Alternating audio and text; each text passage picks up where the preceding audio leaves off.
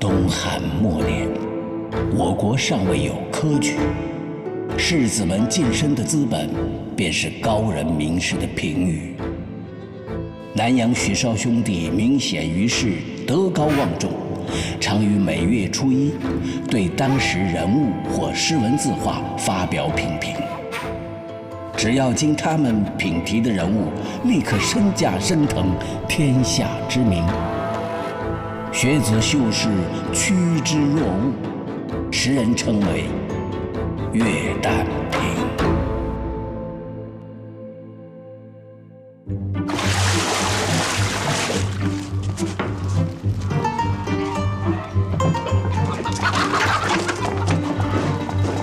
开水好了吗？哎，好了，快端过去。哎，快！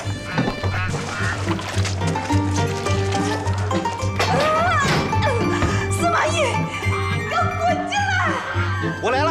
哎，公子，你干嘛去？夫人叫我，雪房不能进呐，万一他这口气松了怎么办？我陪他呀。哎，二哥来了！哎，神医来了，华神医，请。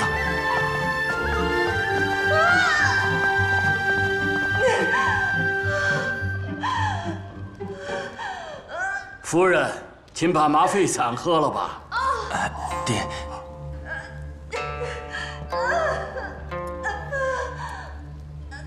师伯，你拿刀干什么？刀！给夫人剖腹，取出孩子。我不要孩子，我要春华。我们说好的约法3章，你不信我吗？司马懿，你给我闭嘴！让先生进来。好。仲达，你也请。请。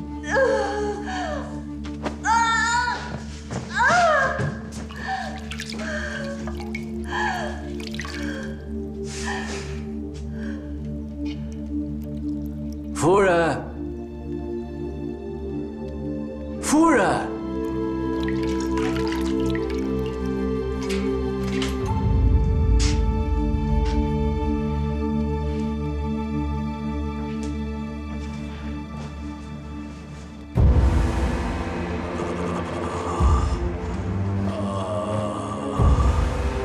阿满，华佗！父亲，孝师府的人已经去找了，华佗一会儿就到。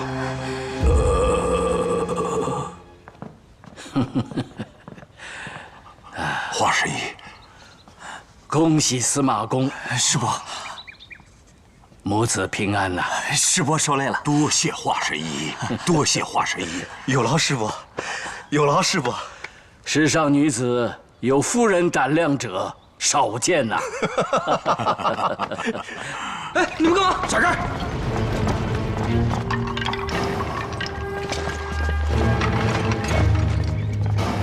华先生，司空有何令命？华先生，司空有令，即刻入府。不要惊吓这病人，请稍后片刻。华先生，这仲达，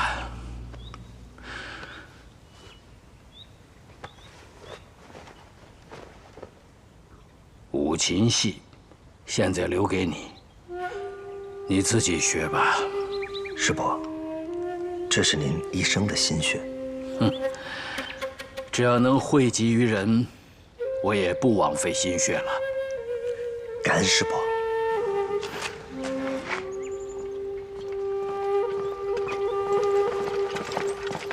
先生，我看见先生在衣带诏上签了名字。救世救民，仰仗主公了。你要动手？那是你们的事，但不是医者的事。我知道我该怎么做。母子平安，夫人辛苦了，夫人辛苦了，夫人辛苦了。我刚才叫你进来，辛苦了。你为什么不进来啊？哎呀，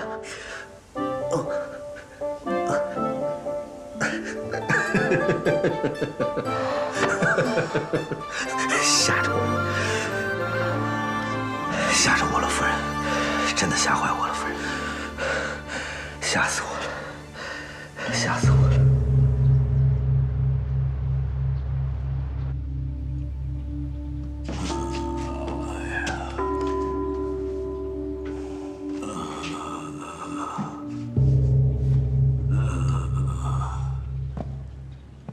曹司空之病，并非不可根治，只要动刀开颅，取出脑中风弦。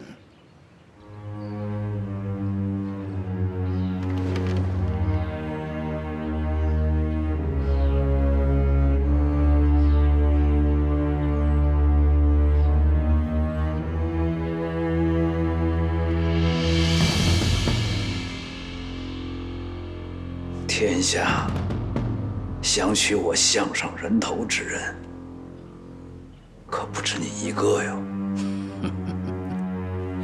若是司空不肯开刀，那只有一个办法：隐居林泉山水之间，远避杂难烦扰之事萦怀，以太清之气清心养脑，10年之后，或可痊愈。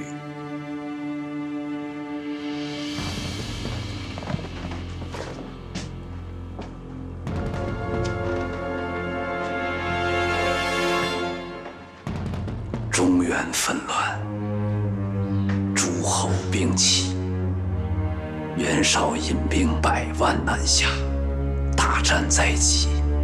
你让我隐居林泉，华神医，你这一招高明。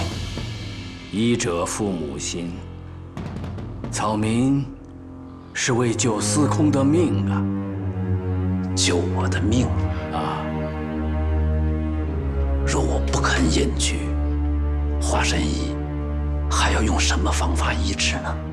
是利刃，还是毒药？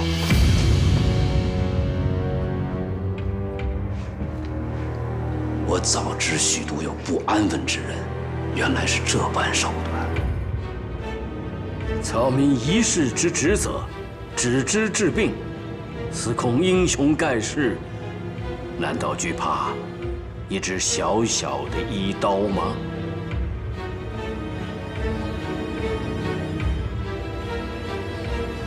来人，在，将华佗下狱，严刑审讯。这，你拖下去，严审。是。心病不除，百病难消啊！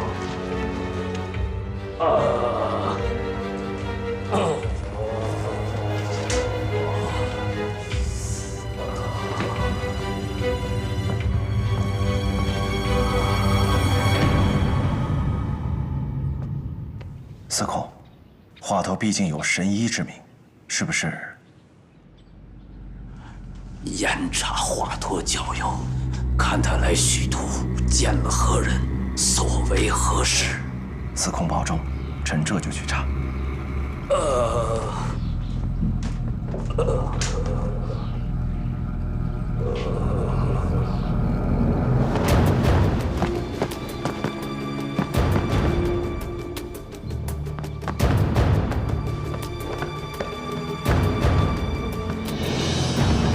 听说他抓了华佗，禀陛下，曹贼多疑残暴，华佗只是劝他隐退，就遭此毒手啊！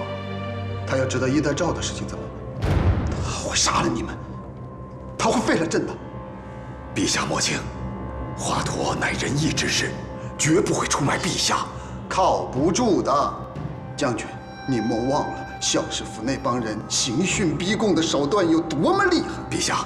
已经有数十位大臣在衣带诏上盟约，暗地集结100名死士，随时准备行动，绝不能让曹贼再欺凌陛下。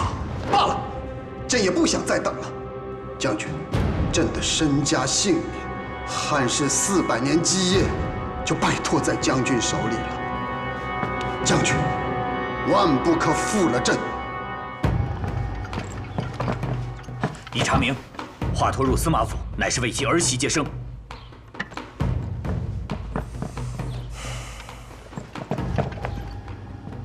华佗入许都15日，医治病人53人，但交由为司马房与国丈董承。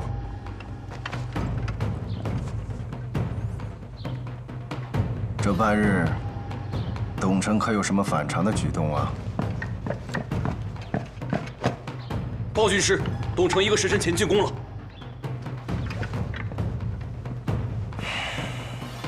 如今袁绍引兵南下，大战在即，许都一定会有人不利于司空。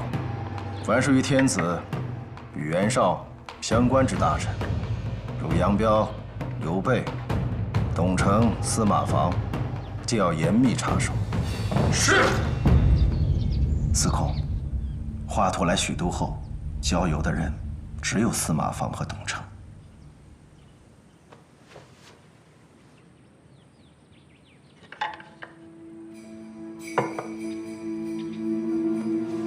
画的真不像。华佗的药箱中也并未发现毒药。他是神医，不会用下毒的低劣手段。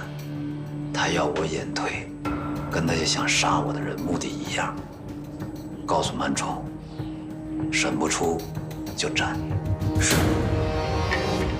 更衣。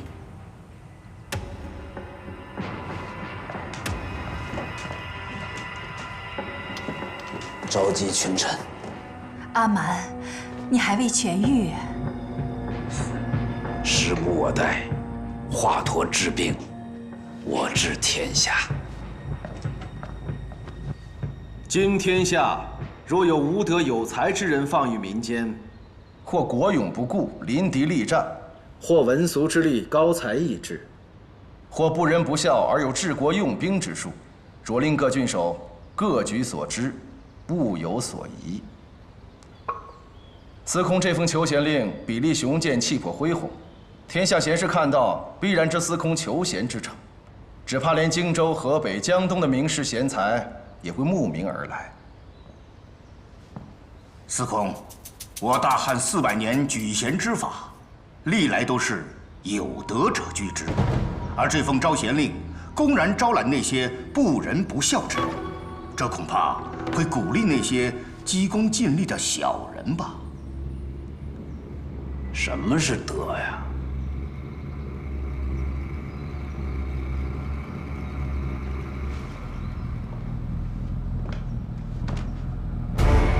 临阵能制胜，不使将士枉死是德；治国能安民，不使百姓受冻馁之苦是德。至于那些坐而论道、大言欺人，只会摆架子装清高，无实惠于家国百姓的伪君子，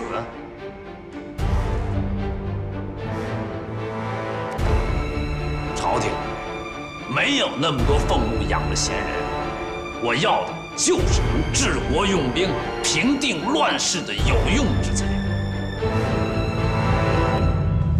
司空，听闻袁绍拥兵，正准备南下，大战在即，谣言四起。这样大举规模的招贤，是不是可以缓一缓？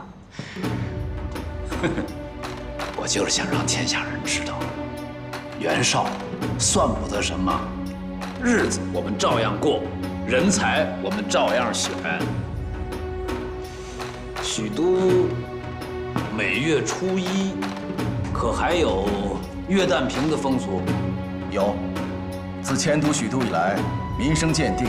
月旦平的风俗已经渐渐恢复了，许多外地名士也会奔赴许都求一语风评，有了风评，才好入仕求官。主持月旦平、品评人物文章的哪位名士？正是许都第一名士，杨太尉公子杨修杨德祖。哦，早闻杨公子才名。后日便是初1。是，把招贤令挂出去，让那些有求官之心的都来参加月旦评，各展奇才，以风评为评定才能的标准。我帮杨公子办一场轰轰烈烈的岳旦平。招贤令事关重大，犬子年轻，实难当此重任。岳旦平的规矩素来都是有声望的名士主持，治世之能臣，乱世之奸雄，不就是当年许绍兄弟给我的评语吗？啊！这样，我让荀令君和司马公来共同帮助杨公子去办，如何？华佗昨日已被曹操下狱，你我以后啊也就不要再见面了。原来的婚约也应该马上撤掉。那是为了，一旦我二人一人有事，另一人还可避嫌自保，就算是给汉室、给陛下留一点希望吧。那人没有签字，已把衣带诏还给了我。那他不会跟曹操讲吗？尽管他是曹操的心腹，但是他毕竟还是汉臣。司空是打算用招贤令和岳旦平做诱饵，诱那些人出手吗？是诱天下人出手。与其让那些宵小之辈整日打我的主意，不如天时地利由我自己来选。此计虽好，但太过于昭彰，只怕董承未必会上钩。冯孝真以为我会直钩钓鱼？那臣去为司空剜一剜这枚玉钩。还是奉孝不拘俗流，深得我心。君子不立危墙之下，到时候四方人马涌入许都，司空还是要严加防范，多加小心。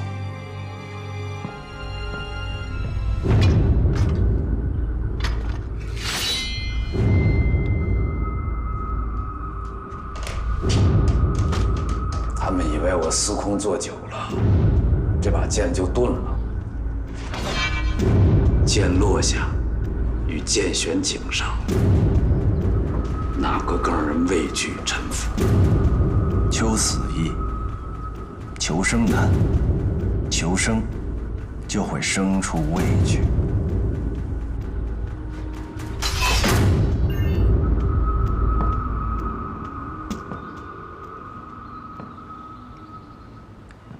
爹，您看谁来了？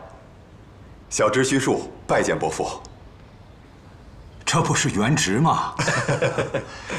好几年不见了。是啊。来，请上座。来，上座依序。伯父请。请。公子，老爷，怎么了？不好了，华神医被司空杀了。什么？为什么？说华神医谋害司空，这怎么可能呢？爹，伯父，我要回屋。回屋。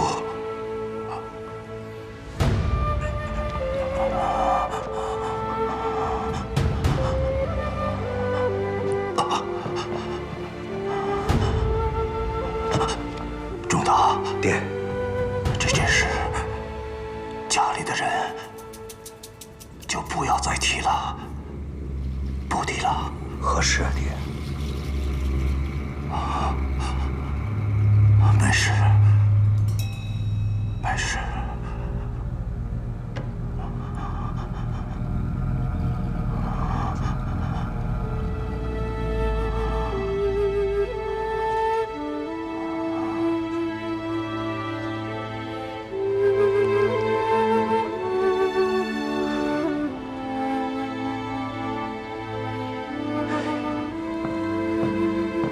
猴姐，在，快去给老爷端碗参汤。是。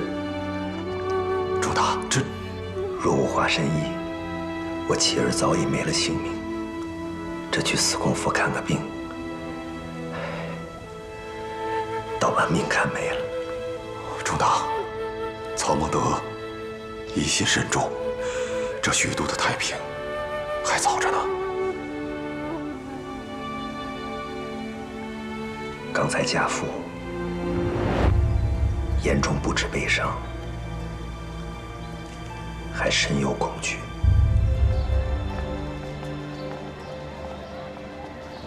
父亲，父亲回来了。司空有令，明日岳旦平由司空府帮你操办，届时发布招贤令。我？这不是把选官的权利给我了吗？他们的人都不露面，却拿你当枪使。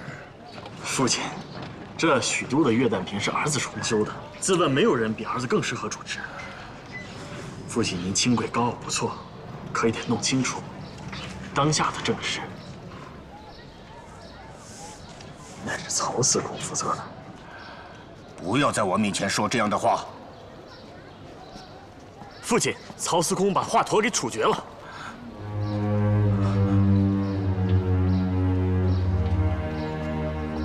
父亲怎么如此关心华佗？你知道他不是越王的，对吗？啊！我只知道，他是个名扬天下的神医。落此下场，岂不令人痛惜？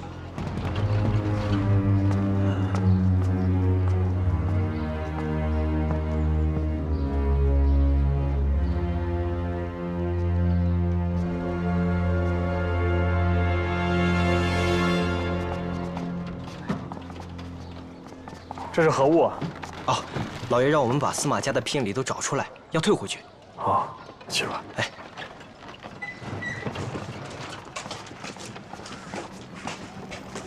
慢！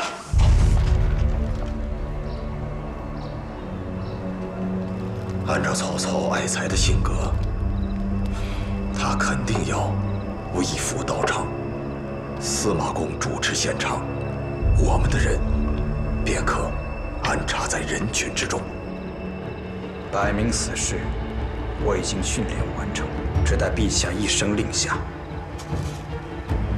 便可以诛杀曹贼。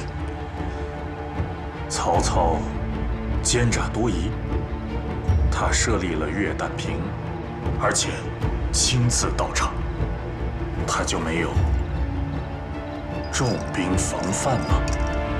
老夫亲自在岳旦平上坐耳，如果一旦失手，按照曹操桀骜的性情，他肯定到宫中去搜捕小女。他以为刺客已经除尽，不加防备。这个时候，在宫中再埋伏一支骑兵。我家公子说了，我家小姐与贵府的三公子无缘，彩礼必还。从此以后一别两宽，任凭嫁娶。这是我们家公子的书信。家言今天去了岳旦平，不在府中，退婚之事不可儿戏。等家言回来了，去拜望杨太尉吧。还请公子收下书信，小人这就告退。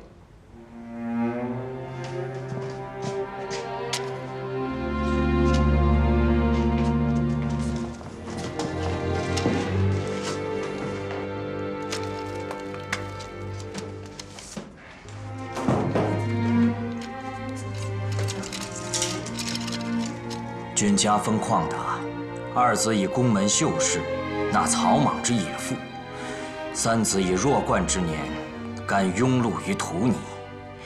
舍妹蒲柳之姿，既恐妯娌之间难以相容，复为其大非偶，难携百年。大哥，这杨修欺人太甚。君子不近人之礼啊！他侮辱我三弟，还羞辱我弟妹。大哥，退了就退了吧。原本杨家就是四世三公，我对这桩婚事就紧张得很。他诽谤二嫂不对，但说我庸庸碌碌，好像也没说错。退了我也轻松。这是你一个人的事吗？这是看不起我们司马家。这事要是传出去，岂不是让天下人耻笑？嗨，有什么可耻笑的？哟，爹平时连肉都舍不得买，送起礼倒是挺大方的，又是金又是玉的。哇，大哥你说的对，这口气不能就这么咽了，我倒要看看这杨修有什么才学本领。舒达，拿着你的文章跟我去岳旦平，我要让他知道我弟弟是块金山之玉。阿照今天来，我还要去接他呢。阿照又不是不认识家，你放下东西跟我走。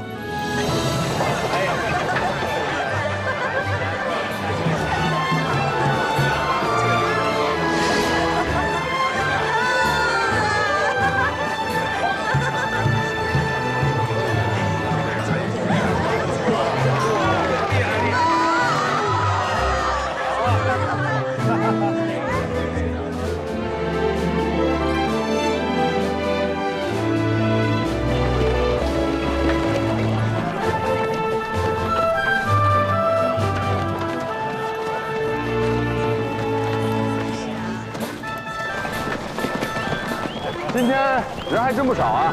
你要是想入室啊，我向父亲举荐就好了。为什么非要去岳旦平？公案是想啊，技压全场，善尽风流啊！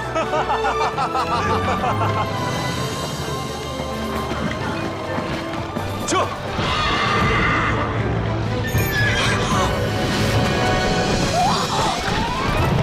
子怀小心！子怀小心！驾！驾！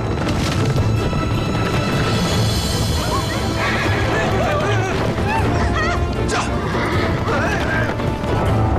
子怀小心呐！驾！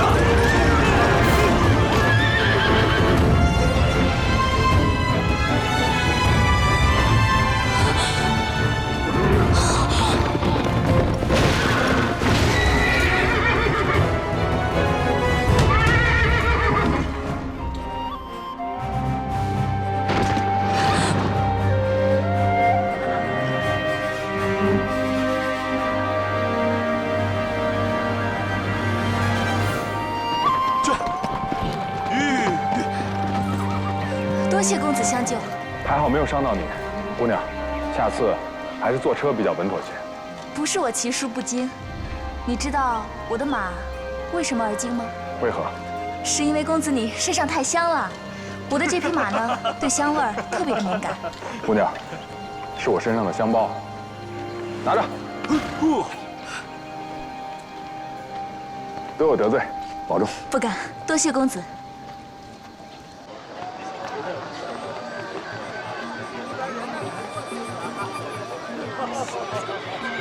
袁之兄，哟，仲达，你不是不来吗？忍不住了吧？那杨修啊，退了我弟弟的亲，还出言不逊。舒达就算再老实，我也不能让人随便嘲笑他是个无才之辈。我带他来出口气。我倒觉得没什么。你看，还是舒达想得开。仲达，你真的不上台啊？你这人看似是淡泊，要我看就是自傲。你我读书人不幸生在这乱世，活下去只有2条理由：一，让自己变得有用；二，为这乱世中的百姓谋一点希望。你说呢？袁之兄想得远，我就是来带着我弟弟出口气。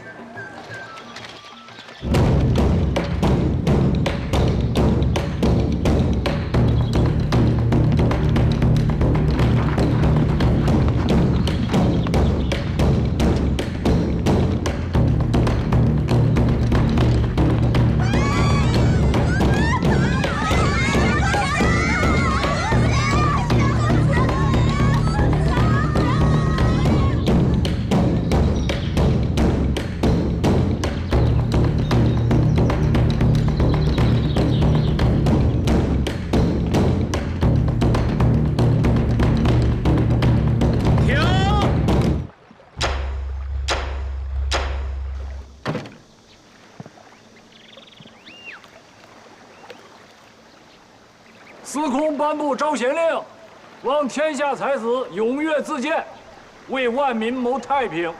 岳旦平一如从令，由杨公子主持。徐令君，请。司马公，请。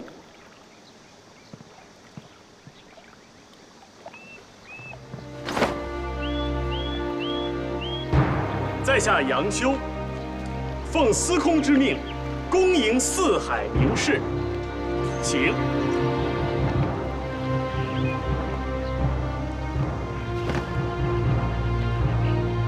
东平刘真，幸会杨公子，请凭在下诗文。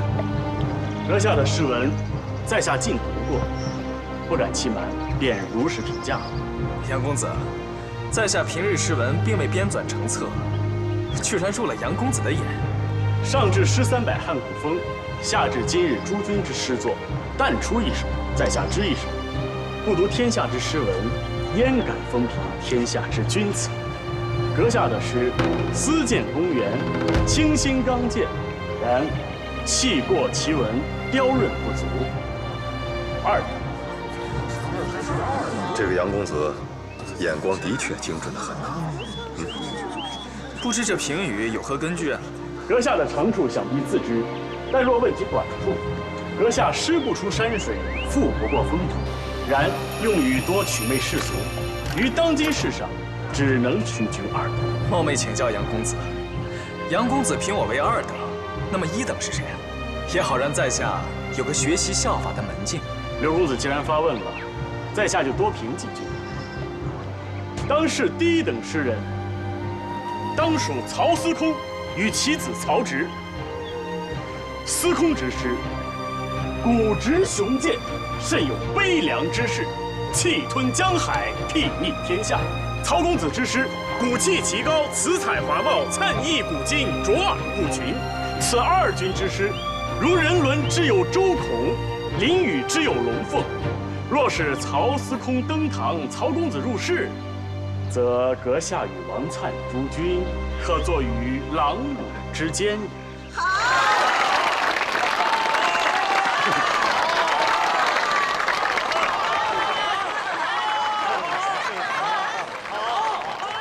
这个杨修，见识跟辞藻这么厉害，我都有点不敢上去了。杨公子，今日方知人外有人，居于曹司空和子建之下，我这郎武做得心悦诚服。这个二等，我领了。下一位。哎，该你了，快去，怕什么？快！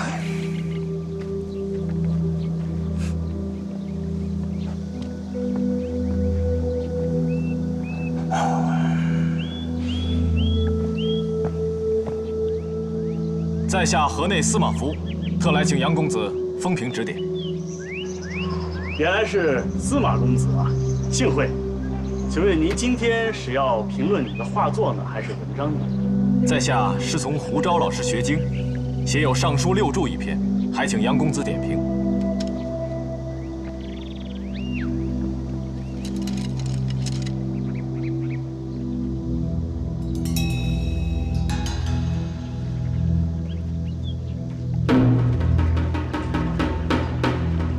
阁下可知，你所著之《尚书》，其中有一章是伪作，很可惜，有一些功夫白下了。回去重写一篇，再回来。此话怎讲？就在去年，儒学大家郑玄宣布，古文《尚书》当中有鲜有易得一章，是当时人之伪作。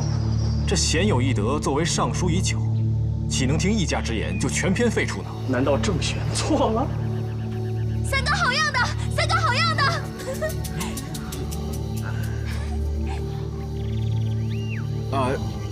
可能是我错了吧。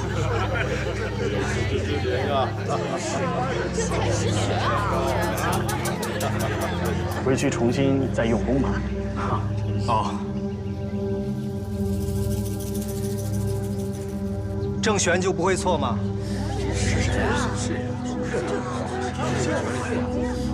是何人妄加指责明贤大儒？上台来辩。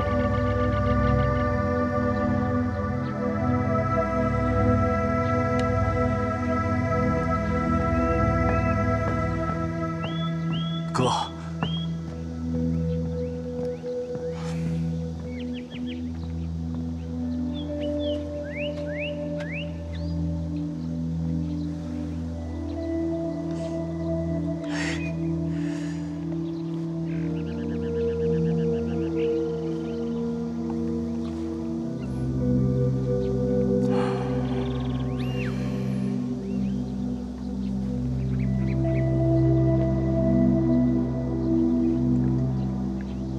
在下并不想说杨公子有误，不过在下以为司马迁把鲜有易得和引诰混为一谈，已是不妥。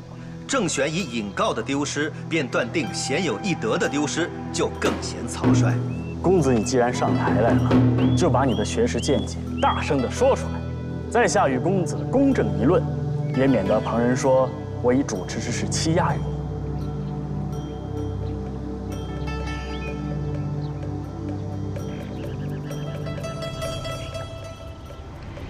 在下司马懿，并不想和杨公子争执，上台就是想替舍弟辩白几句。我弟弟读的书，并没有读错。哦，原来是哥哥给弟弟护短来了。那我且问你，究竟是读了何等奇书，才肯断定司马迁和郑玄错了？在下才疏学浅，司马迁与郑玄二公皆是圣贤，但难道这圣贤就不会犯错吗？鲜有易得文章是说，天命无常，为君者应当经常修德，才可保住君位。若停止修德，便会失去君位。这正是孔子春秋之微言大义，也正是编纂尚书之主旨。这是其一。符合春秋大义未必就是尚书原作，趋炎附会也并非治学之法。司马公子，你广求学识之心固然不错，但治学乃是厚积薄发之事。纵然你不能博闻强记，有所开创，也莫不要随波逐流，人云亦云。多谢杨公子教导，在下以为，当此乱世，文章书简已遗失大半。我辈治学就是要从残章断简中重塑文明，上合圣贤之精神，下立国民之策略，绝不是断章摘句，相互争斗。这篇文章上可规劝君王，下可教导庶民，就应当流传于后世。研究著书，怎么能说是做无用之功呢？学识之对错，不仅仅在乎于文字，更关乎于态度。好。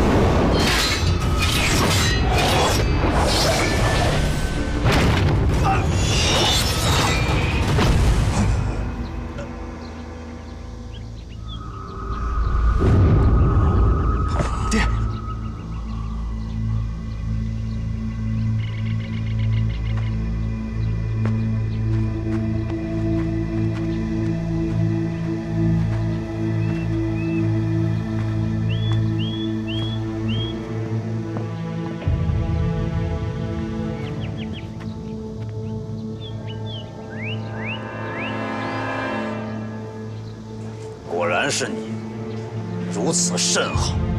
其实我早就厌倦了你们这些装腔作势。军师觅得好剑客，小人起步，拜见司空。押进宫，召集百官，我要亲自问问董贵人，问一问天子，到底要做甚？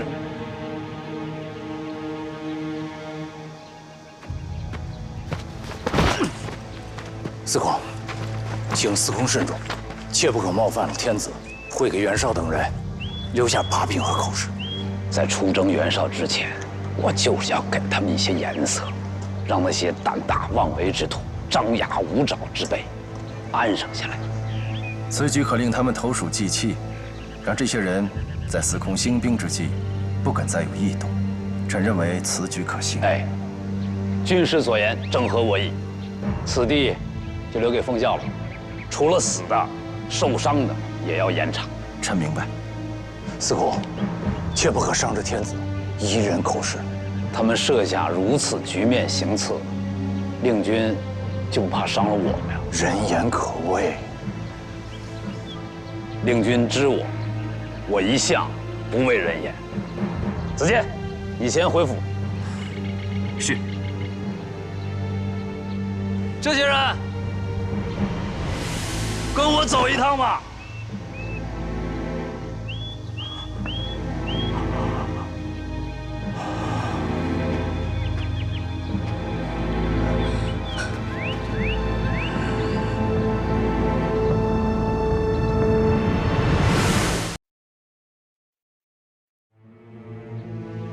这些人，跟我走一趟吧。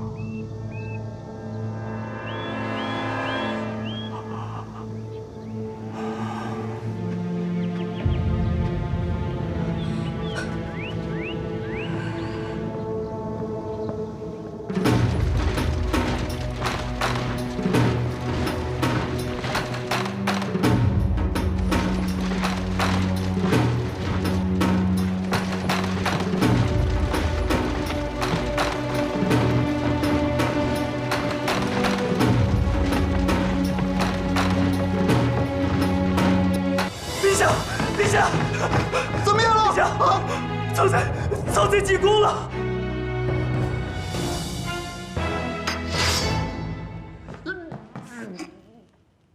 一将。陛下，陛下，你这是要去哪儿啊？哪儿都行啊，暂避锋芒，暂避锋芒啊！陛下，此处最安全啊！陛下，请放心，我爹一定会诛杀曹贼。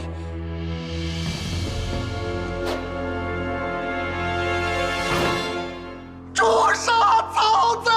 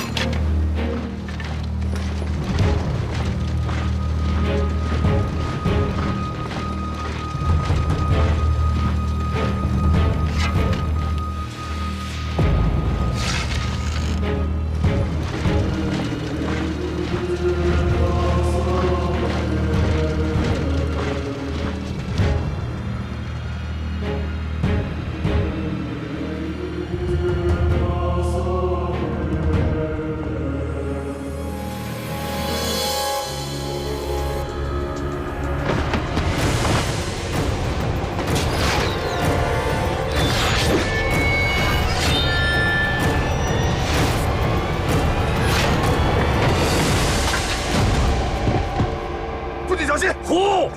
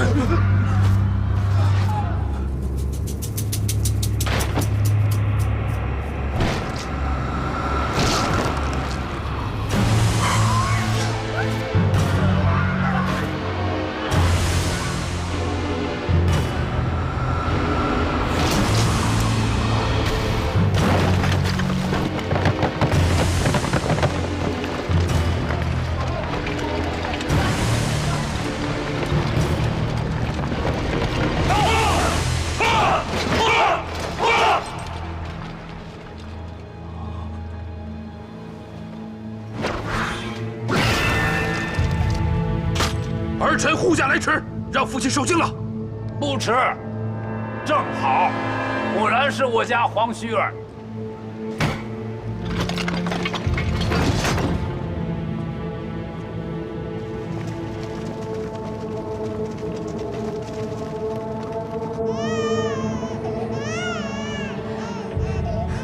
姐姐，你怎么一个人回来了？出事了，姐夫、老爷还有三哥全被抓进宫去了。怎么回事啊？我今天去了月旦平。阿西，你把他抱出去哄。说，我今天去了月旦平，在场好多人都要杀曹操，曹操把他们全都抓进宫里了。老爷和仲达参与刺杀了吗？那倒没有。啊，那就好。曹操只是想抓刺客，并不是针对老爷和仲达。哎，锦溪，你干嘛？你刚生完孩子，别乱动。看来许都要出大事，我们得有准备。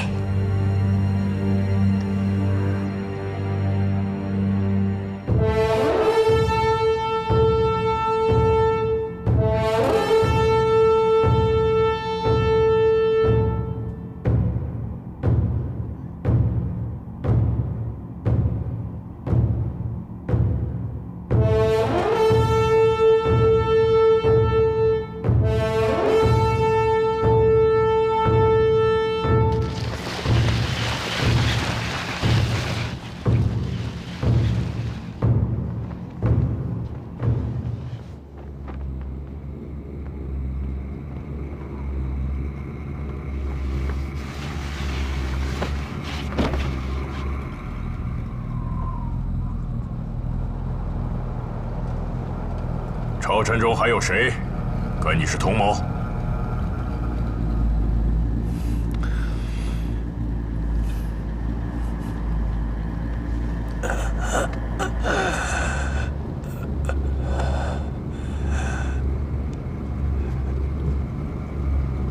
军令军，臣在。令君在朝中素有威望，令君来审。或许董承肯说。这个，臣令君不便。臣领命。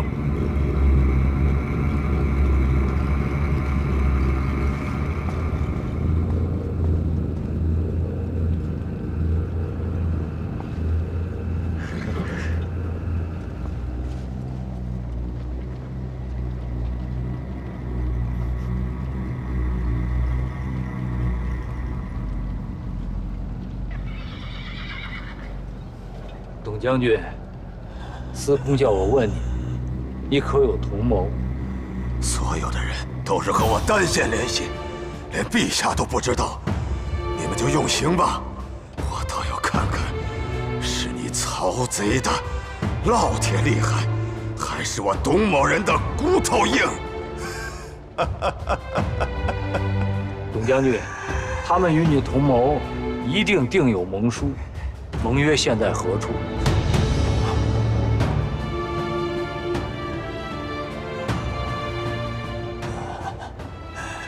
你也是名门望族，如今屈身在曹贼之下，你有何脸面来问我？你有何脸面来问我呀？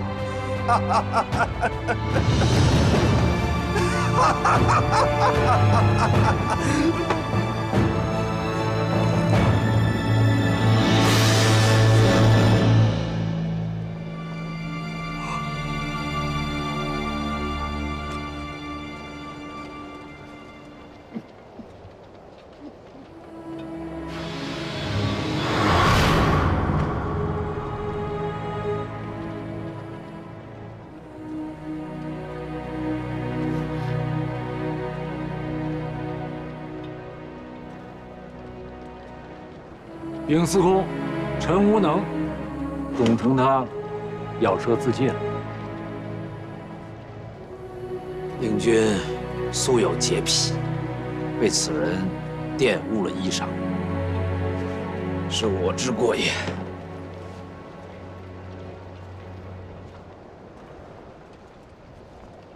有没有想自首的？只要站出来，我奖罚分明。否则，我杀人了。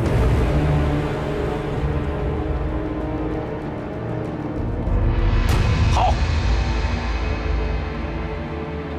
请董贵人。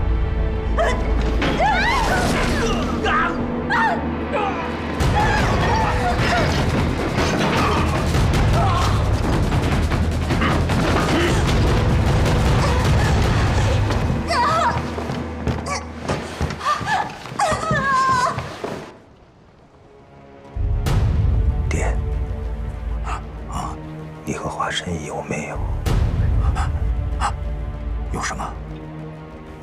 有没有和天子？我没有，没有。可惜我们家世世代代为汉臣。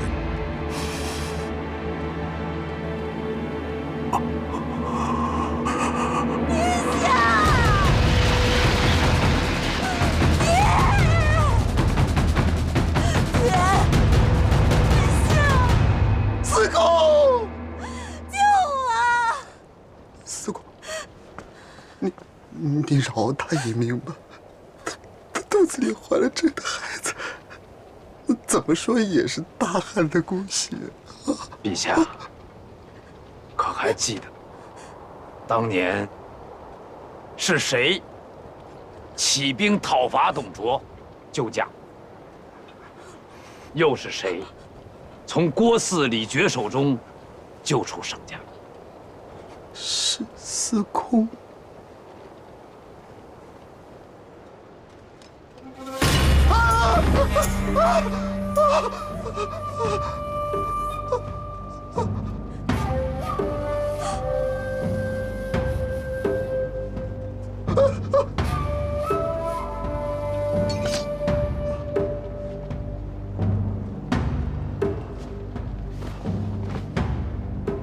陛下，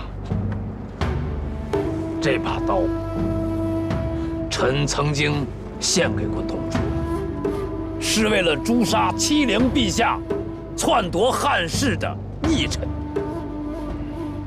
臣孤身犯险，在所不辞。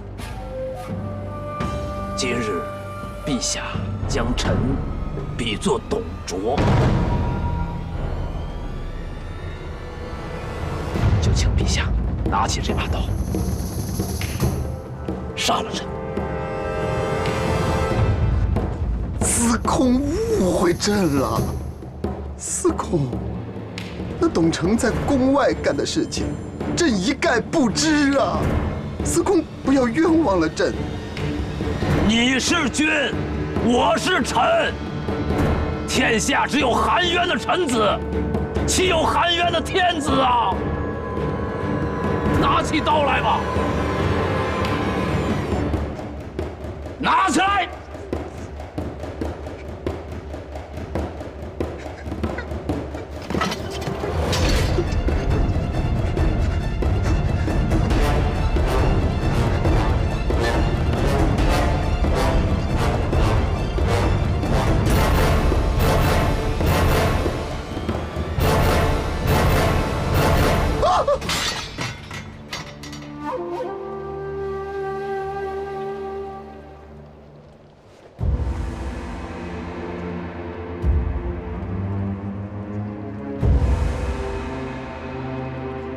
汉高祖诛杀项羽而得天下，汉光武诛杀王莽而得天下。这样的英雄，却生出这么一个拿不起刀来的儿孙。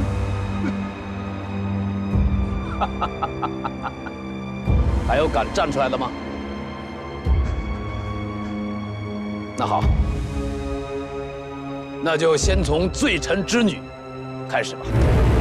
上埋铃！司空，司空，我求求你了，陛下，我求求你了，他不知情啊！千万不可！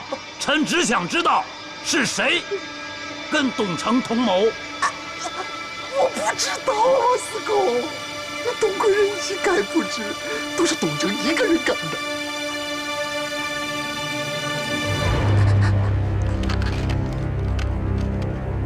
住手！天子贵人是君，你是臣。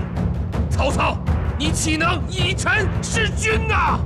董贵人身怀天子骨肉，曹操，你要断天子血脉，你这是在谋反呐！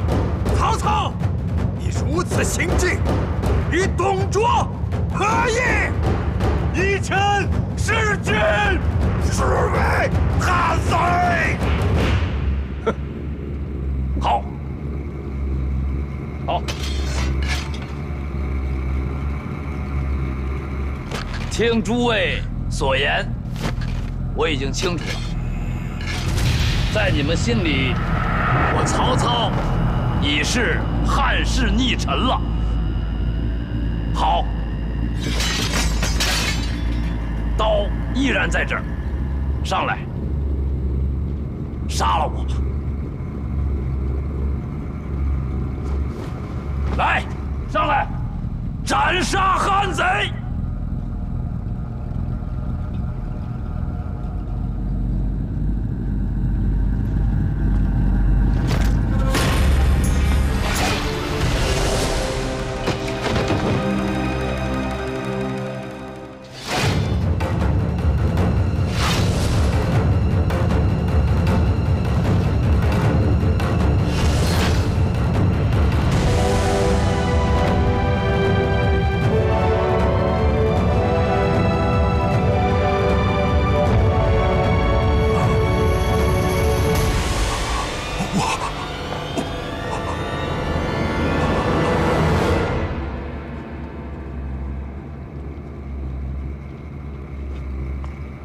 黄须儿，父亲，你太过于鲁莽了，怎能随意杀戮呢？你怎知这些人当中没有治世之能臣？如若有，岂不匡了天下？爹，你近几日耿耿于怀的心病，现已是朝堂大难。如若牵连，乃是咱家满门抄斩之罪。你只需要说是与不是，儿子帮你想办法。没有，没有，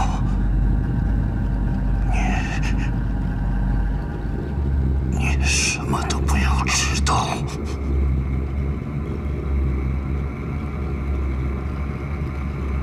退下。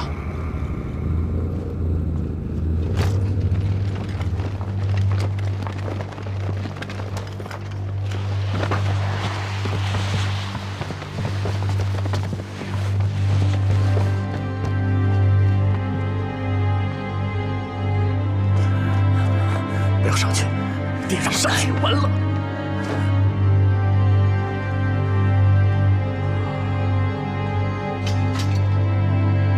曹操，这可是汉室3朝老臣呐，那肚子里怀的是汉室的血脉。爹，说杀就杀，心里还有我大汉的王法吗？好，好一个浩气凛然的杨太尉！看来这几个都是你的同党。爹，来人，拿下！禀司空，禀司空，我爹是一时情急冒犯了司空，但他绝不是董承的同党啊！望司空明察。爹，爹！司马公，你不出来说两句？下官，下官，请司空法外开恩，饶恕杨太尉。我说的不是杨彪，是你，京兆尹司马公。许都是你布防的，是。岳旦平也是你组织安排的，是。刺客进来的很容易吗？下官不知有失，请司空降罪。但下官绝对没有。没有什么？司空明鉴，我父师说他绝对没有参与董承谋反之事。是。何以见得？如果我是董承，那我可得先收买令尊啊。司空明鉴，我父放松审查，是为了鼓励许都才子踊跃赴会，只是不幸混入了几个刺客贼子。但现在天下之人皆知司空求贤若渴，实是维护了司空，维护了汉室的千秋大业。真会说话。你就是那个台上那个啊？好，那今日我就放了你。谢司空。来人，将司马防和司马朗拿下。司空，司空，冤枉！冤枉！司空，冤枉不冤枉？到大理寺再说。将官籍在汉室，而非司空府的汉臣，全部拿下，下大理寺待审。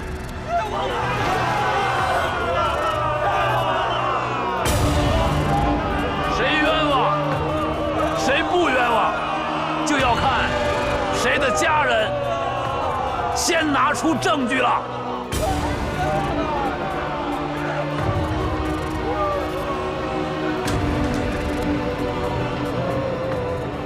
杨公子，把杨公子放了。我今日只抓官员。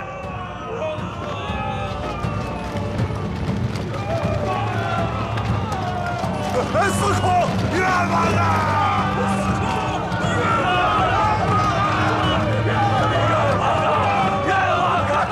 迎司空，臣的官籍也在汉室。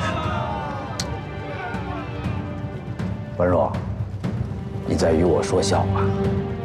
你是我什么人啊？岂能跟他们相比啊？今日我抓百官，目的何在？文若还不明白吗？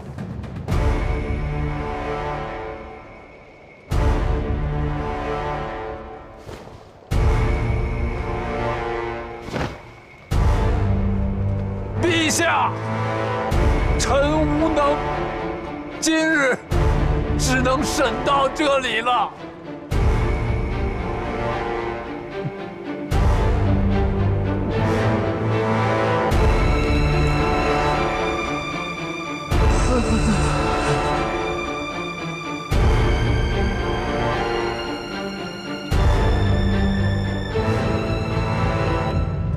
夫人，公子回来了。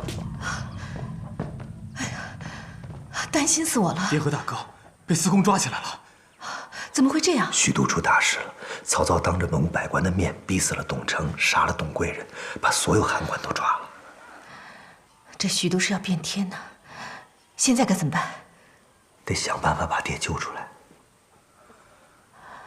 三弟，侯杰，对，去打听一下消息。我去小师府。报，启禀司空，杨修求见。有，胆子果然大，传。是。传杨修。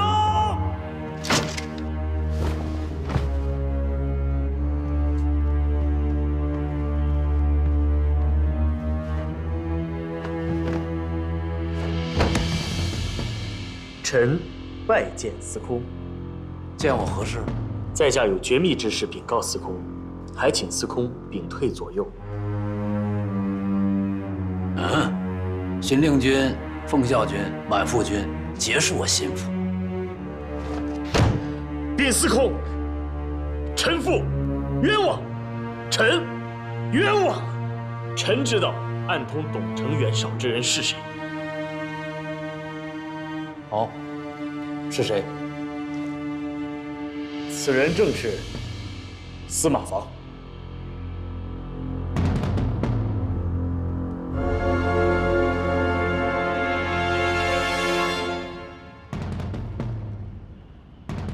杨公子，可有证据？因司马家与陈家曾有婚姻之约，故臣对司马家多有留意，发现他们跟河北袁绍有书信往来。司空若是不信我，可派人往司马家调查，一定有证据。满宠，亲自带领校史入司马府搜查。是。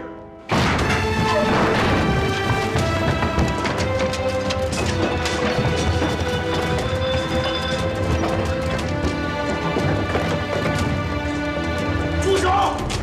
放下！哎，你们这是干什么？光天化日之下，你们还有没有王法啊？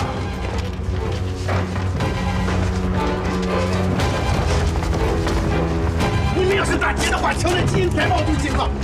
这些东西放下，放下！给我拿下！哎，你们干什么？放开我！放开我！保护好这些重要证物，带我回到府中仔细查看。押下去。哎，夫人，我们家公子怎么得罪你了？你放开我！继续搜。是。不能太大！不能太大！不能太大！你看，居然敢擅闯民宅！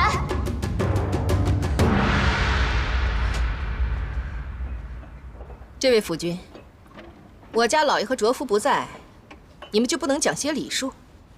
夫人，下官许都令满宠，奉司空令搜查司马府。我家老爷是堂堂京兆尹，他究竟犯了何罪，要被下狱抄家？司空府很快就会下放公文的。居然连罪名都没有，你们就敢大动干戈，恕难从命。来人，请夫人退下。是。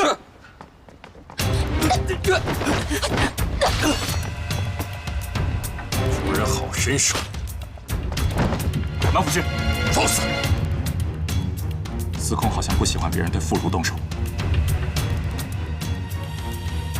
府君也是奉了司空的命令，还望夫人多多配合。你还不下去搜？是。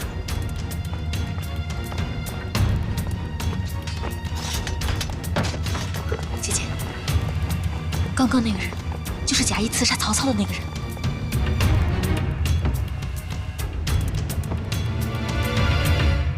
禀军师，司马懿在府门外求见。让他进来。是。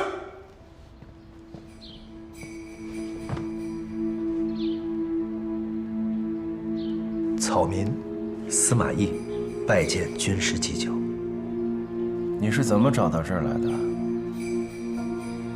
草民知道军师祭酒在此地理事，就算你找到我，今日宫中之事，我也爱莫能助。军师祭酒在上，草民只想说，家父一贯小心谨慎，绝无可能与董承串联谋害司空。还望军师祭酒呈请司空明察。进前来。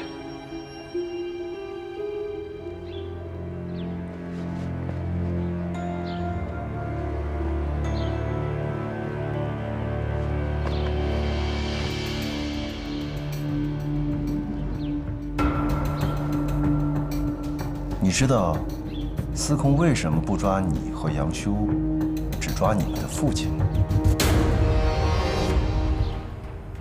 请军师祭酒明示。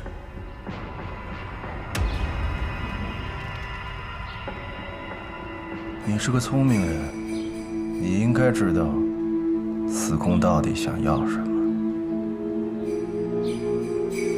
军师祭酒在上，家父与董承之间。你仔细的想一想，下去。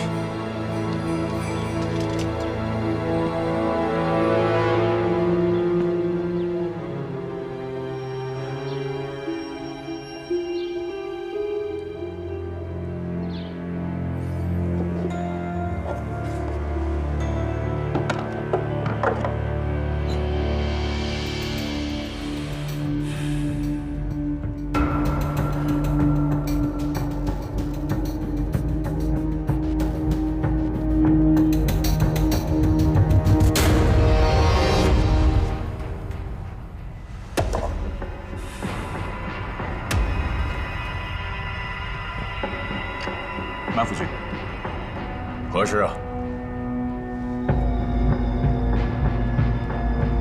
司空下令，询问搜查结果。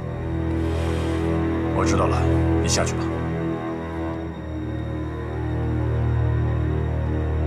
是。臣在司马房房搜到了他给袁绍的书信，请司空过目。倒像是司马房的笔记，给荀令君看看。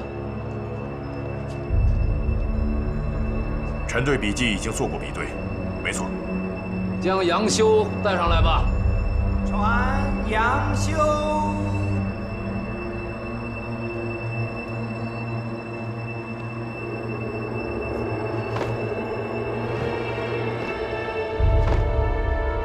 学生拜见司空。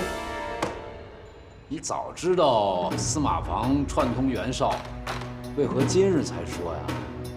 董承等人的狠毒，想必今日司空也见到了。他们在暗，学生在明。若是早日向司空揭穿，恐学生早就被他们杀了。你父亲口口声声说自己是汉臣，你为何要揭穿司马防？你不怕朝中那帮汉臣们对你口诛笔伐吗？家父确实年迈横溃，不识时务。可学生心里明白，能够荡平天下、拯救社稷于水火的，唯有司空您。还请司空准学生为老父赎罪。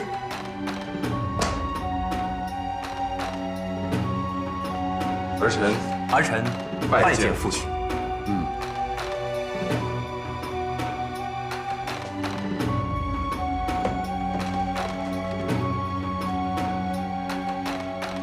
父亲，杨太尉一时冒犯父亲，还望父亲宽恕。我儿勿忧，多亏了他，我才能找出董承同党袁绍内奸。本县令，将司马防押入许都大牢，你亲自严刑审讯。是。我招贤纳士，想得你这个奇才，征辟你入司空府，你可愿意？学生谢司空垂爱。父亲，儿子与德祖乃是诗文知己，可否将德祖送给儿子做文学院？一个小小的文学院难尽杨公子之才，他的职位我稍后另有安排。既然你同意我的征辟，那我就送给你一份大礼，接你的父亲回家吧。臣谢司空大恩。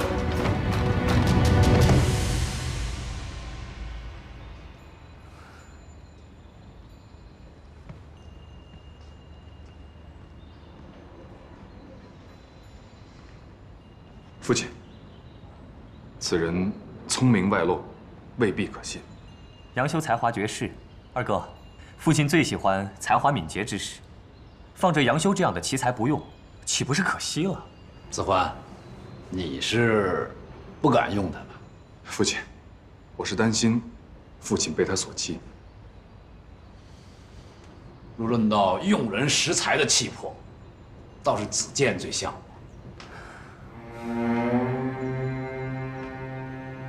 你们退下吧。是。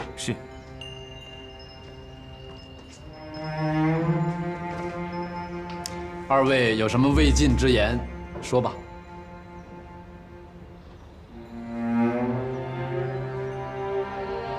司空，臣主张此案应该仔细查问，不可以一份书信贸然定案。奉孝之意。此事正解，不再一封通原书信。奉孝知我。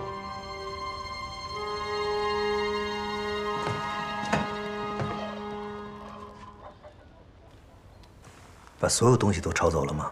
家里所有带字的东西，还有爹房里的物件，全部搬走了。他们有没有说找什么？什么都没说，连老爷什么罪都没有说。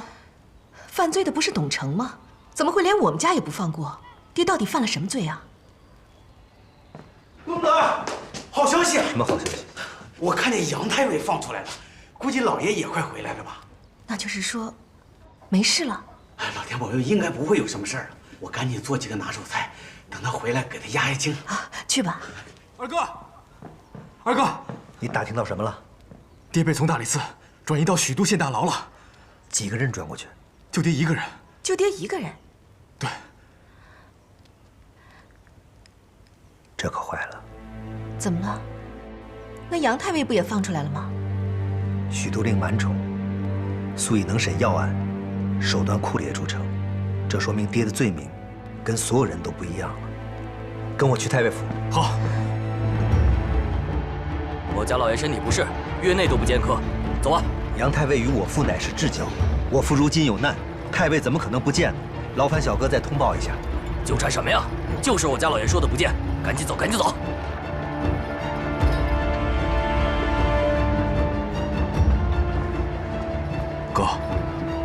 的有那份盟书吗？杨太尉把爹出卖了，不然他怎么放出来了？如果真的有那份盟书在咱家被搜出来的话，出事的肯定不止爹一个人。那怎么办？得想办法见到爹。查到什么了？刘备已经逃出了许都。我已经知道了。可是刘备沿途散发书帖，说他奉衣带诏讨伐主公。衣带诏，衣带诏。我们的陛下还真不简单哦。如今最重要的是要查清参与衣带诏的人员。臣猜测，如此重大之事，为防止中途有人辩解，一定会有一份盟约名单。董承自尽，是为了保护活的人。若有这份名单，那他和衣带诏会在何人之手？如此重要的东西，刘备显然不会随身携带，一定还在许都，等待日后再有机会对司空一击。没死的还有杨彪、司马发。司马发手上有暗通袁绍的书信，这份名单会在他之手。这封书信是真是假，对主公来讲重要吗？区区老朽，螳臂当车而已。司空要的是名单，要的是朝臣，要的是今日月旦平场上下一代的人才。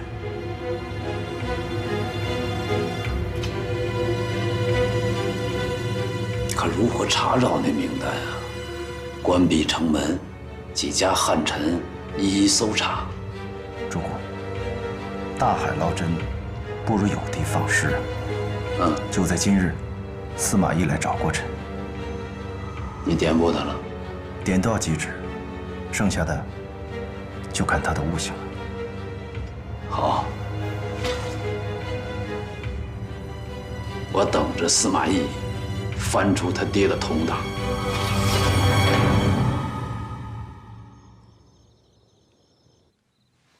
公子，公子，司马懿求见。司马懿，都找到我这儿来了。是啊。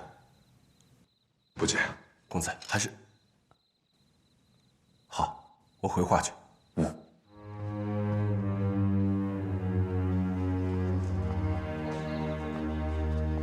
五关中郎将跟杨太尉都避而不见，哥，我们怎么办啊？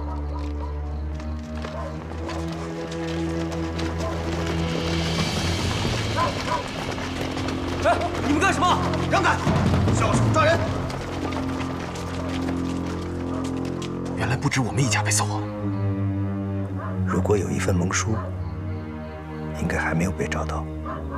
那为什么只有爹一个人被转移到了许都县大牢？我们先回家。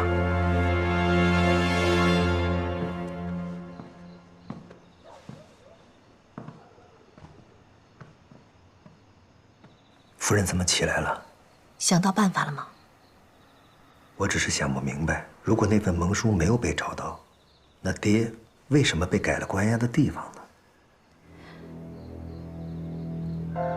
或许有个人能够帮你。谁？今日满宠带着校士来搜查，在其中我见到一个故人。一个故人？对，我认识他很早了，他叫吉布，是一个游侠。我记得当年家乡黄巾起事，我去姑母家避难，谁知路上遇到了山匪，是他救了我，还一路上护送我回家。我怎么没听你说过？我之前也没有向你提起过。而且阿照跟我说，今日假意刺杀曹操、抓捕董承那个人就是他。那个人啊，我想无论如何，也是救爹的一线希望。或许从他那儿能得到一些线索呢。我让阿照约了他，今天晚上在岳峰酒肆，你我一起去吧。夫人，你好好调养身体，照顾孩子吧，我去就行。也好。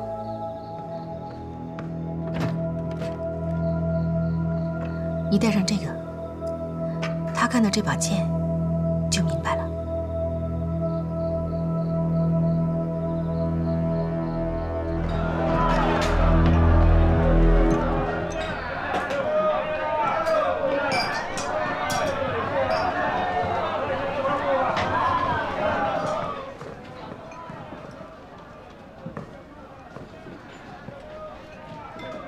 阁下可是吉凶？你是何人？在下司马懿，张氏春华，正是卓京。我夫人说，这把剑，吉凶一定记得。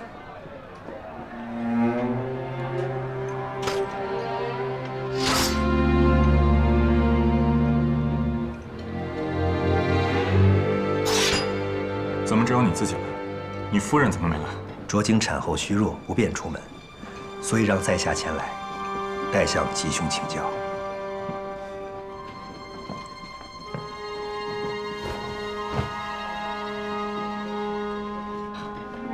请教什么？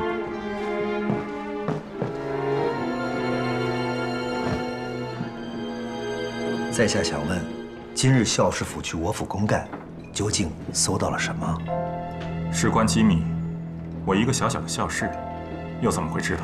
家父身陷囹圄，在下四处奔走，却一无所获。可今日，校士府去我府公干之后，家父便被转到了许都县大牢，这两者之间一定有所关联，还望吉凶提点一二。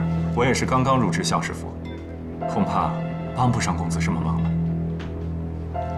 明白，那在下就告辞了。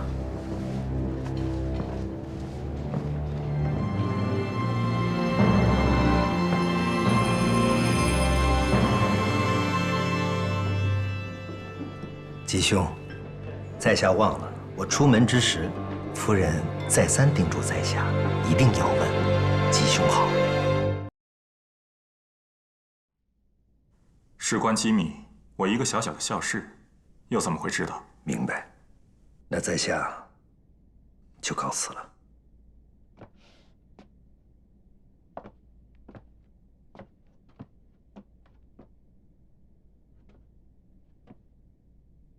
吉凶，在下忘了，我出门之时，夫人再三叮嘱在下，一定要问吉凶好。他还好吗？卓京一是产后元气未复，二是为家父之事操劳过度，身体时虚弱，来不了。请转告尊夫人，让他保重身体。多谢吉凶。不送。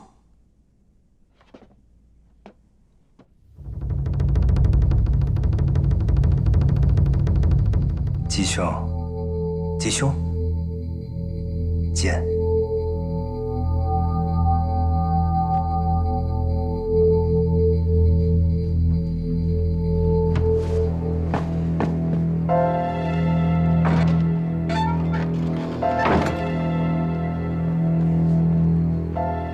身为校士府的人，这件事我本不该跟你说。满宠从令尊府中搜出的，是他与袁绍私通的密信。与袁绍私通的密信，令尊私通袁绍，这是真的吗？这不可能。从何处搜出来的？似乎是在一堆金玉器中。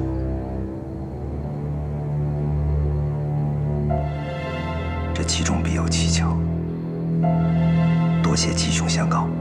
对了，你记住，以后再有事情找我，就到这间酒肆楼下门口的左边柱子上画3道痕。晚上我就回到这间房间来，别再去校士府找我了。校士府的本事，你该知道。在下明白，吉凶涉险相助，是我司马家的大恩人，在下必结草衔环相报。在下告辞。等等，请转告尊夫人，让她一定保重好身体。好。吉凶，你与卓京是如何相识的？春华，哦，尊夫人没跟你说过？没有。啊，那你还是问她吧。好，好。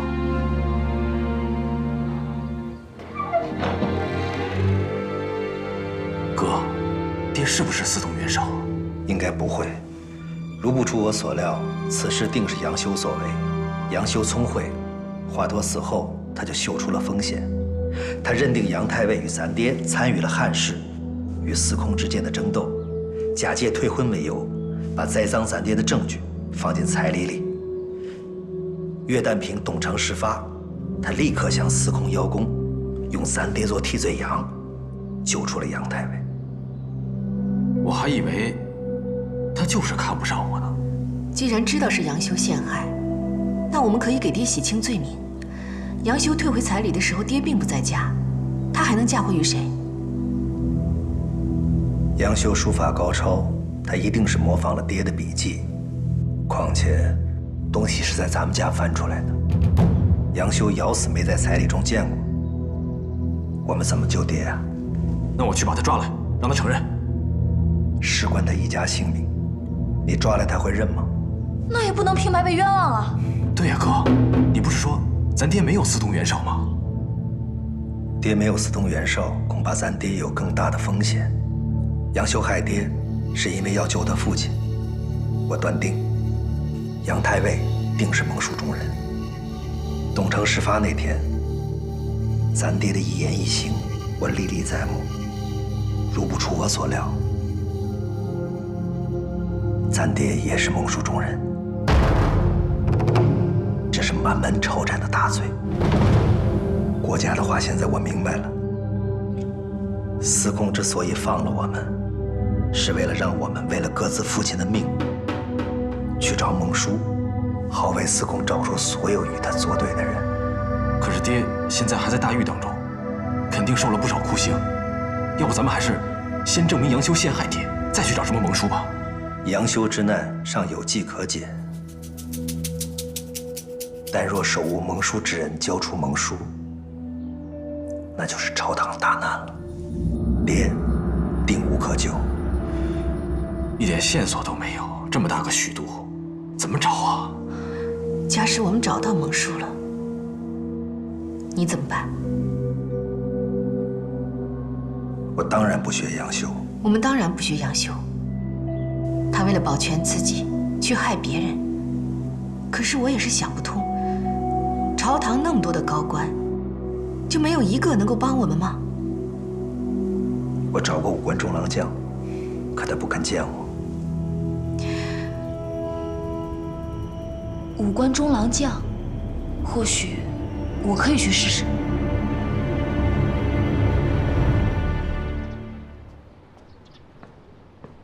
公子，公子，门外有位姑娘求见，说是看了剑鞘就明白了。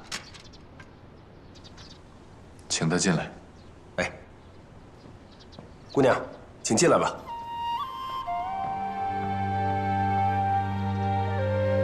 民女郭照，拜见中郎将。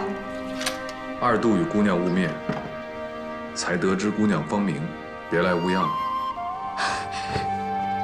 我家公子想入狱见司马老爷一面，县衙不让，求公子施以援手。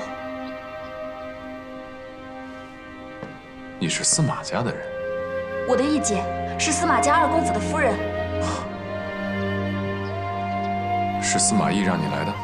是民女自己要来。你知道司马房卷入的案子是个什么样的案子吗？我知道。可司马房背后是谁？你知道吗？是天子，是袁绍。我的父亲现在腹背受敌，内外交困，无论是两边哪一仗，都是生死之战，绝对不能输。这个案子已经超过了司马懿的能力，甚至是我，也是爱莫能助。我明白。可是民女也有一些别的想法。讲。那个杨修，为人急功近利，若被司空宠信，为一己之荣誉，必干预公子家事，离间公子兄弟之情。所以，若有一线希望，公子或许不应该让那个杨修得逞。你怎么敢说这样的话？哭丧知天风，海水知天寒。入门各自媚，谁肯相畏言？别人不说，这其中的荣枯冷暖，公子难道不自知吗？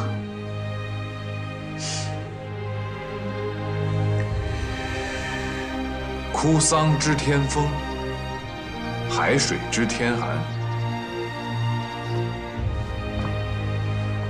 这话是谁教你说的？民女自己会说。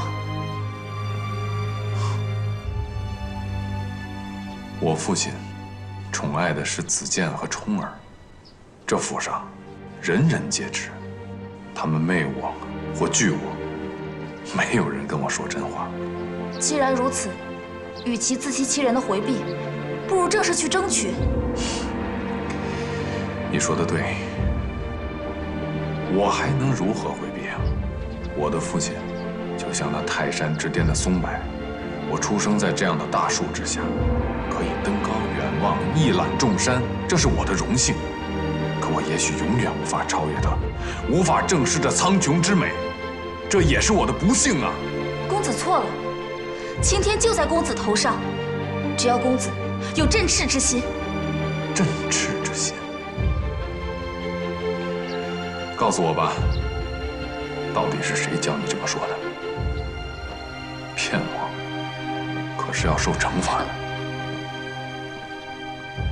词背得很熟，只可惜你的眼睛长得太漂亮了，还没学会撒谎。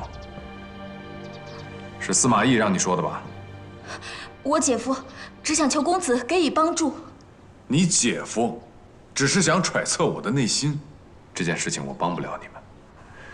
不过，就冲他让你讲这番话，我可以为你们指一条路。公子快说。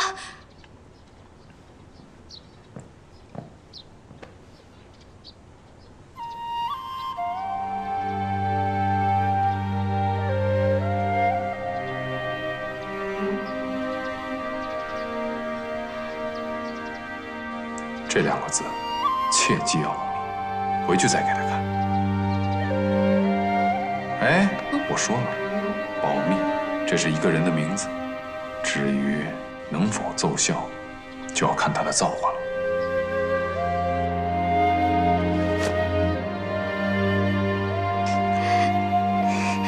多谢公子。你刚才那番话讲得好啊，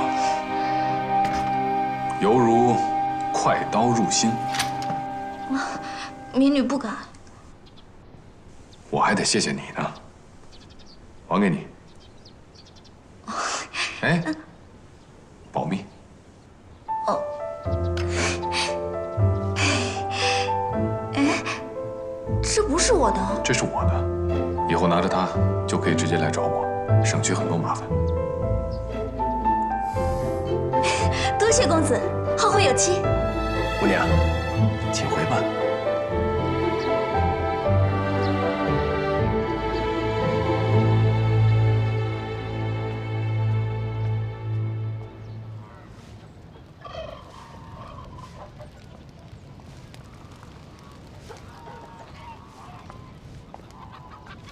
哎哥，你说五关中郎将怎么会见阿照呢？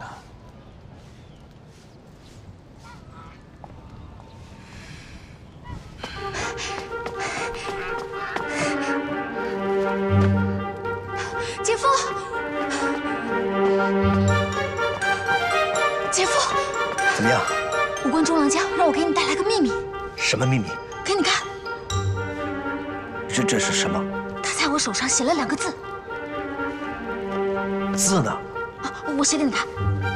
哎呀，你知道不知道他写的是什么？知道。念给我听啊！荀彧。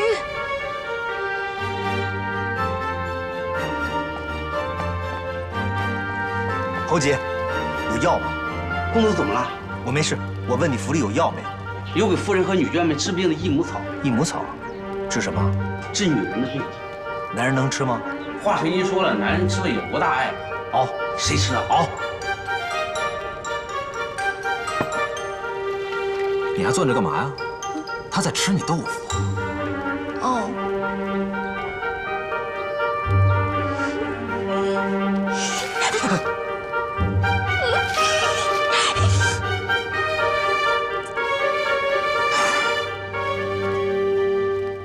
如果是为司马公一案，还是请回吧。学生绝不敢奢求令君为家父求情。只是老夫身陷囹圄，危在旦夕，学生恳求令君让学生见家父一面。刑狱之事，本不在我的职责范围，你为何要来找我？令君乃是司空最信任之人。昔日天子流落，是令君首倡司空迎天子于许都，才有了司空今日之大业。令君一定愿意看到汉室与司空和睦相处。而今满朝汉臣皆因董承一案，人人自危，此情此景，绝非令君所乐见。是。你知道令尊的罪名，你也应该清楚，我要的是汉室与司空能够相安。可是令尊做的，已经让他们不能相安了。学生恳请令君，让学生见家父一面，学生一定劝家父如实招认。你要他招供什么？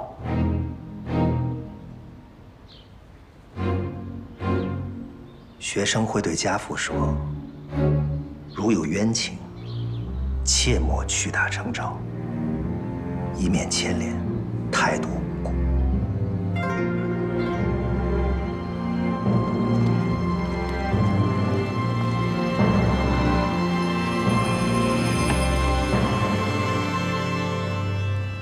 徐令君，何以至此？听闻司马光受刑，他的家人想给他送些汤药。令君，毕竟司马光是在朝野之中也颇有威望，再说师徒情深也是人之常情。倘若满普君不信任的话，你我站在旁边看着就是。大牢之中不能带外事。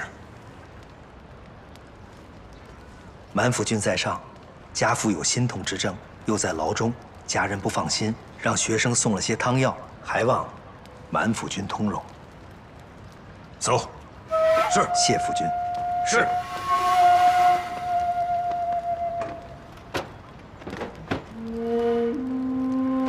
夫君没有。没有。夫君没有。满府君，请搜。下官不敢。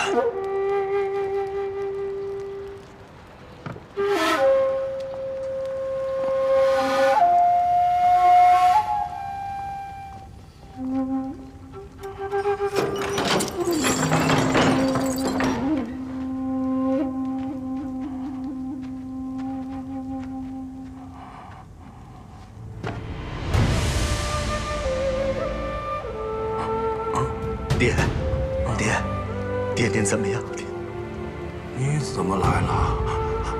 儿子给您送药来。你快走啊！这不是你待的地儿，你快走，你快走啊！儿子给您送的是治您心痛病的药，不要让家里人担心。把药喝了吧。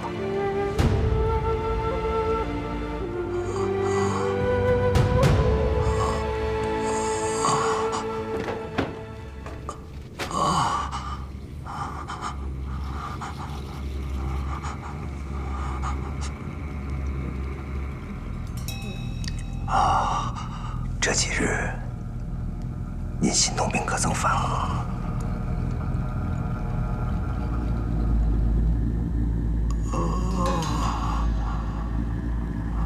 司空说您私动袁绍，这可是真的？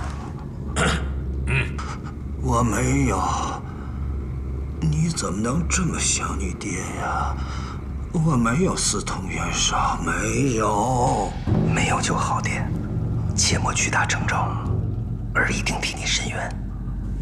仲德，你要照顾好你那几个弟弟。好，儿记住了。爹，可有要好的师伯，儿会去跪求，让他们在司空面前给爹求情。没有，我自己蒙冤。就不牵连别人了，儿明白。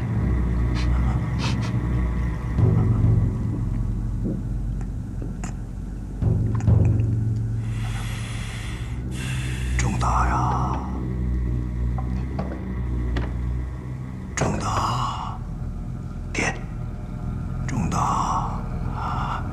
你知道，我最放不下的，就是你那几个弟弟，还有老三的婚事。您可是让三弟尽快成婚。对，让老三尽快成婚。啊！大牢之中不是闲话家常之所。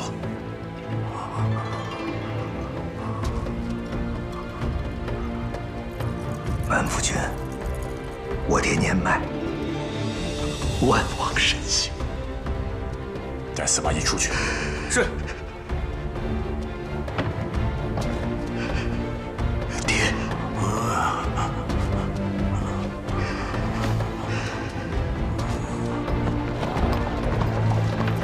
哥，你真的确定爹签了那份盟书？盟书就在杨太尉手上？我确定我说的话爹都听懂了。那你又怎么知道？那盟书一定在杨彪手上。在那么紧要的时候，爹扯一句闲话干什么？满宠和荀令君就站在爹的身边，爹不可能提到盟书上任何一个人的名字。你的婚事关系到谁？只关系到杨太尉。你还记得杨太尉在韩章殿前骂曹司空的话吗？那杨太尉会不会已经把盟书交给了曹司空？如果杨太尉把盟书交给了曹司空，现在早就按盟书的名字开始杀人了，干嘛还拷问爹呢？那既然知道盟书在杨太尉手上，那我们去偷去抢，也要把它找出来呀。杨太尉是忠义之士，他还指望着拿那份盟书谋划反曹大计呢。你怎么去偷，怎么去抢？哎，看那是什么？怎么天子的岳丈也杀了？走，看看去，看看去看看。闪开！闪开！闪开！京兆尹司马防与国家大战之际，私通敌酋袁绍，护恶不圈，罪不可赦，着令3日后斩首。二哥，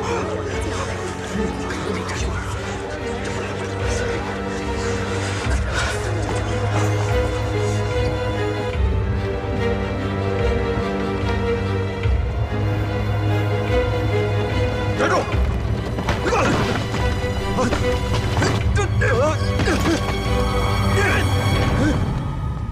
哎，老爷，杨公子在啊，侄儿拜见师伯。去吧。贤侄啊，你怎么来了？师伯，华佗已经死了，董承和王子服的人头就挂在城墙上。司空府有令，3日后家父将被问斩。师伯，你与家父素来亲近，同朝为官，你现在难道不该为家父做点什么？贤侄啊，我也是刚出灵域，我与令尊情同手足，但凡有一线希望，我岂能坐视不管呢？可爹，我又能做什么呢？司马仲达，你说这些是什么意思？你把那些人的死跟我爹掺在一起，说是什么意思？爹做过什么，你自己心里不清楚吗？你要是有本事，大可以带着你的冤情到司空府门前击鼓鸣冤，把你爹给救出来就是了。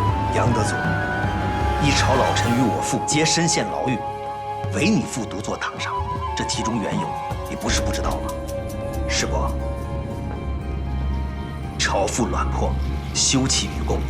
我刚在牢中见过我父亲，我父想让我问你，与董承密谋的那份盟书，师伯打算如何处置啊？什么盟书？贤侄啊，你可不要胡言乱语啊！什么盟书？司马懿，你血口喷人！再乱说，我定到司空府去告你。你告我？伯父，那份盟书现在我手中，师伯若再无所作为，为救我父性命，我什么都做得出来。哎，贤侄，贤侄，拦下他！爹，你还要瞒我瞒到什么时候？这不可能啊！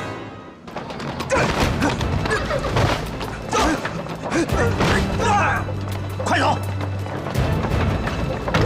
站住！站住！这边。站住！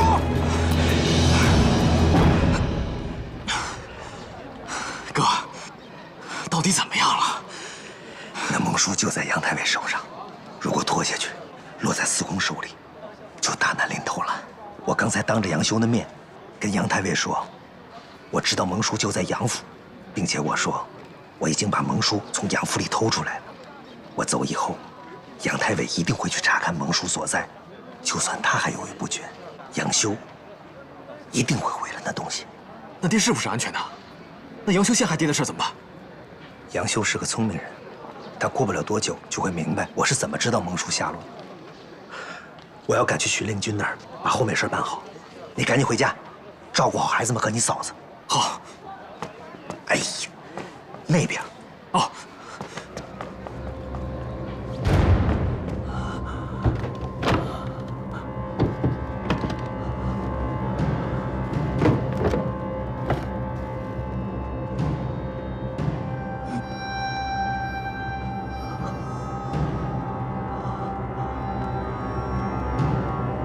爹，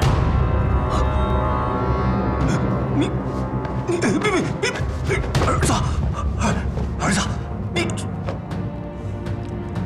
一代诏，蒙书名单果然在您的手里。这世上怎么会这么多不怕死的人呢？哎呀，儿子，我得告诉司空，你不能走，你不能走，这是几十条人的性命啊！爹，得赶紧告诉司空。若是让司马懿恶人先告状，就麻烦了。哎呀，儿子，爹，不行不行啊！你要是敢走出这门一步，我就死在这儿。值得吗？这东西留不得呀！我留着它，是让助陛下一臂之力呀！你给我吧，你给我，爹，儿子，你要干什么？这东西留不得。留下来就是祸害，醒醒吧，爹！还给我！爹，爹，你得听我的，此物不能留啊！陛下，真是想助你一臂之力呀！您还是为咱们杨家想想吧。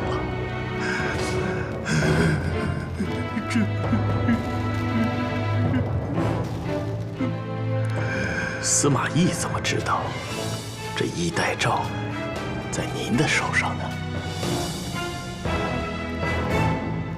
青眼2州的度支收上了没有？回令君已经统计完毕。照此下发。是。学生司马懿拜见荀令君。我已经违例，让你和司马公在狱中相见，又来何事？学生斗胆，恳请荀令君救家父一命。爱莫能助。令君难道对满朝汉臣的安危也爱莫能助吗？都退下。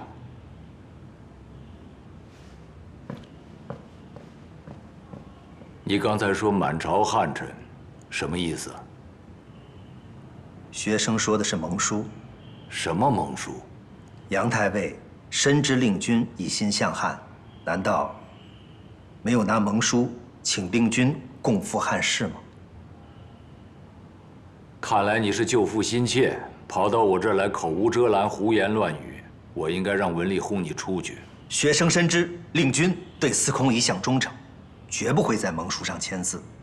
但若蒙书落入杨修之手，他日一旦事发，杨修为保家人安危，岂能善罢甘休？杨修善于书法，模仿令君笔迹易如反掌，难道他会让令君置身于事外吗？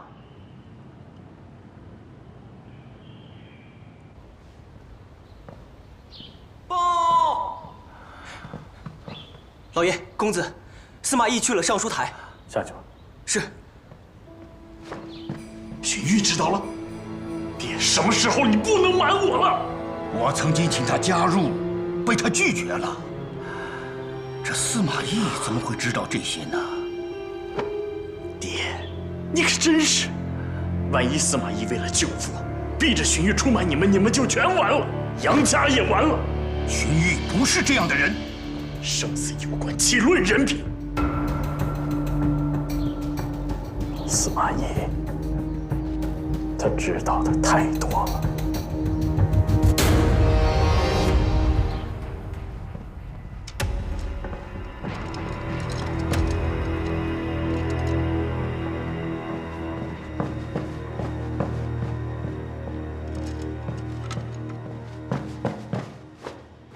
拜见令君。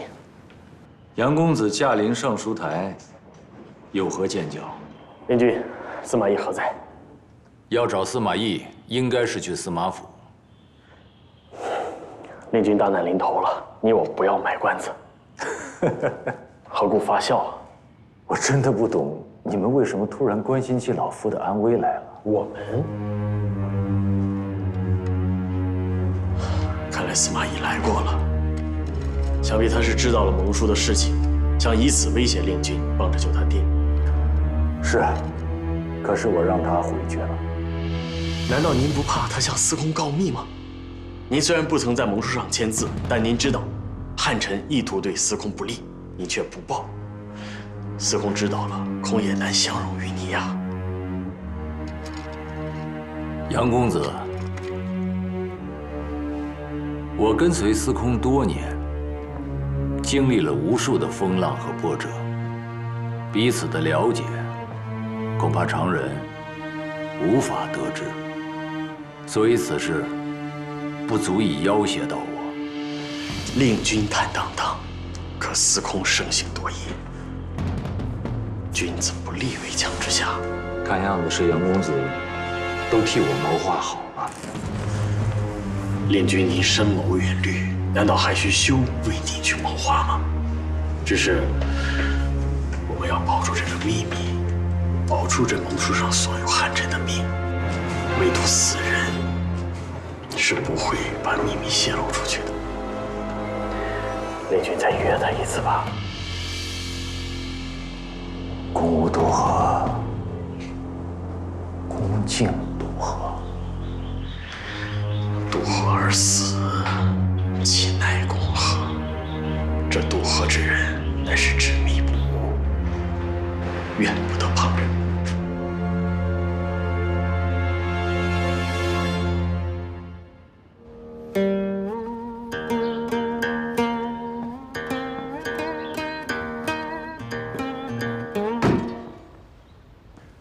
秦中公因呼强，应是有贵人到访。果然是子桓公子。打扰令君雅兴，我非贵人。公因乃是王者之也，公因渐强，乃是令君心中有王道，有苍生。请公子上座。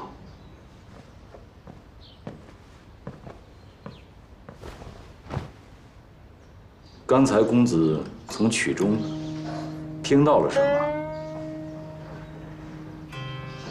克制。那公子要问的事情，就不必再开口了。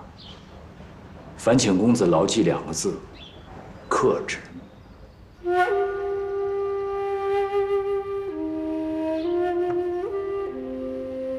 我真的不向父亲求情吗？还有3日，司马房便要问斩了。这司马懿，子桓公子，铁索横江，便只可容一人通过，你又如何帮得上呢？铁索横江。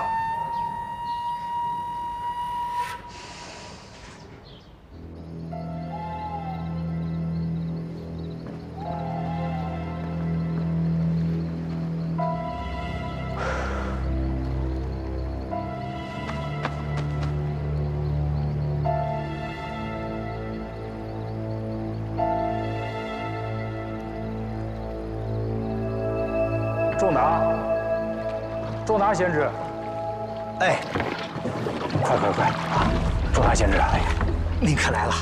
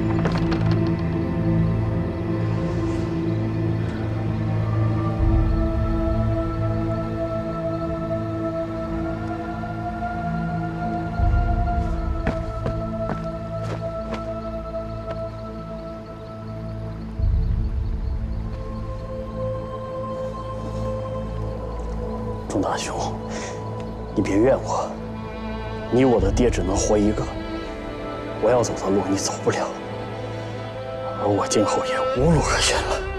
杨公子。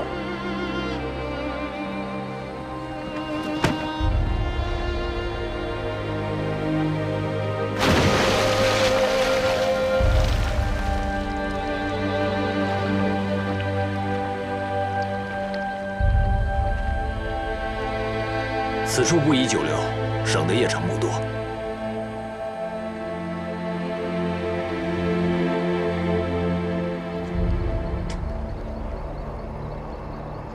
此事已矣，从今往后，令君可以高枕无忧了。恐怕第一个高枕无忧的，应该就是杨公子。敢问杨公子如何以为？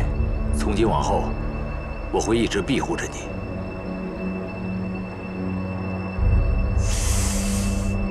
令君，那封盟书还在我的手上。凭小侄的书法造诣，完全可以让令君出现在名单上。从今往后，我们杨家安，则令君安。杨家非常愿意庇护令君之周全。杨公子的话我明白了，但愿相安。相安，告辞。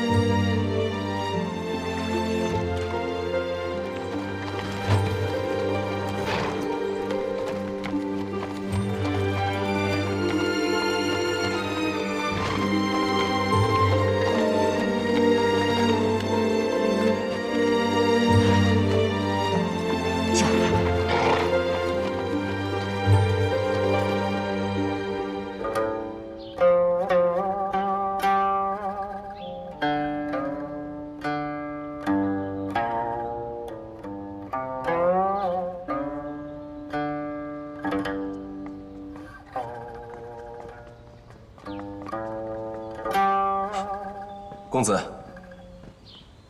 公子，郭姑娘有急事求见。郭姑娘，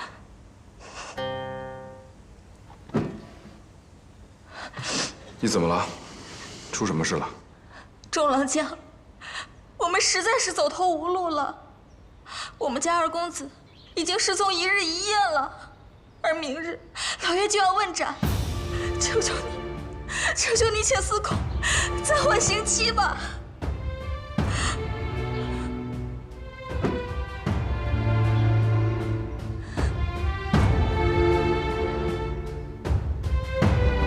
公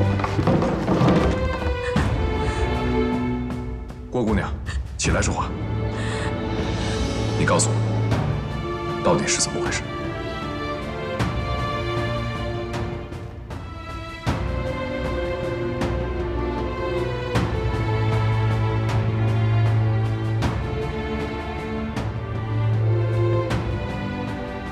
夫人，还是没有消息。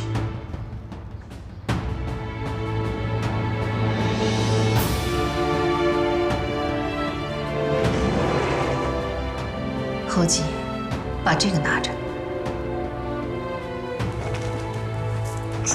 这里面是我的一些首饰和一些金子，你收好了。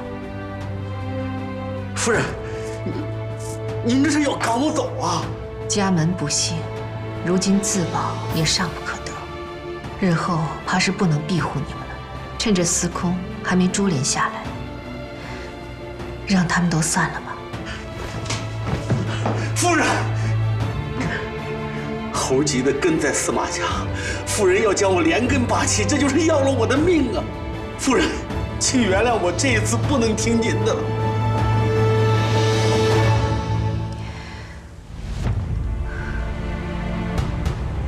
侯吉大哥，快起来！你要是真想帮我，就替我做2件事。只要夫人不赶我走，做什么我都愿意。去城外找一户孩子还未断奶的人家，多带些钱，求求他母亲做昭儿的乳母。今天就把孩子送过去，然后你带着诗儿回乡下去。夫人，夫人，夫人呐！我们性命难保，但至少得保住这2个孩子的命。侯吉大哥，你要是能让这2个孩子活着，你就是我司马家最大的恩人。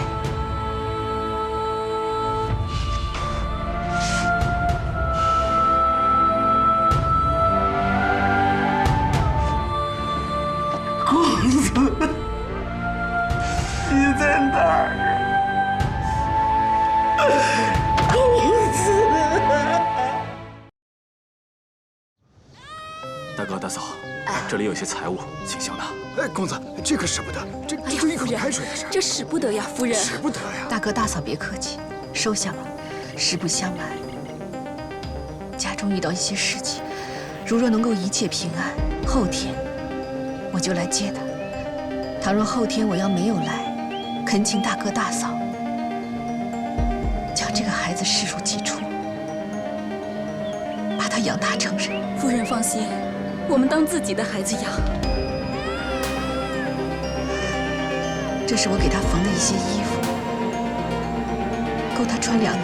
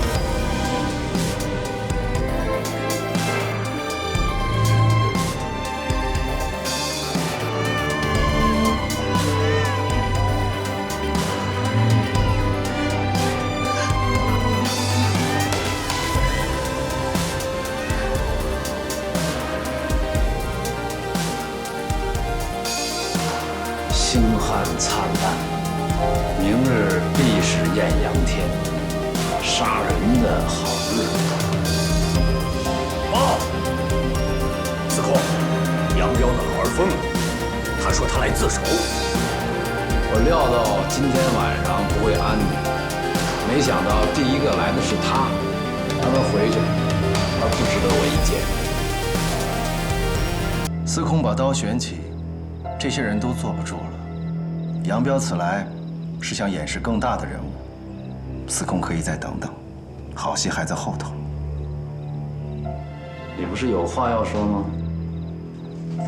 父亲，司马王之子司马懿昨日突然失踪，儿臣认为此事蹊跷，明日的刑期推后为好。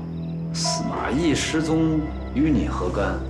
事关重大，儿臣认为此事颇为重要。他躲1年不出来，你替他养1年爹。报，司空，荀令君和杨修也来求见。荀令君，有人急着救人，有人急着杀人。好，都传进来。二位请。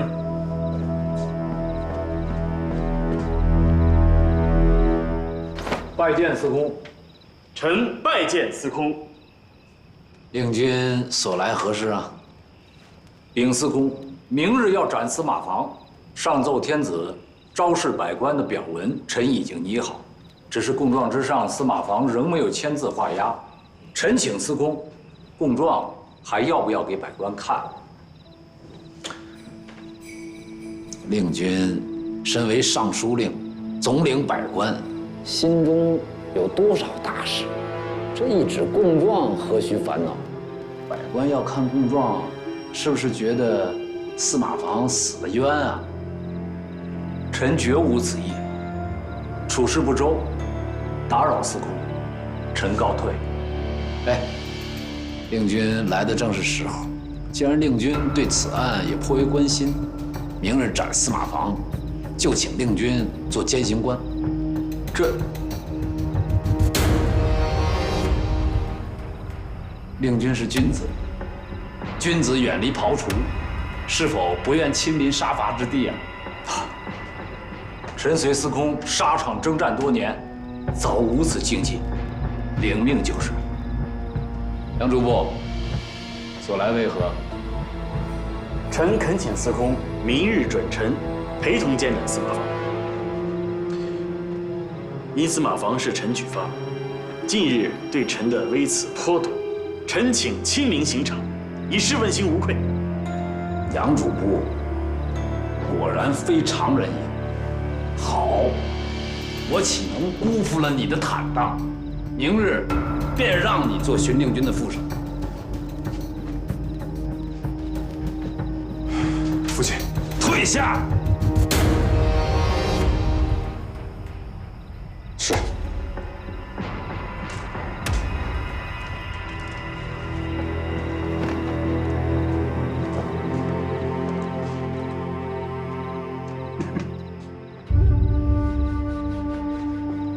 好啊，一个尚书令，一个我的儿子，都搅进去了。果然，季孙之忧在萧墙之内呀。司空，荀令君和中郎将是否牵涉其中，此事尚无定论。明日刑场，只怕没有那么简单。嗯。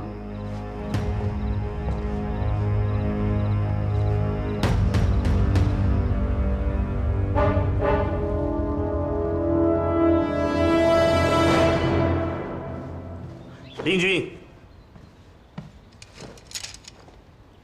令君早。杨主播早，你来的正好。你看看这个，这是司马防的供状，可是这个司马防抵死不肯在供状之上签名画押。我是在想，是否有劳杨主簿模仿司马防的笔迹，替他在上面画押，如何？为何要让我替他签字？恐怕现在的书法大家之中，除了钟繇，只有杨主簿能有如此的本领。是否没有这签名，就无法行刑司马防？杨主簿，司空的话，想必你也听到了。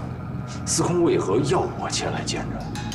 这司马懿失踪了，中郎将求情，供状之上又没有司马防的签名画押。如果百官因为此事再生变，下一个牵扯的还不知是谁。轻负不死，如难为矣。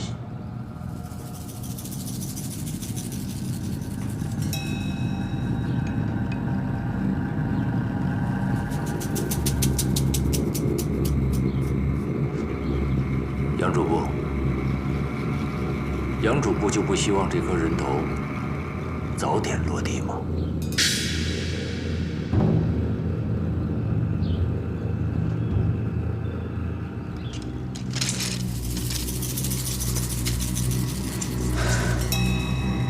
希望这场腥风血雨早点过去吧。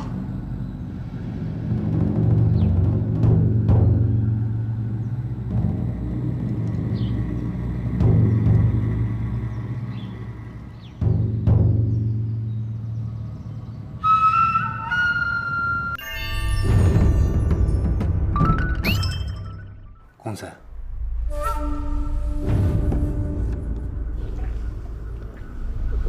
属下亲眼所见，司马府已整杯饮下，半个时辰之内，必因乳糖不耐症发，腹泻不止。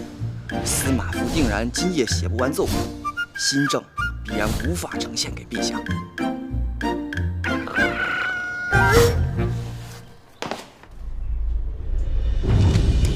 出来吧，不必再等了。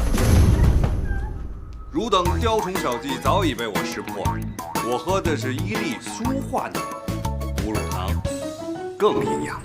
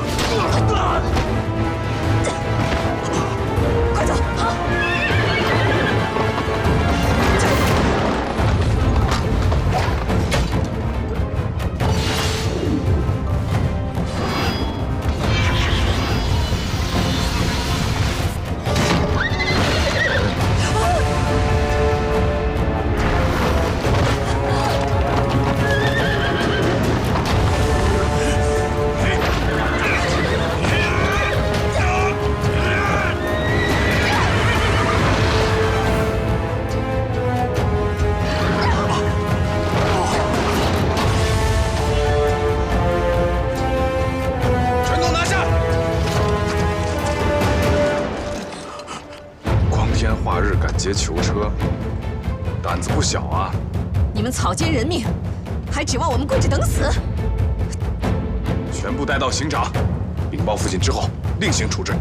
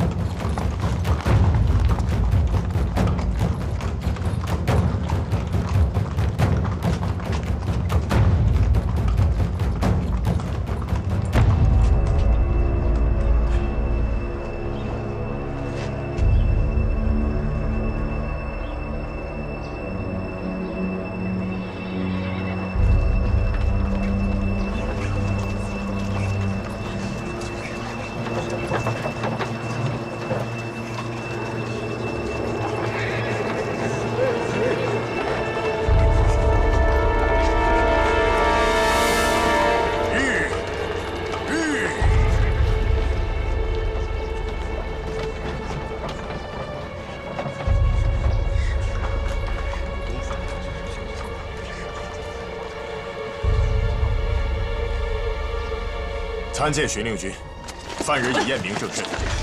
有劳公子，有劳满府君。此案的首功当属杨主簿，故而丞相命杨主簿一同前来监刑。不敢，还是满府君审案有方啊。三位，请上座。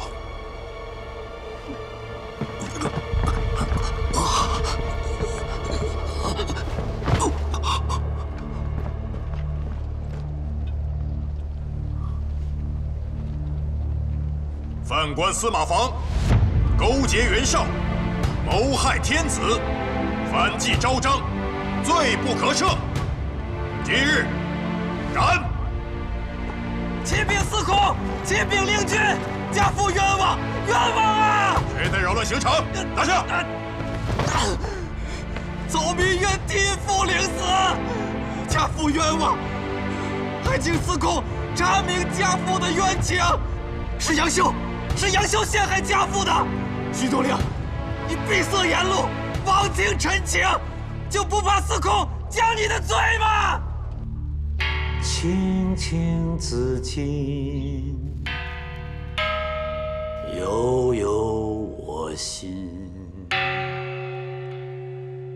但为君故，沉吟至今。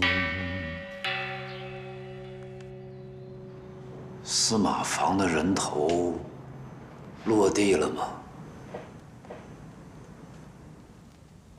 落地了，就无趣儿了。悠悠鹿鸣，食野之苹。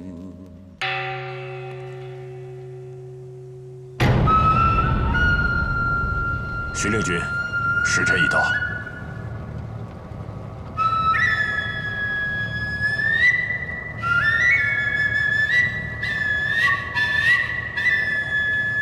徐令君，时辰已到。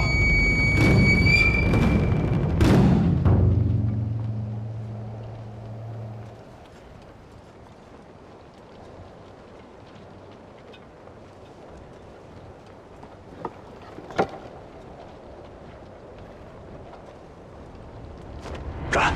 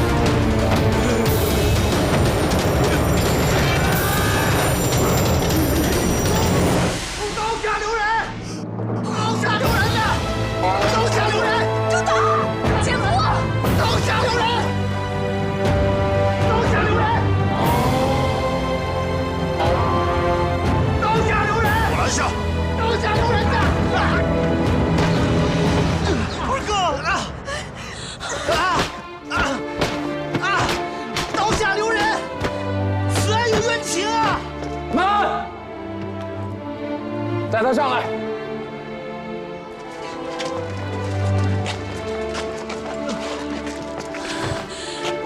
曹民有证据，曹民有证据，此案有冤情啊！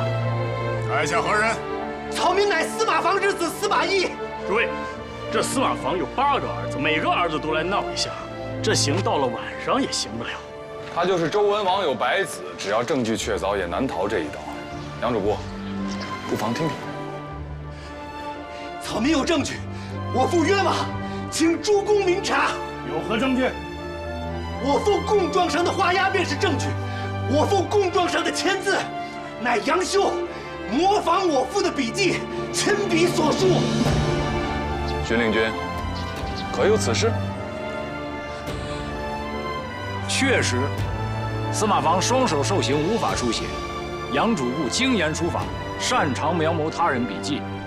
供状上的署名，乃杨主簿代为签署。啊，原来是荀令君算计。荀彧，我出手偏袒你，你反过来陷害我，这是何意啊？既然你已经想到了杨修的手段，也一定考虑好了对应的策略，对吗？学生以为，此时令君助杨修杀了学生，实为上策。杀你？什么意思？是在学生一去杨府捅破盟书一事，杨修以为是令君告诉学生蒙书之来由。杨修一定会杀学生灭口。此时，孔乙在来找令君的路上，杨修此人多疑且自负，只有学生一死，他才可放松防备。那时，令君一定能找到他模仿家父鄙弃之证据。贤侄，你果然是来求死的。真死假死，还要看令君的意思。如此轻易将生死置于我的掌中，倘若我有一己私念，真的杀了你，我岂不更加安全吗？学生一家性命和满朝寒蝉安危，皆在令君一念之间。学生个人之生死，又何足挂齿？留他性命。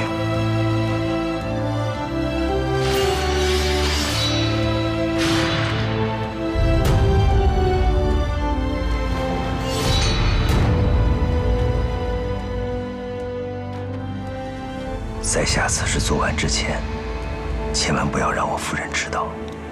你到底想要做什么？我要去法场。要知道，你现在在私通逆唐，欺瞒司空。我只是想让大家了解，杨主簿是否有这样的手段。此事足以证明，我父私通袁绍之信，亦是杨修亲笔所为。我虽然可以模仿你爹的字迹，不代表那封信就是我写的。我为何要陷害你爹？你与我弟不和，你退了他的亲，你是卑鄙小人！我呸！你咱弟是个什么东西？我要跟他不和？我告诉你，别说你爹现在意图谋反，就算他平平安安身居高位，我依然看不起你们家。杨修，你为了救你爹活命，你陷害我爹。杨修，你心中因何恐惧？你我心里皆清楚。你否则，你怎会陷我于死地？你放屁！你怎么不说你们谋合起来陷害我呢？那个金碗是你们家的。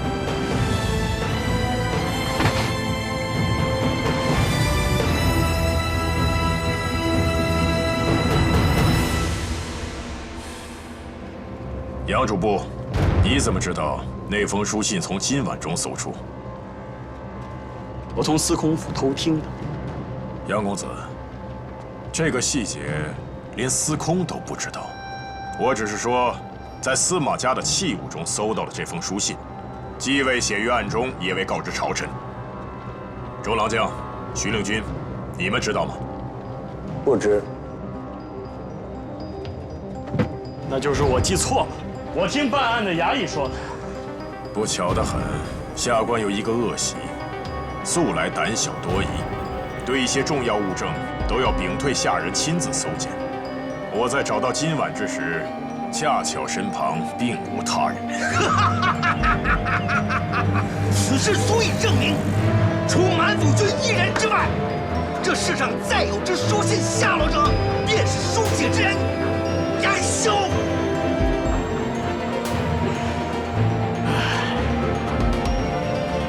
好，你们居然串通起来，联合他一起来谋害我！啊！杨主簿，说反了。大家都看见了，此案疑点诸多。我既然是来监刑，就有责任停止行刑，待我向父亲禀报，另行定夺。好，就听公子的安排。来人呐，在！将杨修、司马懿拿下。是。和司马防一并押入大牢再审。我许出口。兄长，兄长，姐夫，兄长，姐夫，兄长，姐夫，兄长，找人给他疗伤，善待司马懿。是。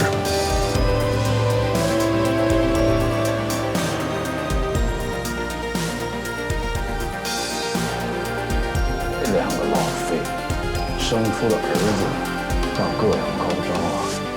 杨修欺瞒父亲，陷害大臣，理当问罪。你先下去。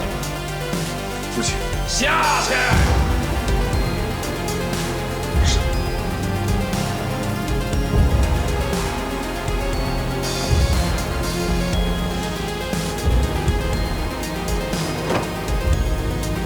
司空息怒，也许令君只是同情司马懿。杨修过于跋扈，令君敦厚君子，不肯坐视杨修玩弄诡计，这也是常理之中。你也有自欺欺人之时。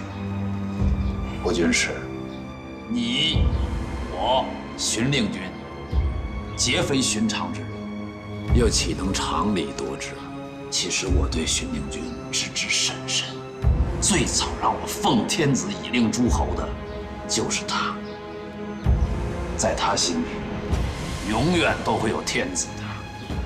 那司空打算如何处置此事？处置司马房？处置？怎么？你担心我一发怒，又要伏尸百万了？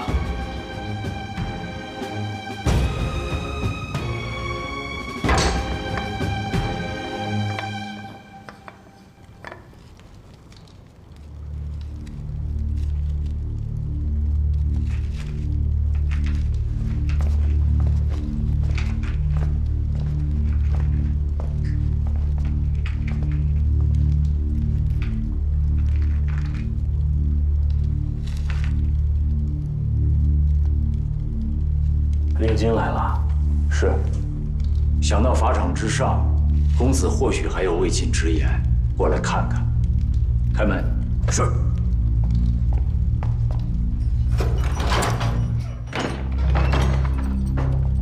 我想不通，我不知道令君是如何抉择的。不错，令君今日是把司马家都救下了，可你没有想到我们杨家。从此完了。从警救人，或许并非明智之举，但是公子的行为让我无法做事。公子要救令尊，我都理解。难道司马家就该无辜请没吗？无辜？怎么令君认为他司马家都是无辜的吗？他司马房没有参与谋害曹司空吗？司空要是死了呢？也是他们不自量力了，死有余辜。公子难道认为盟书之上的人都是死有余辜吗？是啊，我都快忘了，令君是汉室的尚书令，自当竭力维护汉室的忠臣。可你别忘了，我爹杨彪他也是汉室的忠臣，他的命谁来救？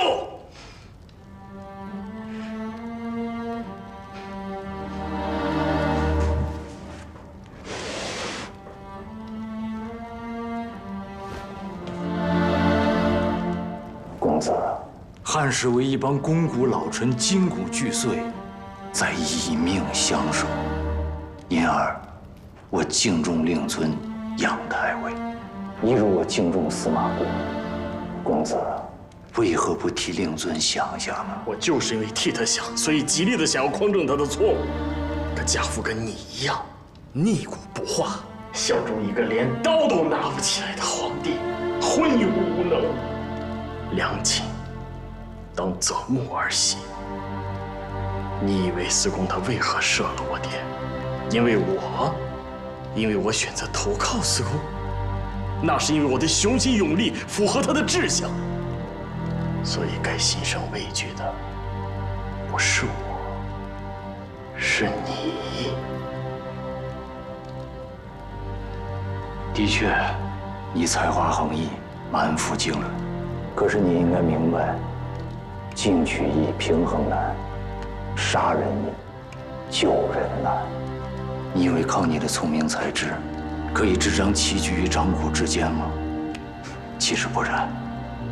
你，或许还有我，终究不是执局者，只是别人掌中一粒棋子而已。君所言甚是，你我皆是棋子。可就是这一枚小小的棋子儿，也可以有大作为。汉室400年分崩离析，狼烟四起，需要执旗者，而执旗者有高低，在修看来，司空便是那个荡平天下的执旗者。若他真的能够还百姓以太平，休愿精卫填海，以肉身投雷火。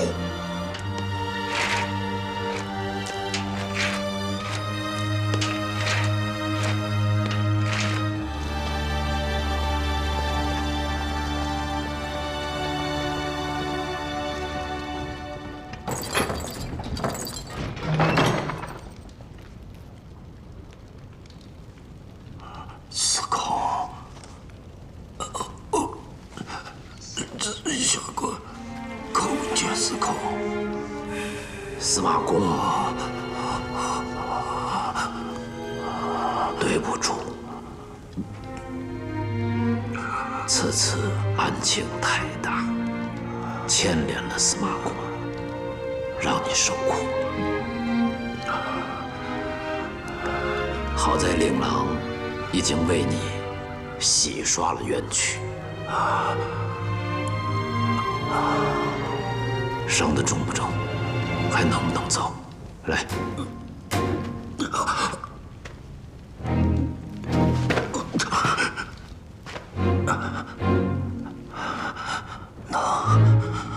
能走。其实朝野都知道，我与司马公是老相识。当年，司马公还是你举荐我做了洛阳北部尉。想来今天，司马公也不会让我太为难，是不是？下官不敢，不敢，不敢。司空，我能走，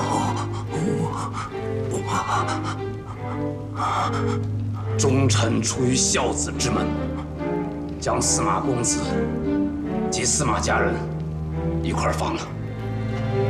是。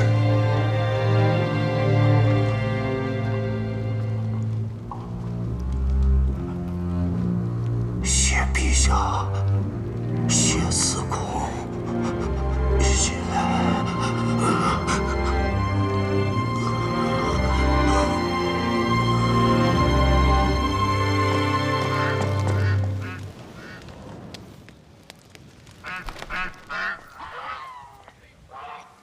你是说司空放了你们，并不是因为他真的相信你？司空放我和我爹，那是因为我爹和杨太尉，只不过是他这一盘棋里的棋子而已。啊，要照这么说的话，那这件事情还没完。当然没完，司空是想把所有对他有用的人头上都加上一把刀。哎，你怎么起来了？啊？这剑伤只伤到皮肉，没伤到筋骨，老这么闷着，还不如到院里喘口气。不行，你这伤需要静养。夫人，夫人，经此大难，能这么静静地待在一起，真是太好了。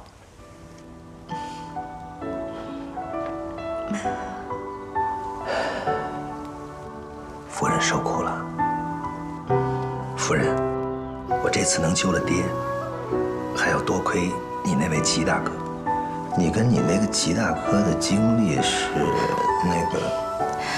我跟我那个吉大哥什么经历也没有，是吉大哥把我从山匪手里救出来，然后给我送到姑母家，我们就再也没见过了。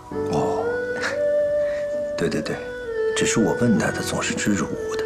那可能是因为那一路上我们刚好同行同宿，在普通人眼里一定会猜忌，他为了保全我的名声才这样的吧。可是本来江湖游侠就行得光明磊落，也没什么好猜忌的。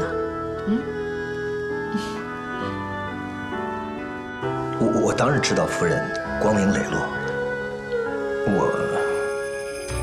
但孤男寡女，同行同宿，难免干柴烈火。难免干柴烈火是为了要烤衣服，衣服湿了。啦！烤衣服。姐姐，姐夫。是儿。是儿。哎呀，是儿。昭儿，来，让娘抱抱。快，见过娘亲。知道你们惦记孩子，我们俩就赶紧把他们接回来了。好。来，我们去院里坐坐，我快闷死了。走，走，去玩啦！哎，外面凉，你要不要披件衣服？不用。衣服怎么？哎呀！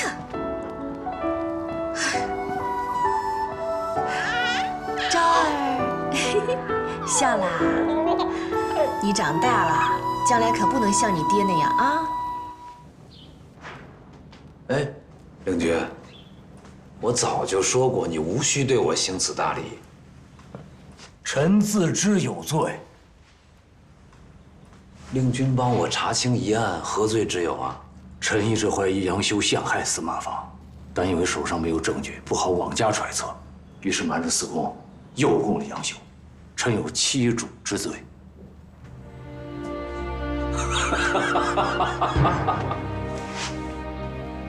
令君，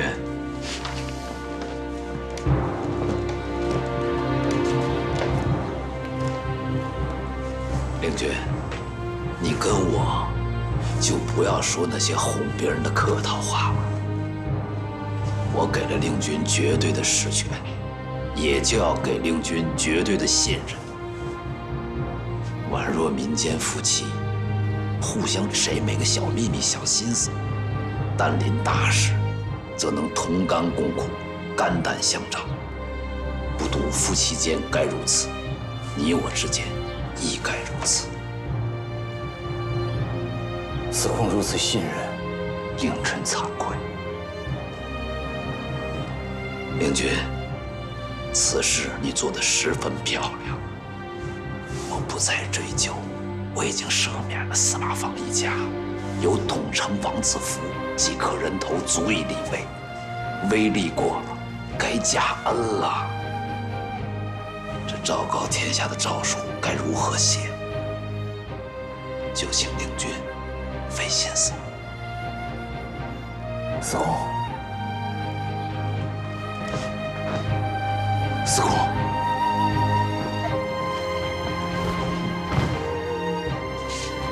司空恩威并施，百官万民唯有臣服敬仰。有罪之人惭愧悔过，无罪之人感激忠诚。司空之胸怀，当世无人能及，真英雄。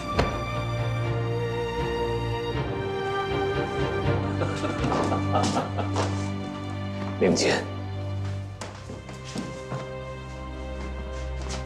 有令君知我，夫妇何憾？令君，这就去草拟诏书吧。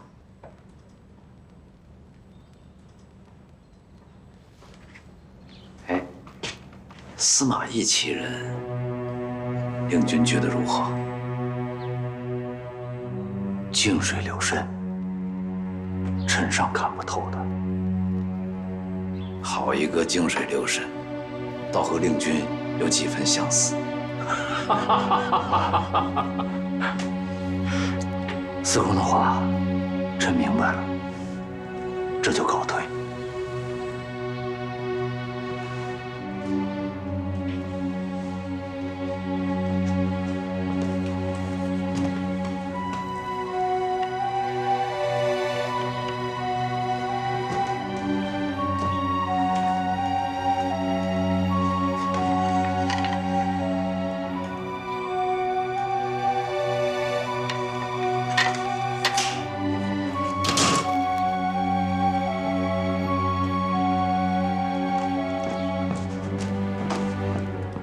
司空之事令臣目眩神迷，五体投地。臣平生自视甚高，未尝服人，今日服了司空。又一个巧言令色。臣是真话。袁绍兴兵，刘备叛逃，大战在即，杀人易，攻心难。我出征在即，留守许都重任，除了令君，无人能够担当。我我放了杨彪、司马放这2个老废物，蒙叔虽然没有看到，若能得令君同心，之日。司空此番收复之人，岂止一个荀令君？蒙书上所写之人，其实大体可知，不过是冥顽不灵的老朽罢了。对司空现在、将来有用的，是下一代人才。如此恩威并用，司空可放心出征，许都再无后顾之忧。百官这次都进了一番牢狱，敲打过，也该安生些时日。我再容他们一回。杨修、司马懿，奉孝觉得可用。杨修便是现成的一柄利器，司马懿吧。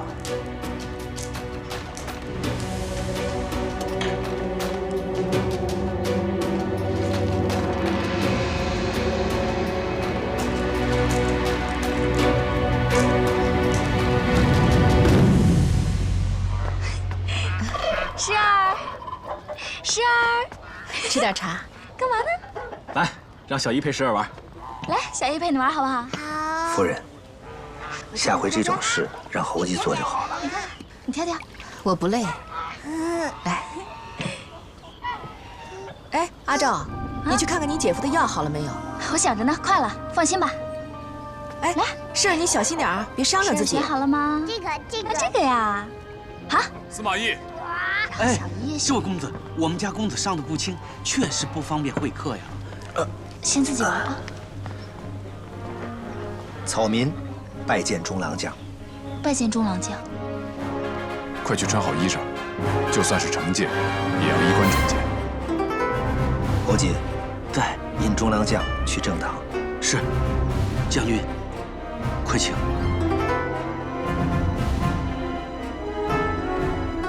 没事。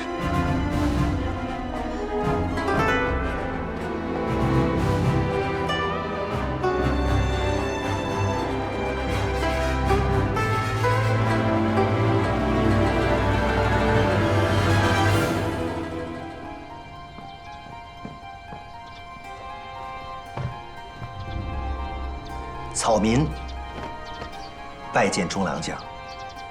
司马懿，好本事啊！草民叩谢中郎将。不必谢我，我是来审你的，别以为满宠会的我不会。草民听凭中郎将处置。民女见过中郎将。郭姑娘，真是后会有期啊！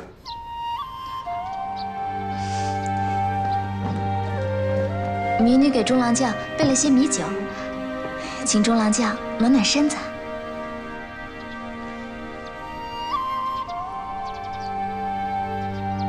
这是什么？哦，这是药。姐夫，姐姐说了，该喝药了，让你喝药了。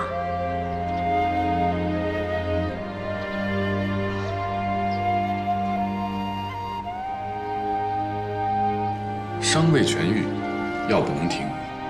起来吧。谢中郎将。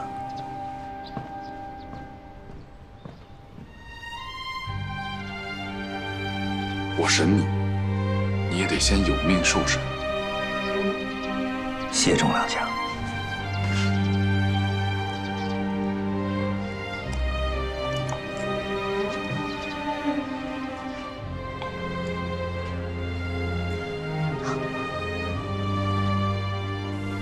哎，坐，坐，我有要事与你相商。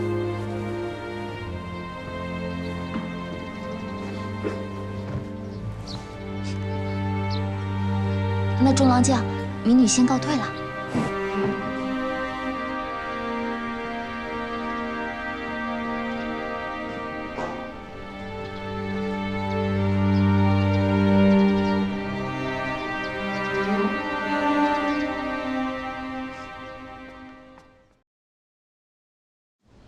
那中郎将，民女先告退了。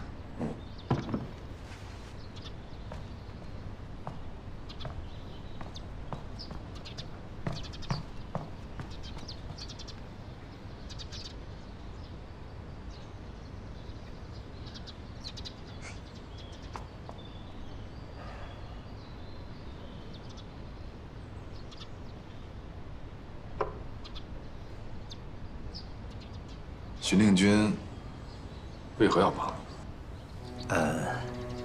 这荀令君可能也觉得此案有诸多疑处，想一探究竟吧。令君总领朝政，日理万机，他怎么会有这种闲心管一个狱吏的事情？荀令君确实是古道热肠，草民也唯有感恩不尽。官场不战场，现在的朝廷更似鬼门关。令君甘愿为你冒奇险，与你共闯这道鬼门关。是啊，草民也实在不知，为何荀令君对草民如此厚爱。有2种可能：一，你有令君的把柄；二，你就是值得冒险的人。中郎将言重了，草民怎可能有荀令君的把柄？司马懿，你不用这么小心谨慎。你既然了解我，有些话我不妨对你讲。我5岁学剑，6岁学射，白日习武，夜晚读书，多年以来日夜不辍，为的是什么？不是一人之得失，一家之天下。我要的是上承父志，下安万民，匡扶四海，还天下一太平。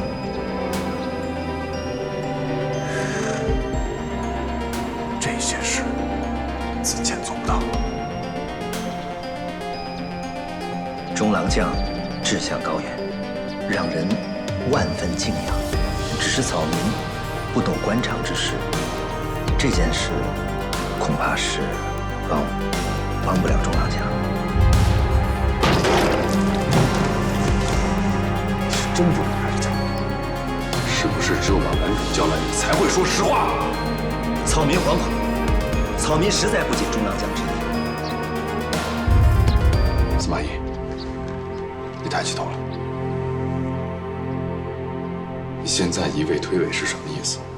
你当初让郭姑娘来找我，为什么要叫她那番话？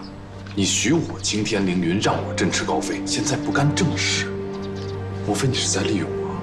始乱之终弃之，司马仲达，你不厚道。草民不敢，草民不敢。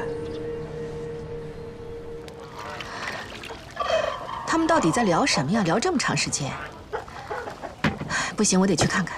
哎，姐姐，我刚刚去看，中郎将并没有为难姐夫，而且聊得还挺好的。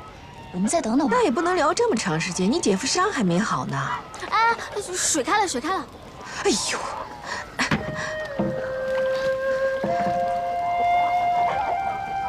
父亲可以为杨修开案，荀令君可以为你冒险，你的才智学识处处可以和杨修匹敌。我想，令君就是因为这个才看上你。草民一介布衣，愚钝鄙陋，实是毫无学之才识。我看过你的书《孙子兵法10变》，我也见过你2次与杨修辩驳的神情。你藏得再深，我也知道你有野心。遇到对手了，你也很兴奋吗？你有知人之谋，有治军之才。荀彧看上你，一方面是爱惜你，另外一方面是他深知不帮你就会与你为敌。可他完全不知道有你这样的敌人会给他带来什么样的后果。我说的对吗？中郎将言重了，草民实是救父心切，逼不得已，怎敢与荀令君为敌？别跟我绕圈子了，更别让荀彧白白救你。草民自知愚钝，只求耕读为业，舒适布衣亦可安身，实是从未有过野心。中郎将的话，让草民惶恐至极，惶恐至极。要是我父亲，他绝对不会对你这么客气，更不会让你在这儿顾左右而言他。我言尽于此。草民送中郎将跪住！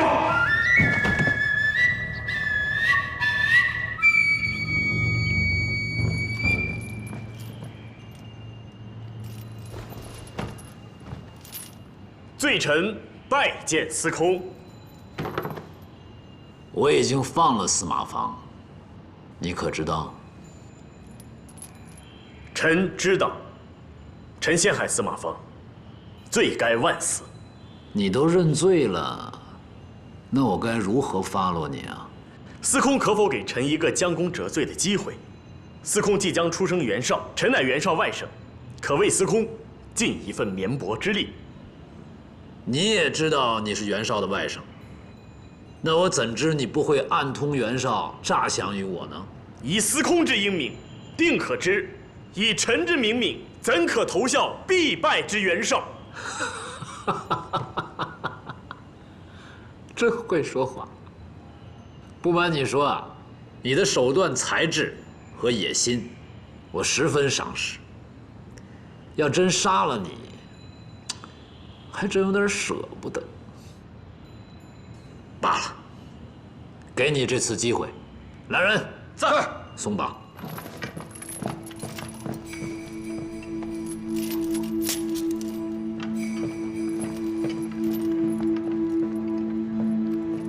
臣此生定当解卷哀，以报司空。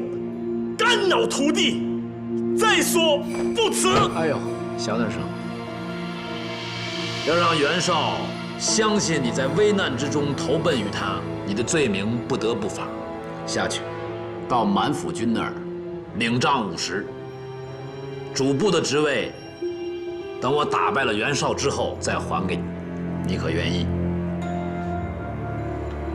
司空，就算您不打我，我也会请求司空对臣用苦肉计。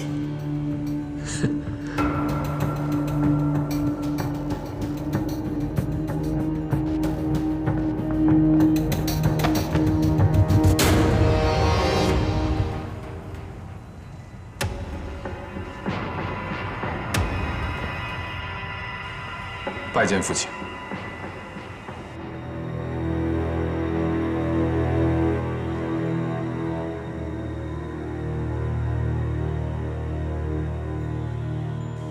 父亲为何放了杨修？是啊，让他随为父出征河北。儿臣不明白，杨修此人阴险狡诈，利用父亲以报私怨，父亲为何容他？好，那我便教教你。第一，乱世用人，论才不论德。杨修才华确实当世少有，可用。第二，杨修是杨彪唯一的儿子，儿子在我身边，我不在许都，那杨彪就会安分很多。而那些心怀异志的大臣，还敢再找杨彪吗？第三，他是袁绍的外甥，此刻又是戴罪之身。若他与袁绍暗通消息，那袁绍信与不信？儿臣明白了，父亲启用杨修，是为了控制住杨彪，这样更能够离间那些一心反对我们曹家、向汉的大臣们。到了我的位置，用人做事，若只见一人一事，那就是管中窥豹，一叶障目。就好比当年我用荀令君，不只是因为荀令君的谋略，而是因为他背后有整个颍川氏族的背景。这些大氏族互相联姻，互相通好，荣辱与共，共同进退。得荀彧一人入幕府，便会给我带来源源不断的人才。到今天，我才能对抗4世3公的袁绍。如今我目下谋臣如云，还缺1、2个玩弄心机的少年吗？不缺。但杨修的背后是他爹，是整个朝堂上心向汉室的大臣。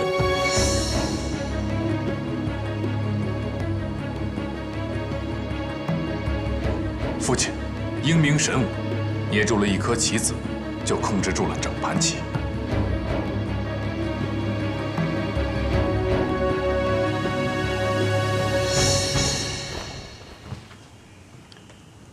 棋子嘛，自然是要捏在手中的。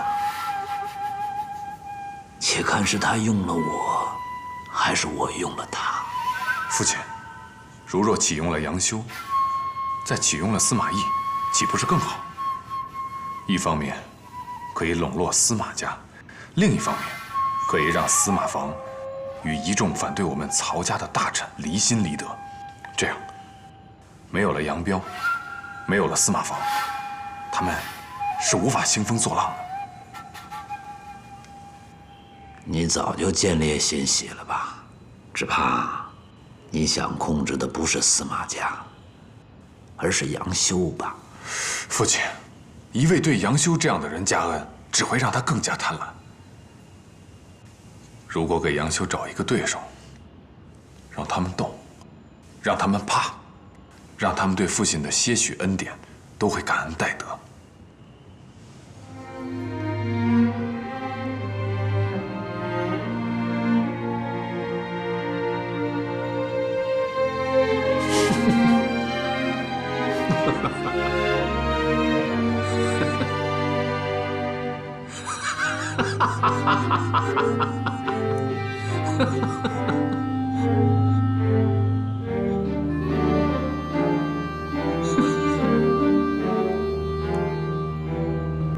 司马懿，少有奇节，聪明多大略，博学洽文，服膺儒教，德行端正。今封为司空主簿。此令，请司马二公子遵诏书之期，于明日到司空幕府报到。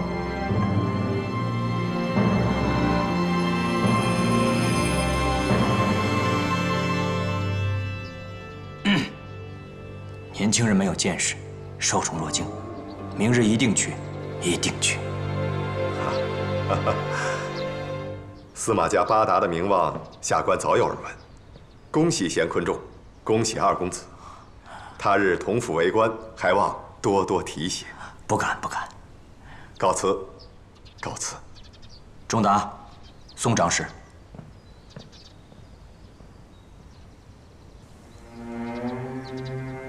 这可是乌合是好啊！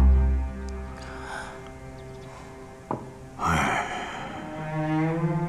父亲大人，曹公能赦免你，而启用二弟，如此宽宏大量，父亲为何惆怅？我原本还担心曹公会猜疑父亲，如今看来，曹公之心胸真当世少有，能征辟二弟。那是对你的信任，对咱司马家的信任。你懂曹公，你在幕府供职3年，你跟曹公说过几句话呀？父亲的意思是，不愿让二弟出事。人为刀俎，我为鱼肉。我不同意有用吗？我敢不同意吗？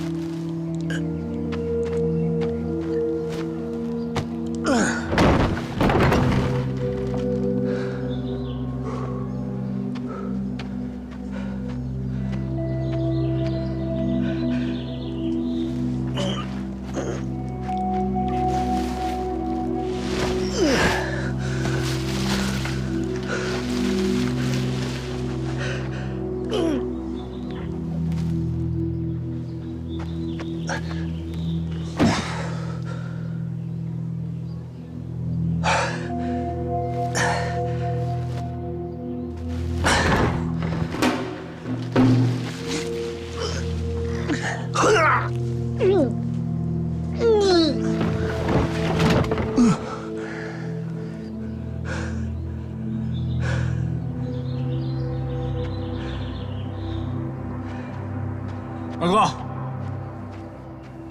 找你半天了，要出去啊？哎，对了，你到底想好没有？去还是不去？做司空主簿，好事儿。做曹孟德的司空主簿，那就是坏事。曹操征逼我做司空主簿，到底好事坏事？你呀，你去侯吉那屋拿2坛好酒来。干嘛？去送礼。哦，等我啊。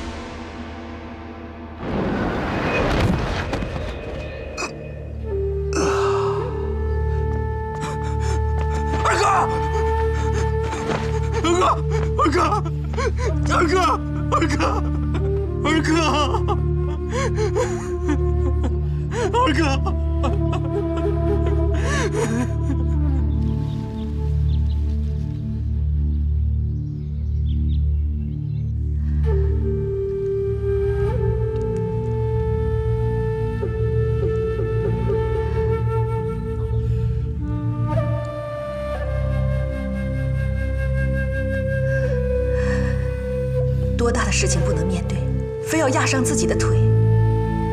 你这是懦夫行径。夫人，我事出无奈，才行此下策。如若不然，不仅辜负了曾经的寒窗苦读，还可能成为别人的手中刀，连累父兄。人这一辈子，不光活个生死，总得活个对错。非要这样不可吗？司空太聪明，我如果不破釜沉舟，是瞒不过他的。我看他现在也未必会信你。前有杀人之恶，后有杀身之祸，这2条路，我们都不能走。现在好了，腿折了，不用走了。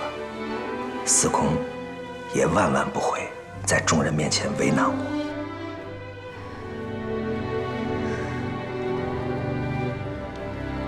但愿如此吧。可你一定要答应我，以后再有这样的事情发生，一定要先与我商量，不能自作主张，听见没？夫人安心。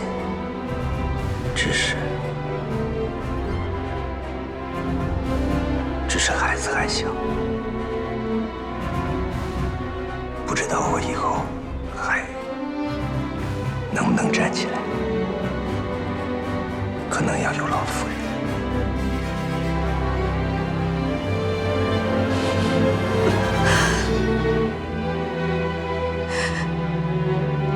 小杨，你能不能硬闯啊？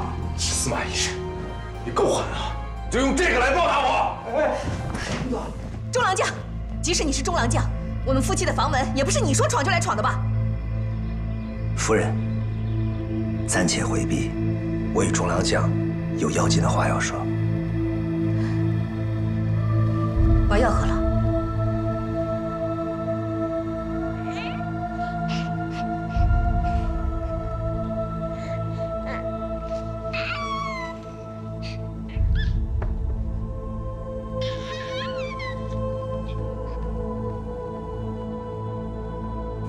中郎将，恕草民不能下床施礼。你以为这样能骗过我父亲？中郎将一定是误会了。草民知道司空和中郎将让草民做官的消息，立即赶车去司空府致谢。这没想到马车赶得太急，马受了惊，草民从车前滚了下来，这车轮从草民的双腿上压过去。大夫说，恐怕是站不起来了，实在是辜负了中郎将一片好心。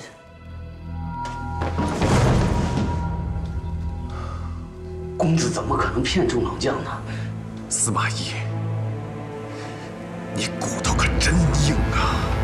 你宁残都不为我曹家效力。中郎将，中郎将一定是误会草民了。侯吉，解开给中郎将看。不，使不得呀！快解开！是。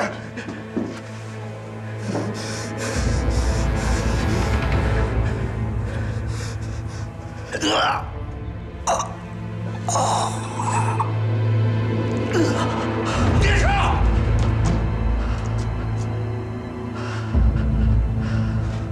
其心可诛，其心可诛。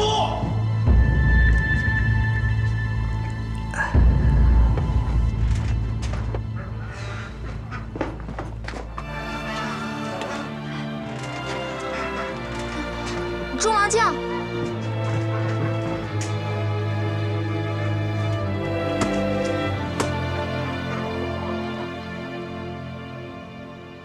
那司马懿被马车压断了双腿，已经废了。废了？真的假的？真又如何？假又如何？成大事者能忍常人所不能忍，只是这个司马懿，倒是总能出人意料之外。这个人，他是不是明白我征辟他的深意？臣有一计，让他明不明白，都不敢不来。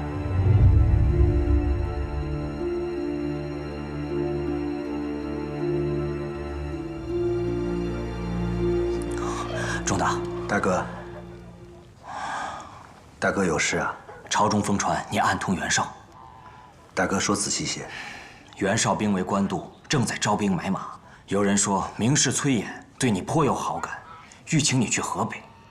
还有人说你此次不肯应征，就是要投靠袁绍。爹好容易才逃出大难，你这不是要把他害死吗？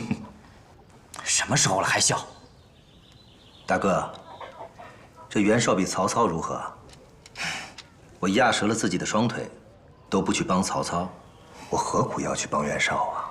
我也知道这是无稽之谈，可是人言可畏啊。大哥，不要中了别人的计，这是曹司空在逼我自证清白。司空不计前嫌征辟你，你把自己弄成这样，你为家人想一想。仲达正是为这个家着想。司空府争斗、厮杀层出不穷，他要是去了，才是陷家门于危难。弟妹，官场的事你不懂，乱世之中只能屈从，否则就是自寻死路。他都已经这样了，还让我们不能过安生日子。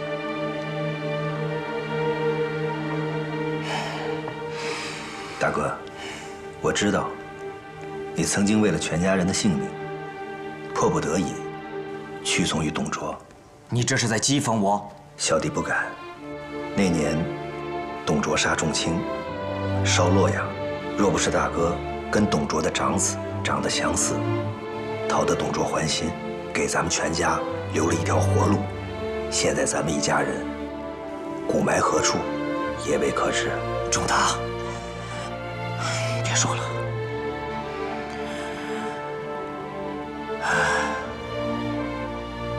可如今，董太师换成了曹司空，咱们家又重蹈覆辙，这日子什么时候是个头啊？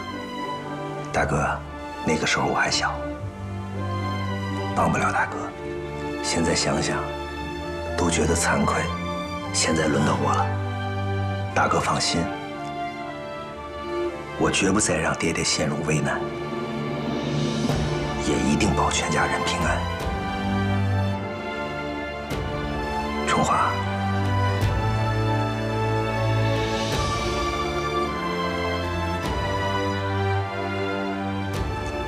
抬我去司空府。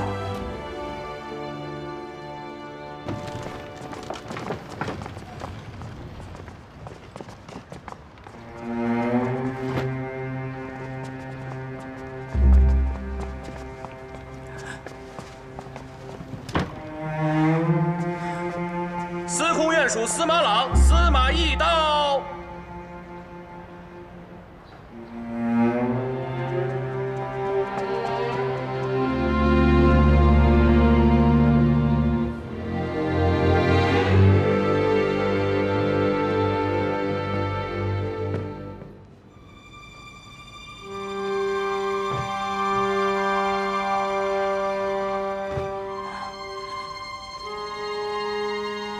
恳请司空恕罪，舍弟蒙司空征辟，无限惶恐欢心，虽坠车致残，但不敢不亲自谢罪，现已抬至门外，听候发落。与我府前池壤高卧，不正是古歌里所唱的“地利与我何有哉”吗？司空误会了，舍弟真的残疾了。杨主播，带我出去。慰问一下司马公子。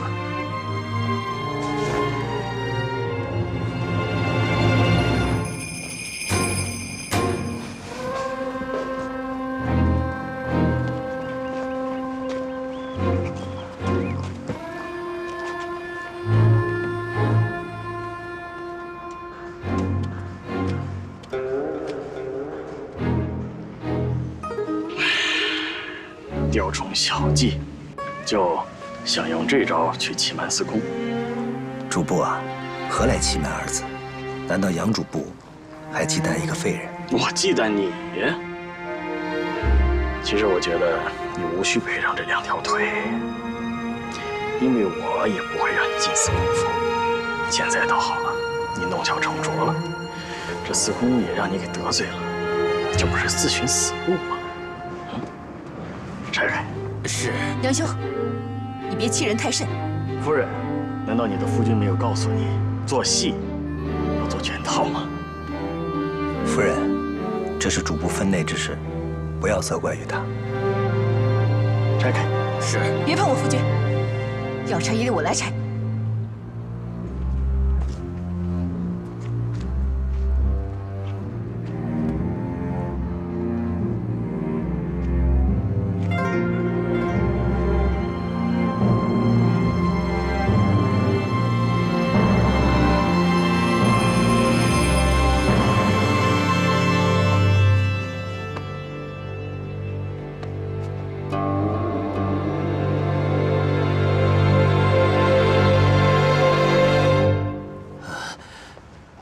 杨主簿，这腿确实断了。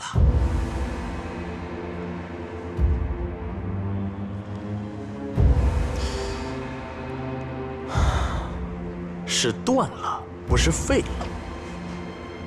要不这样，咱查查，看看是不是确实不能动了。你正好，在下这双腿已毫无知觉，主簿查清楚了，在下也踏实了。就是，来。慢。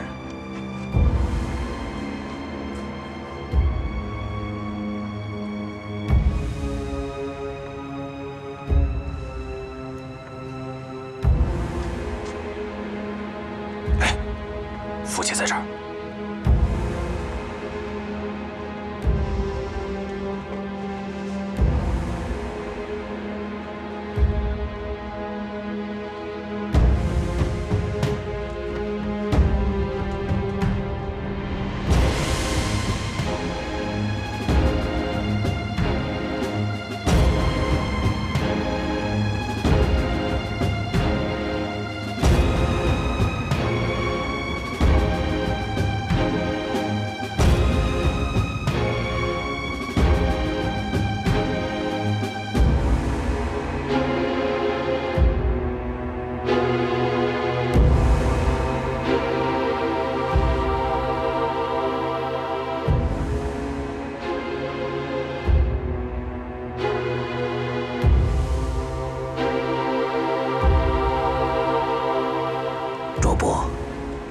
真的废了。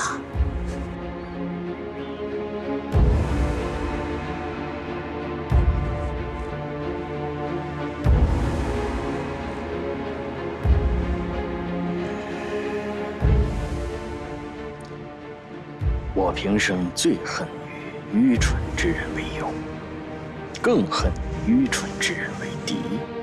可现在，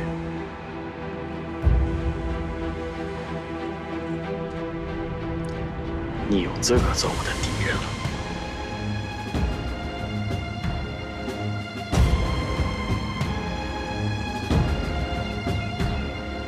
在下不想与任何人为敌，何况现在落到这般地步。杨主簿，安心。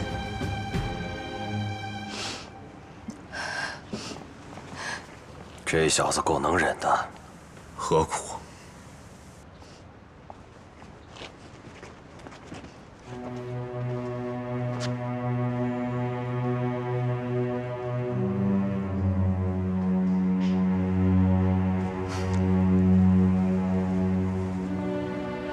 启禀司空，慰问已毕。启禀司空，司马懿的腿针砭无效，恐怕真的废了。此人或者书生意气，不慕功名，或者什么？或者他猜透了这征辟诏书的用意。好啊，又一个宁为玉碎不为瓦全的祢衡。祢衡锋芒毕露，不知检点，自寻此路为天下笑，狂生耳。岂可与此人相比？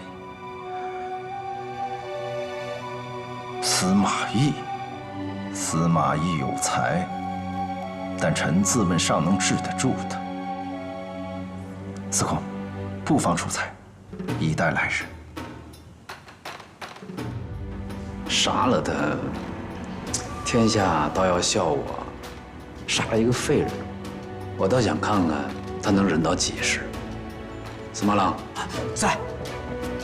带你二弟回家养病。多谢司空，好好养。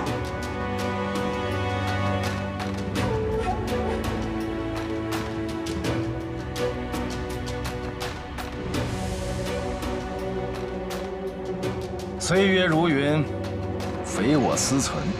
这大好的天下，躺着看。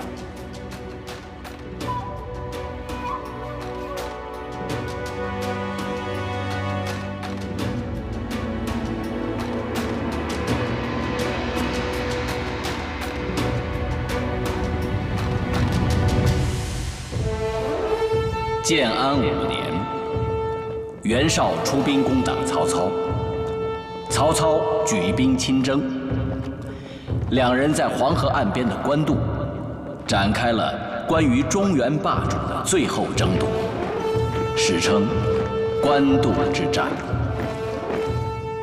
郭军师随我出征，留守许都之事就交由荀令君了。请司空放心，大战在即，非一日可成。请司空务必稳扎稳打，待袁绍军心浮动之时，则此战可成。战事下官一定会尽心竭力。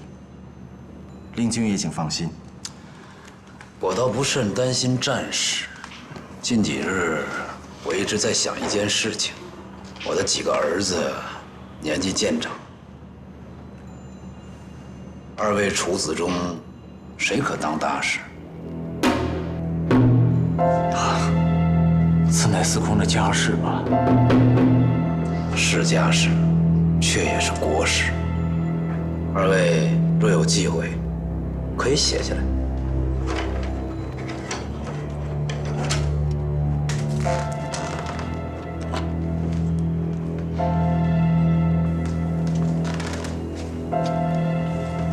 恭敬不如从命。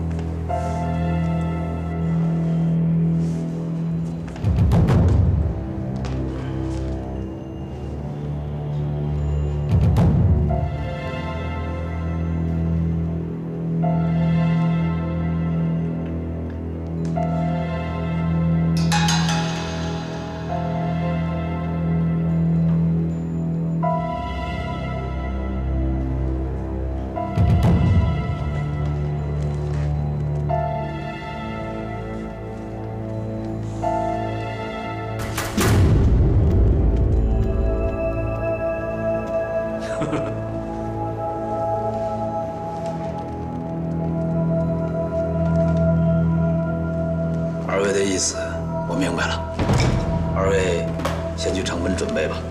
是。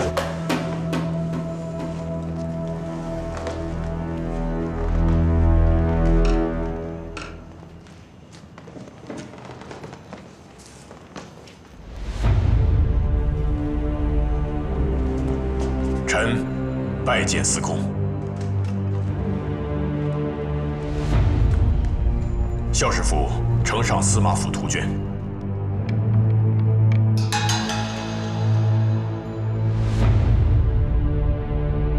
我出征后，校士府暂由你梳理。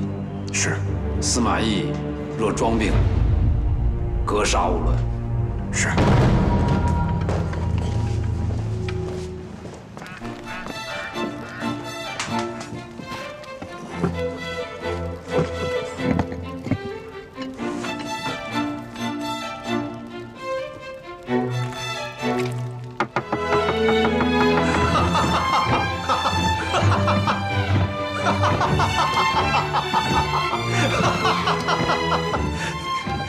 哎，你是干嘛呢？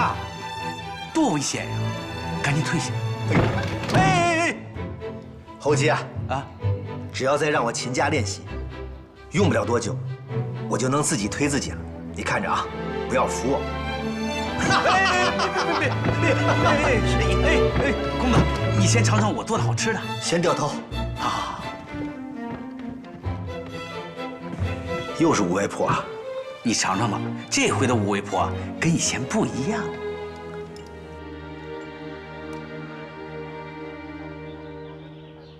好吃。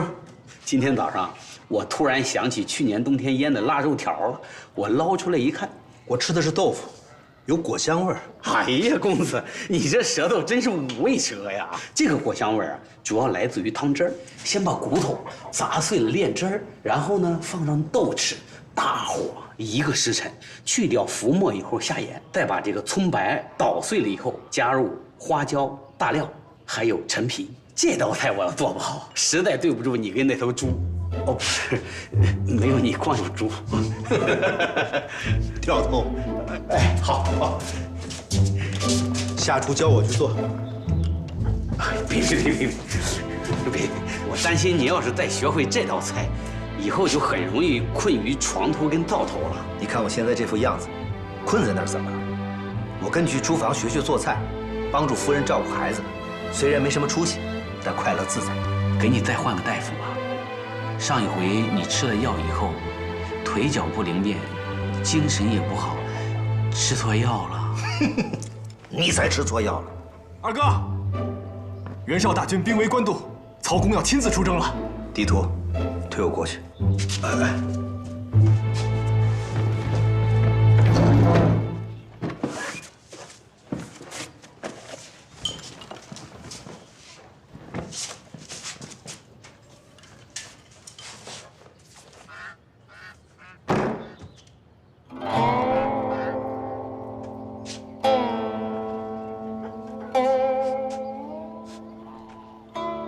许都、官渡、乌巢，还可以加生姜和青梅。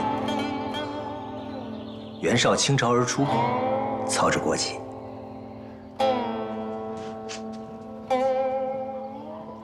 要不跟夫人说一声，再请个大夫啊？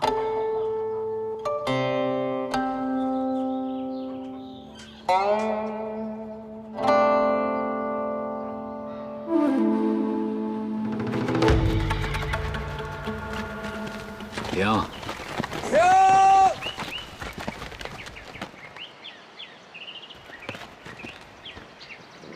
原来这就是闻名遐迩的曹娥碑。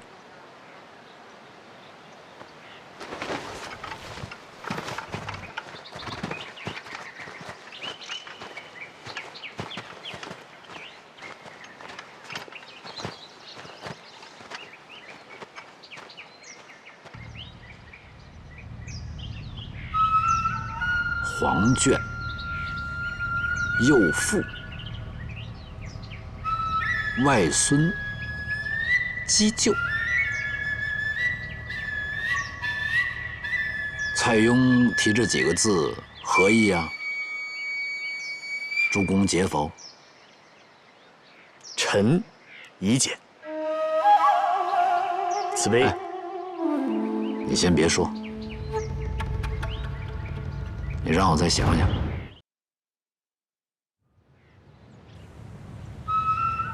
黄卷、幼妇、外孙、姬舅。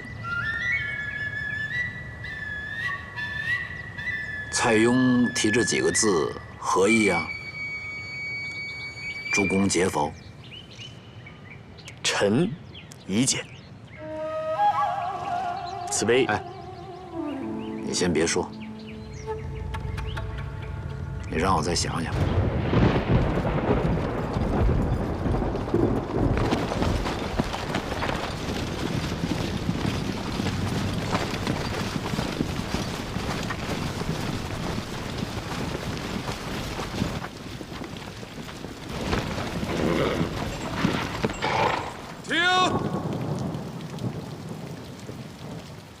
行出多少里了？回父亲，大概30里。这一路上我一直在想这8个字的意思，被这雨水一浇，想出来了。好，德祖可以说了。好，黄卷，色丝也，合起来是个绝字；幼妇，少女也，合起来是个妙字；外孙，女之子也，合起来是个好字。这姬舅嘛，守心也，合起来是个词字。此蔡邕所谓绝妙好词也。杨公子果然高才，他的才思比我快出30里呀！哎，不敢30里。隐语猜谜，游戏小道儿，不足为奇。杨公子善解隐语，能解局势否？想必司空指的是此次征援一事。正是。原是雄踞河北，势力盘根错节。如今我军以2万之师，与援军10万相协哈，在杨公子看来，可否如螳臂当车呀？司空此言差也。此战胜败，不在兵将多寡，在于人心离合。杨主簿，请告知一详。袁绍此人外宽内忌，沽名钓誉，且任人唯亲，帐下多严视其行之徒。而司空至心待人，推诚而行，以简率下，很多忠贞正直之士，皆愿为司空效死。胜败岂不是一眼便知吗？杨主簿解得好，只是没有跳出郭军师10胜10败的范畴。哦，郭军师珠玉在前，休班门弄斧了。哪里，英雄所见略同嘛。郭军师和杨主簿如此说，我复有何忧啊？父亲这一次一定能收尽天下英才，完成一统大业。连一个小小的司马懿都不肯入我府中，何谈天下英才啊？看来我还未得天下人心啊！雨水充沛，今年会有好收成。驾！夫人，你看这春光明媚，我坐在这木车之上啊，是心旷神怡，赏心悦目，健步如飞啊！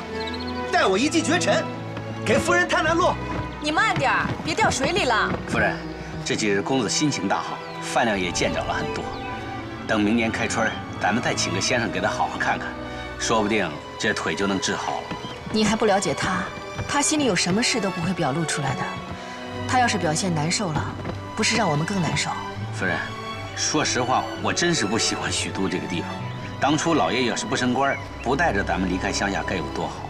如果咱们不来许都，公子的腿说不定也就没事了。我现在最后悔的，就是我那天为什么要让你去拉稻谷？我就算让你上山拉柴火，你晌午也回不来，他也不会被马车压了腿。夫人，您可千万别这么说，这是怨我。您让我拉稻谷，这很正常。只是那天的稻谷，我只卸了一半，我要是都卸完就好了。你为什么不都卸完呢？当时，您不是喊我有事儿吗？我喊你了吗？您让我出门买几根大号的银针，说是跟郭姑娘套几床新被窝。夫人，公子，快！公子，那啊！哎呀！我还以为你掉水里了呢。我差点压到他。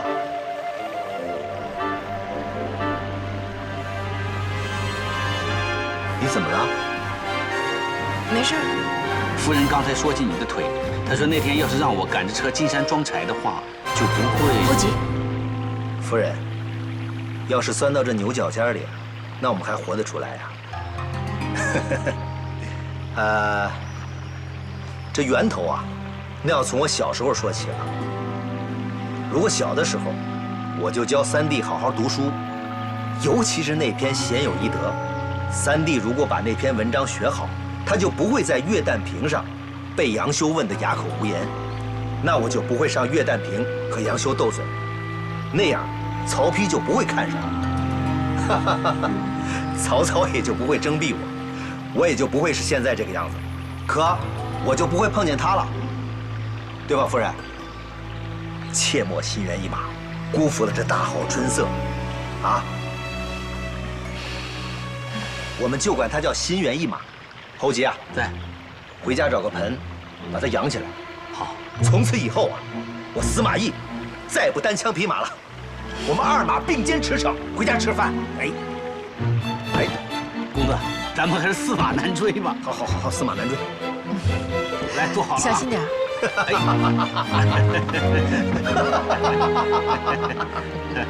哎呦，滚！这个。来了！好啊！流鼻涕了。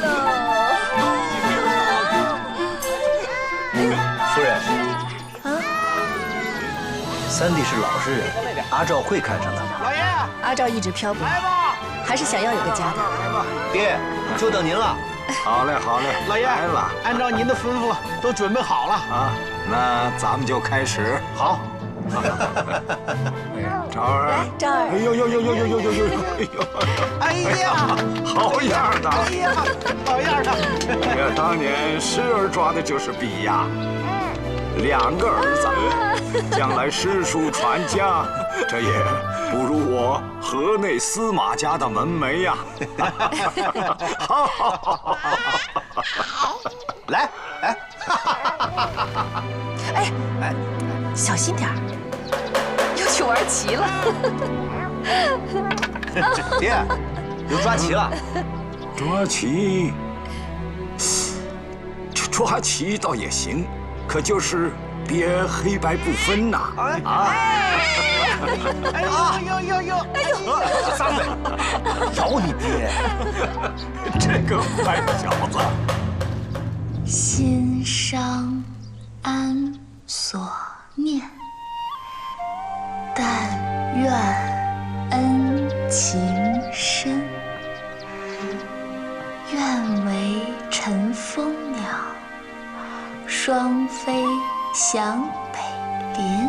阿照，姐姐，诗儿跟昭儿在你姐夫那儿玩得乐呵着呢，我就过来看看你。来，吃点水果。哎呀，这阵子为了我，为了司马家，你也累坏了。嗨，我不累，而且住在这儿，天天看着昭儿一天天长大，可好玩了。是啊，那些年跟你一起闯荡江湖，总是一副玩不够的样子。婚嫁生子，真是想都不敢想啊。姐姐，现在有了姐夫、诗儿、昭儿，是不是跟以前很不一样了？你想知道啊？那就赶紧嫁人呐！投之以木头，不知以穷游，非报也。二哥，侯继哥，曾子，找我。坐，三弟。我跟你嫂子啊，想给你说门亲。不要。我这还没说是谁家的闺女呢，你就不要啊？多谢二哥好意，只是我现在还无心于此。那我就把阿赵说给别人。谁？你说谁？谁啊？我说阿赵。真的吗，二哥？你那点心思啊，谁看不出来？当然是真的，否则你嫂子干嘛把阿赵留在许都啊？那也要看阿赵姑娘愿不愿意啊。你如此英俊有才华，她怎么会不愿意呢？但是阿赵命苦，从小流落江湖，你嫂子救了他，他舍不得跟你嫂子分开，所以你以后要对她好啊。阿赵那么漂亮，我是说我不丑吧，二哥？哎呀，疯子，你这么说就有点不仁义了。我不是还在这儿吗？这司马八达8个兄弟，你最英俊了。我去换身新衣服啊！多谢二哥。二公子，其实吧，哎呀，我知道你要说什么。其实8兄弟里，我最英俊。公子，我不是说你，我是说张屠户。张屠户，他长得比我好看吗？张屠户长得很难看，但他有个女儿长得很好看，年龄跟我相仿，你能不能也给我做个媒呀？春暖花开，心猿意马呀。好，这个媒我保了。哎呀，公子，你最英俊。哎呀，投之以木桃，报之以琼瑶。姐姐，你还不知道我父亲南郡太守，以前被奸臣所害，家破人亡。我还有个哥哥流落在外，到现在都下落不明呢。在没有找到他之前，我不谈婚论嫁。哥哥，我们会替你找，这不耽误你的婚事啊。我看这样，你跟三弟的婚事先定下来，好不好？姐姐，阿赵，阿赵，你这是干什么呀？你快起来，你快起来！姐姐，你是我的救命恩人，我为了你赴汤蹈火在所不辞。可是婚嫁的事情，你就不要逼我了。姐姐怎么是逼你呢？我是为你好，你快起来。我不起来。好了好了，我先不跟你说这些了，快起来。真的啊？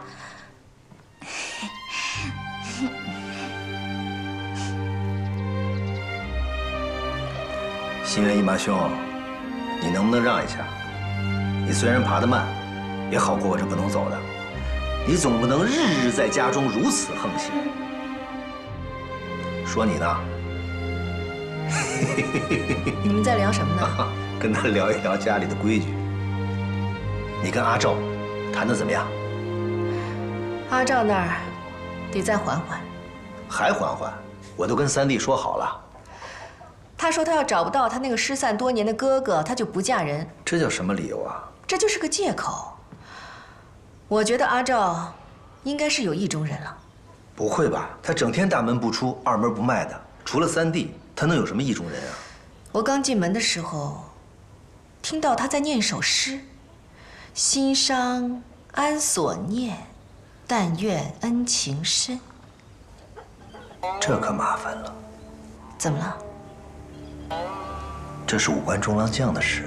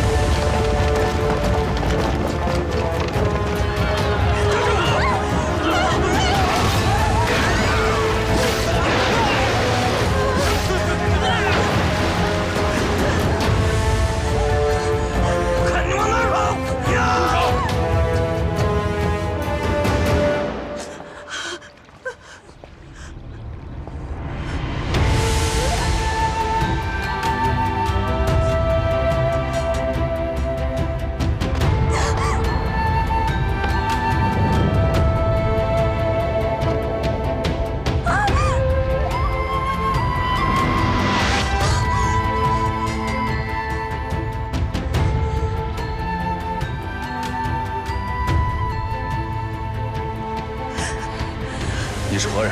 将军，妾身乃袁绍之妻，此乃袁熙之妻甄宓，妾身愿献出此女，保我全家老少的性命啊！带走！将军饶命啊！将军饶命啊！将军！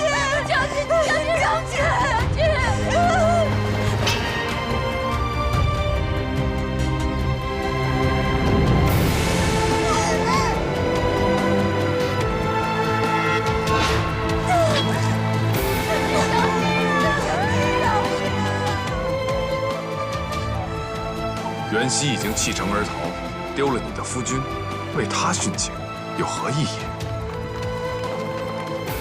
司空到！带走。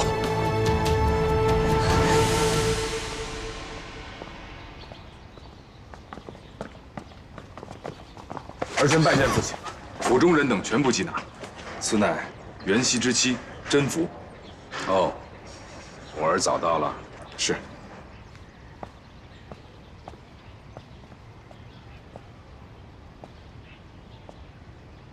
抬起头来。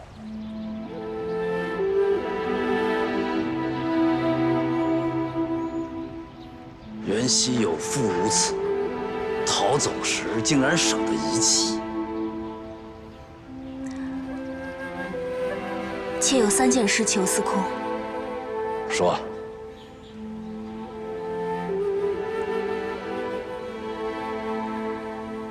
第1件，勿伤百姓。姑娘，我父心仁义之师，锄强扶弱，自然会抚恤百姓。我儿所说，你听到了？既然司空是仁义之师，袁府妇孺无辜，还望司空留一念之仁，予以保全。我连骂我先父的陈琳都不杀，怎会伤害妇孺？你这2条我都答应了，第3条该为你自己求了吧？妾只求全尸，魂留故国。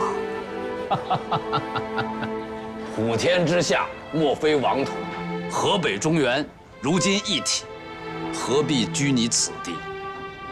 子桓，在，带甄夫人下去，挑一处干净所在，让你母亲好生安置。是。甄夫人。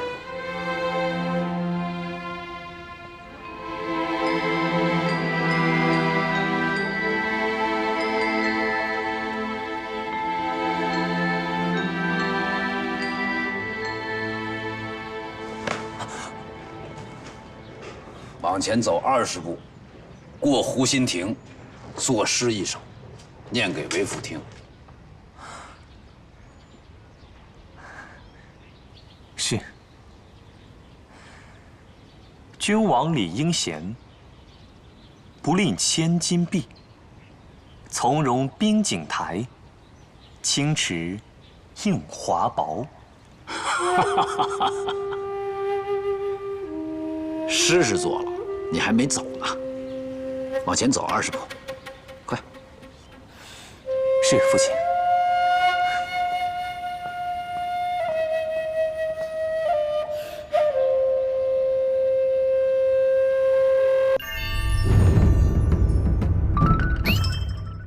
公子，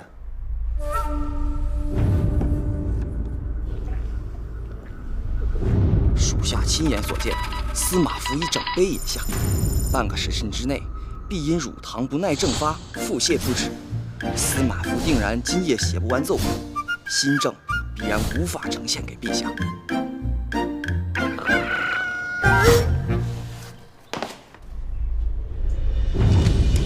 出来吧，不必再等了。汝等雕虫小技早已被我识破，我喝的是伊利舒化奶，无乳糖，更营养。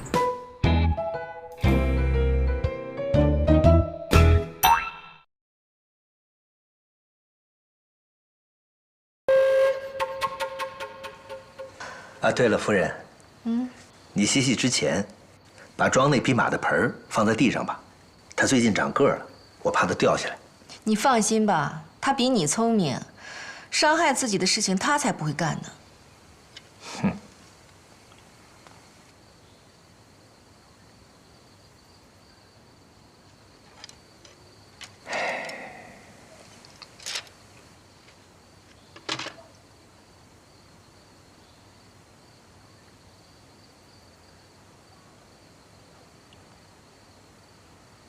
哎，你看，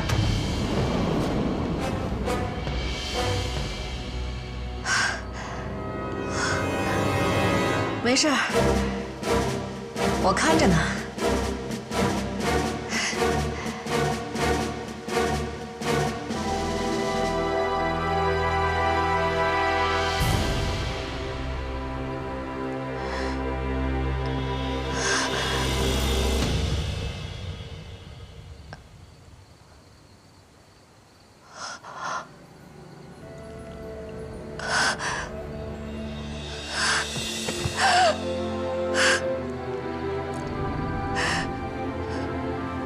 能走吗？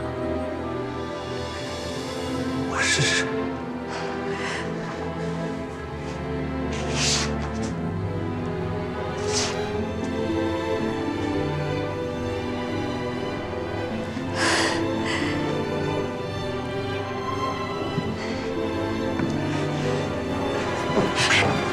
回来，不能让第三个人知道。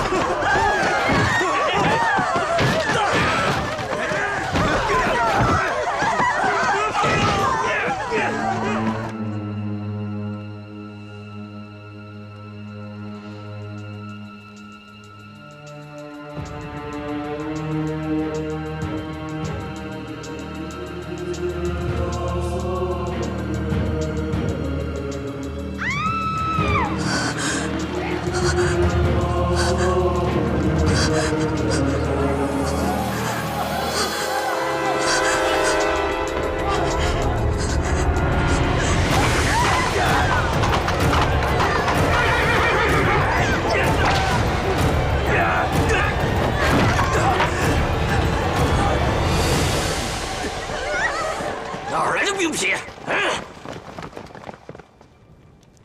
哎呦，是中郎将，小的见过中郎将。谁允许你们在这肆意妄为的？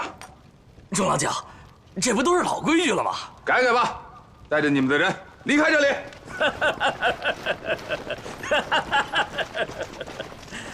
哎呀，我当是谁呢？原来是子桓呐！子莲叔叔，请带上你的兵，离开这里。子桓，他们可是袁绍的百姓。从今日起，他们便是父亲的百姓。即便是你爹，之前也没拦过。将士们跟着你爹攻城略地，他们吃不饱，今后谁还为你卖命打仗啊？啊！子莲叔叔，今日不同往昔了。刚才那番话，你敢再与我父亲讲一遍吗？都听好了，从今往后，再有劫掠屠杀百姓者，格杀勿论。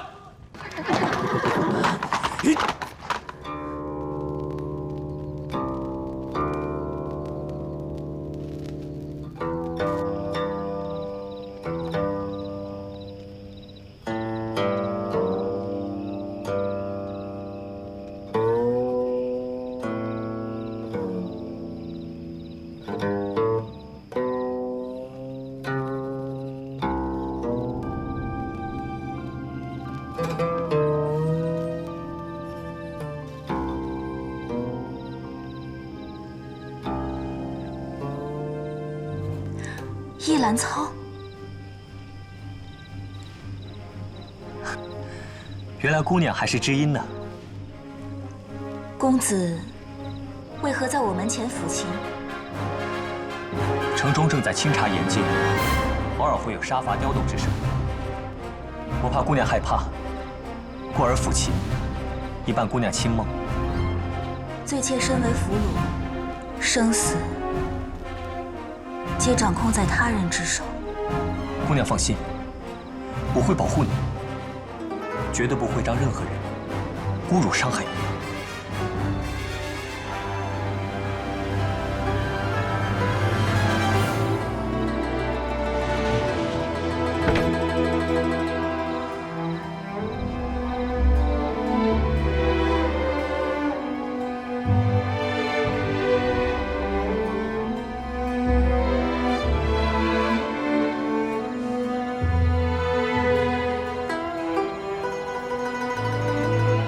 夜深了，外面冷，姑娘还请歇息吧。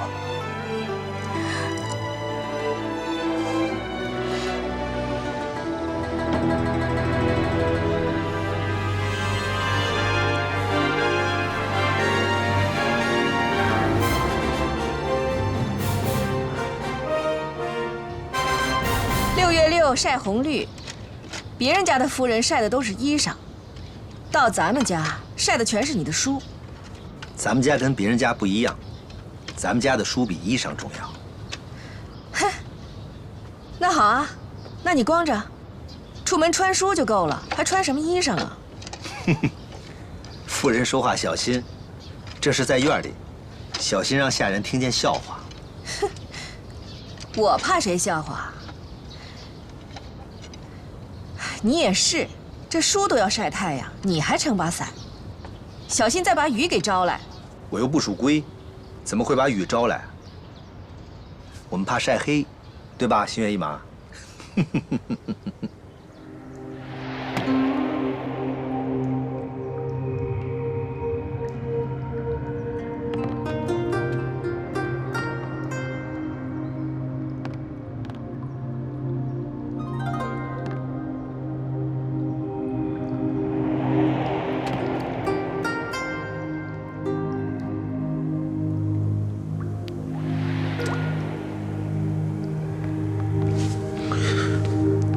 你可是属龟的。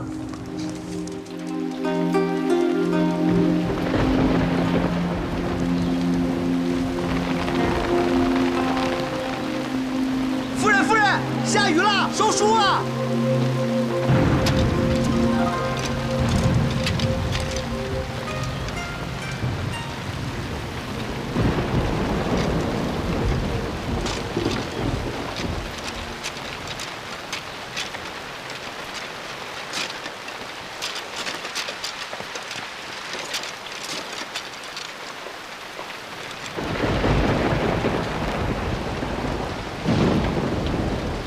我说你会把雨给招来吧？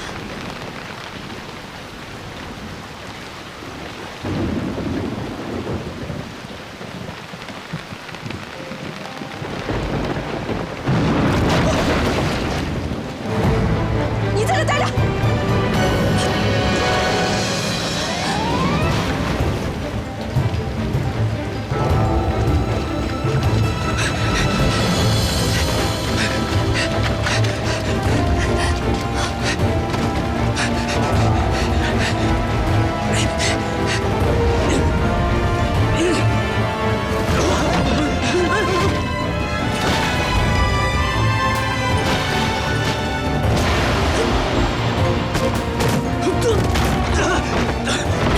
跑什么？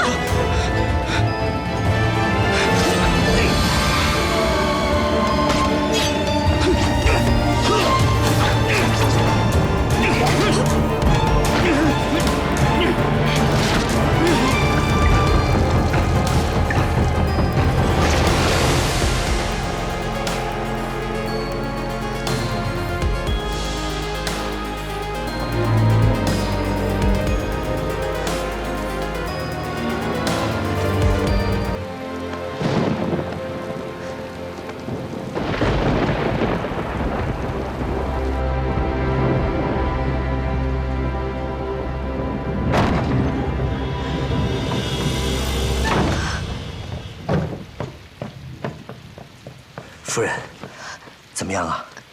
田六追上没有？他为什么要跑啊？啊？我把他杀了。什么？为何呀？他要杀我。他要杀你？这个是从他身上搜到的。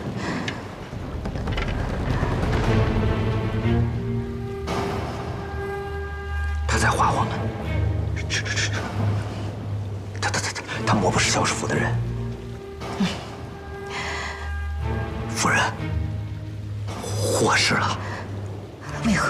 你想想，他要是萧师傅的人，这，萧师傅平白无故少了一个人，满宠是不会放过我们的。可是他要是告诉他们你今天站起来了，你一样活不了。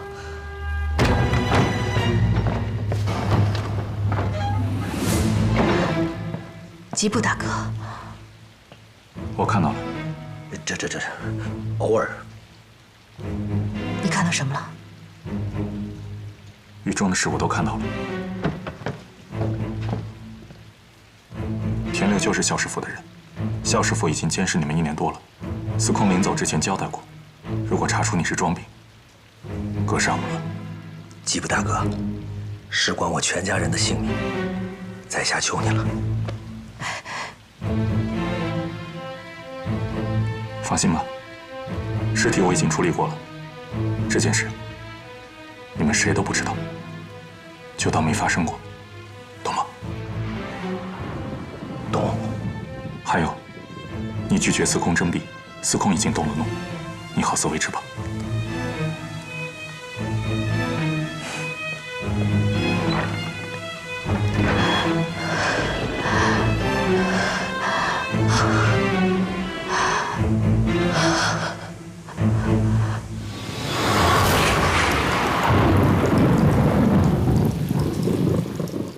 主公，此役我军夺4城之地，辎重无数，兵甲30万。河北名士，慕司空求贤之名，投奔者多矣。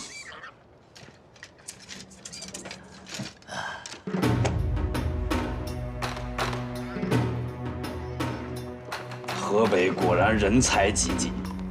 当年袁本初与我共同起兵，豪言袁氏南据黄河，北阻燕代，兼沙漠之众，可纵横以征天下。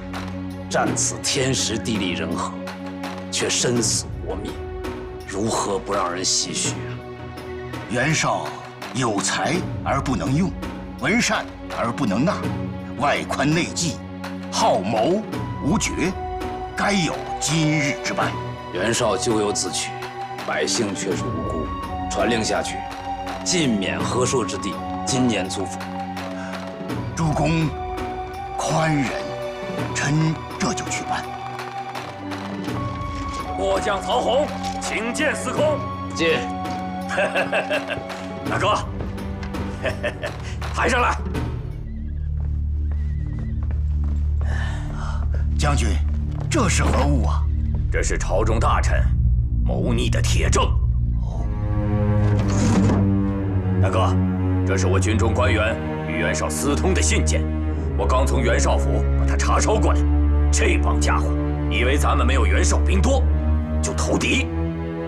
这回好了，大哥，剁了这群白眼狼。知道了，烧了。啊，烧了。袁绍之强，连我尚不能自保，况众人乎？烧！主公，虚怀若谷，真乃英雄也。哼，便宜这些家伙！来，抬下去。是。哎，等等，大哥，还是查查好。传子换子剑。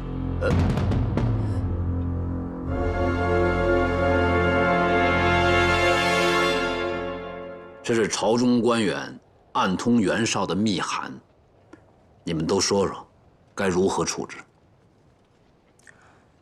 烧。查而后烧。都说说为何？这些人见我军事寡，便趋炎附势，背主求荣，后患无穷。今日不杀，回到军中也要尽快处置，否则战事再起，他们便会是敌军内应。正所谓，季孙之忧，不在颛臾，而在萧墙之内。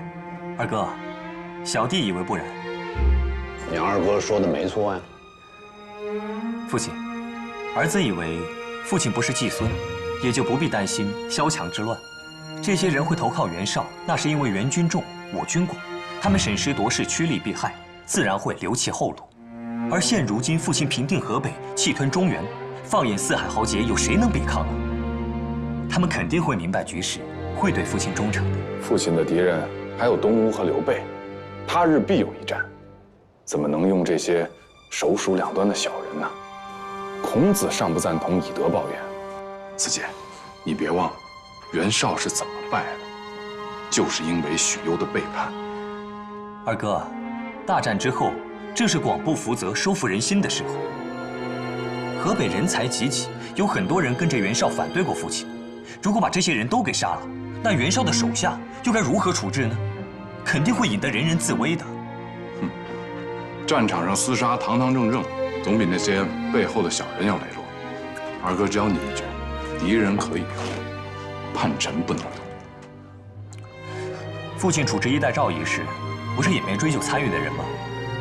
朝中上下可是一片欢欣鼓舞，百官感戴，我军远征，许都都平安无事，不正说明父亲此举英明吗？局势不同，董承的同谋就是一些并无实权的老朽之臣，而这些可是我军中的心腹之患。留一二隐患，若他们再有不轨，再杀不迟，饶恕绝大多数人，会让父亲的仁德之名远播海外。若是睚眦必报，尽数斩杀，除了得到百颗人头，还有何用呢？子建，你太幼稚了。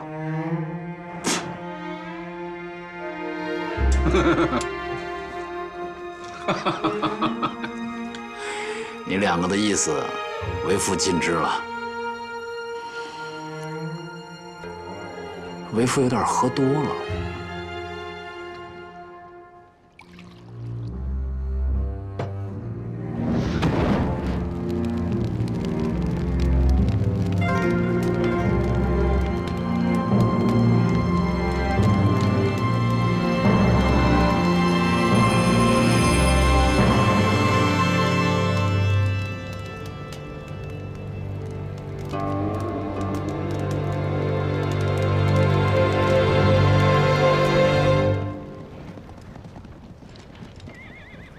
老了，不中看了。你说子桓和子建谁更适合做世子啊？怎么想起问这个？现在中原已定，为大业、为万安计，都需要有一个世子了。子桓是长子，又多年随着你四处征战，他的天资和能力是有目共睹的。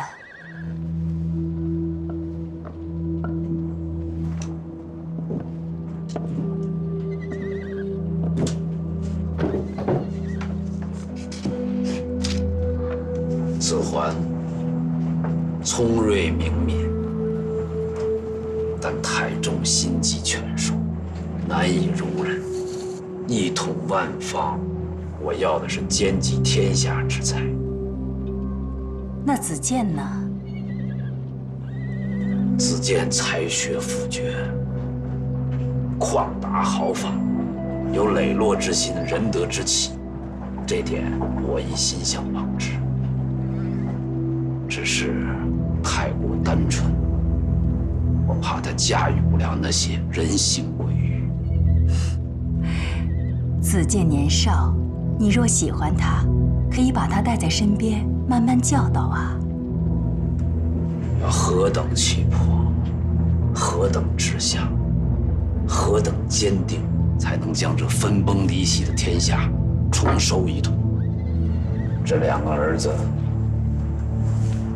都不足以让我放心。既然拿不定主意，何不回去问问郭军师？上次奉教给过建议，只是没有言明。这次一定要问个清楚。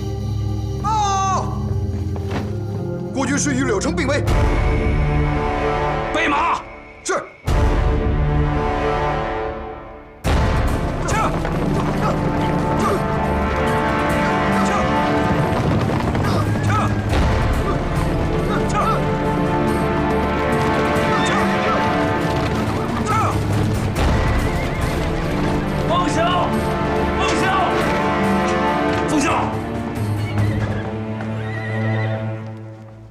冯晓，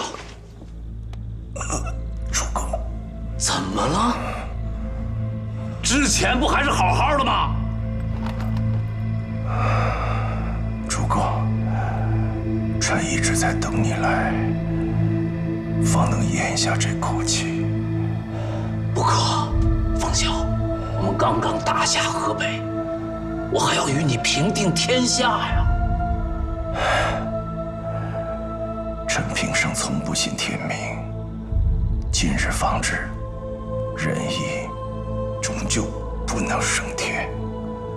不可，冯晓，我身边诸军中，冯晓最年少，我还要向你问你，我还要向你托付身后事啊！主公，你听我说，主公身边内政可问荀彧、钟繇，外政可问荀攸、程昱。这些人都是天下良才，帮主公定策不在话下。不要，我只要问你，冯晓，我只要问你。主公，臣今日急请你来，除临终欲图一见，私情难了之外，还有一事，定要告知。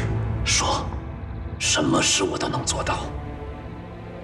司马懿，司马懿，怎么了？此人用心之深远，臣所不能及。臣原本以为尚可压制他数年，慢慢为主公收服他。可是现在，不能让他为汉室、为孙刘所用。若主公不能收服他，则杀之。司马懿，司马懿，怎么了？此人用心之深远，臣所不能及。臣原本以为尚可压制他数年，慢慢为主公收服他。可是现在，不能让他为汉室、为孙刘所用。若主公不能收服他，则杀之。好，我知道了。不要再说话了，主公。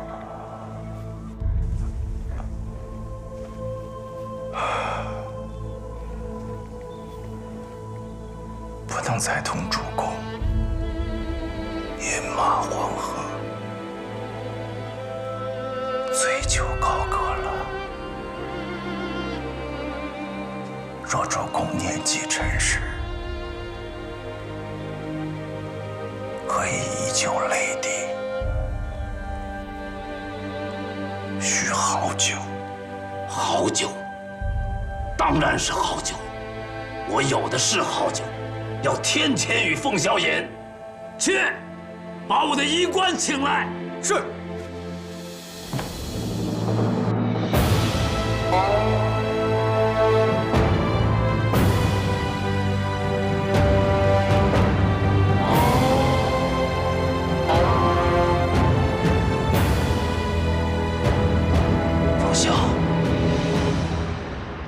凤晓，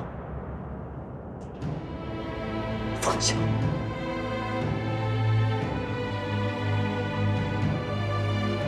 天意何渡我凤晓啊！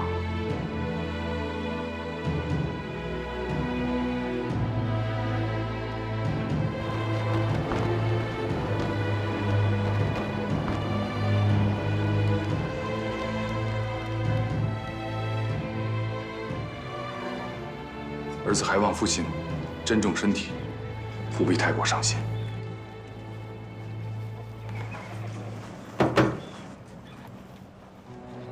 萧师傅，你知道萧师傅的职责吗？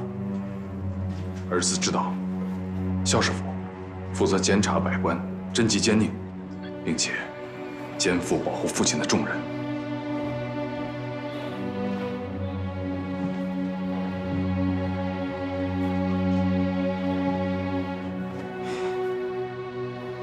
萧师傅一直由冯晓掌管，不想他先离我而去。你认为朝中有谁可以接替？萧师傅职责隐秘而重要，必是父亲至亲至信之人。至亲至信，你说的是何人？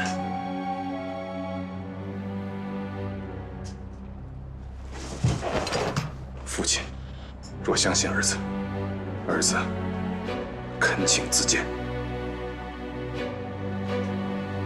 好，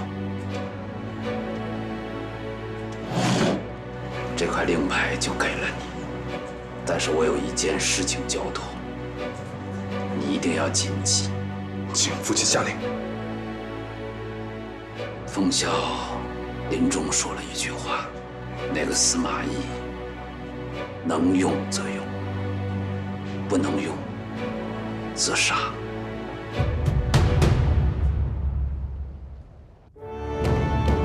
建安13年，曹操平定河北，升任丞相。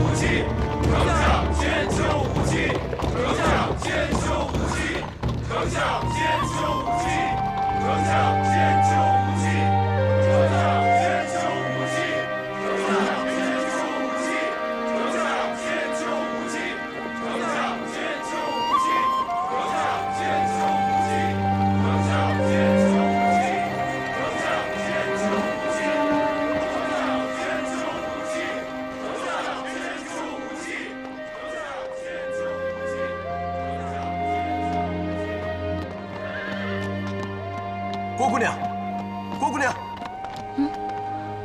郭姑娘，老奴替武关中郎将给姑娘带句话。臣恭贺丞相得胜归来，镇守许都，多亏了荀令君了。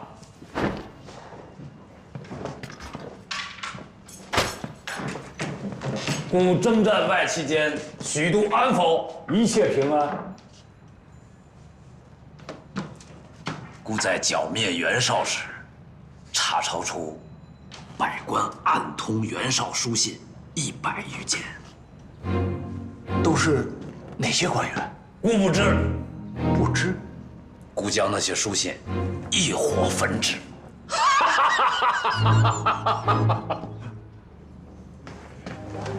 袁绍猖狂时，连孤都要锯他3分，况百官乎？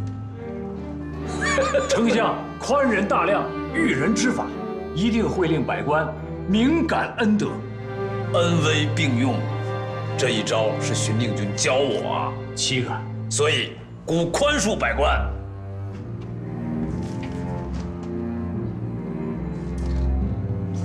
腿好了吗？丞相所问何人？司马懿。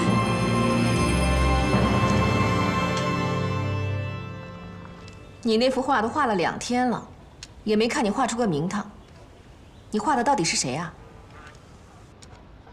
此人诸葛孔明也。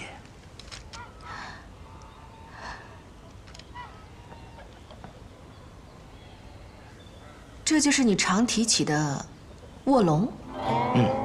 那你怎么不连五官一起画出来啊？我没见过他，不知道他长什么样子，就画个形似吧。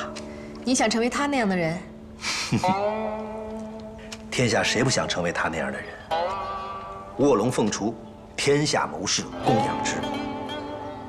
我这一生跟他呀，是没法比了。但也许有缘，说不定能见上一面。我有一件事情比他强。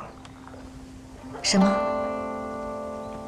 我的夫人，比他的夫人好看。你连他都没见过，你怎知他夫人何样？是真的夫人，坊间盛传他的夫人黄氏，别名阿丑，长得奇丑无比，这一点我比你强。你也以貌取人了是吗？啊，有一天我也会老的。我错了，我不再这么说话了。二哥，三弟，见过二嫂。嗯，被你料中了。何事啊？袁绍大败，曹丞相班师回朝了。听说是曹丞相烧了他的粮草，动了他的军心。这一仗，曹丞相打得漂亮。以少击众，以略胜优，后发而先至。曹丞相真英雄也。好，我知道了。那有事叫我。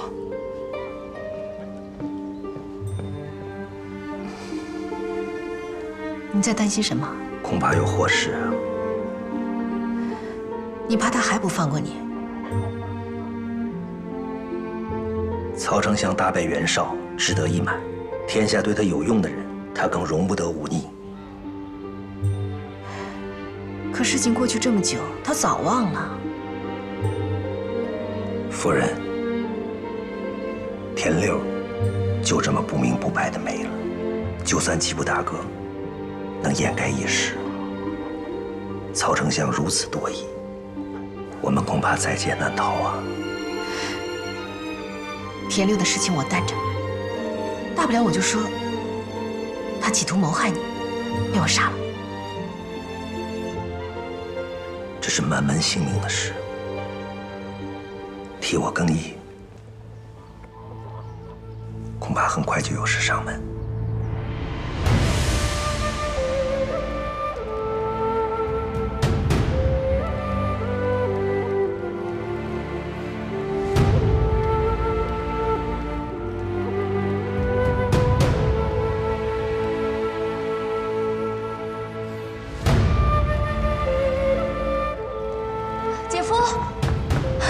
姐夫，武官中郎将让我带话给你。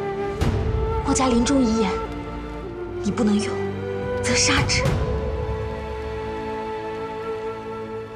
公子，武官中郎将在门外持剑带甲，说要见你。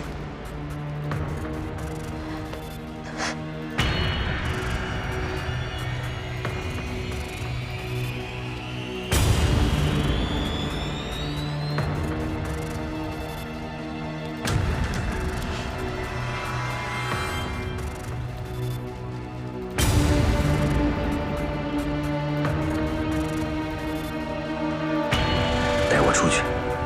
是。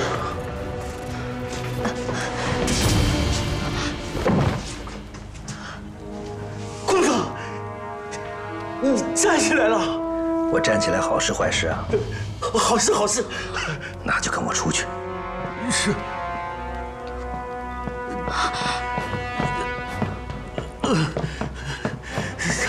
太好了。姐姐，我姐夫腿好了。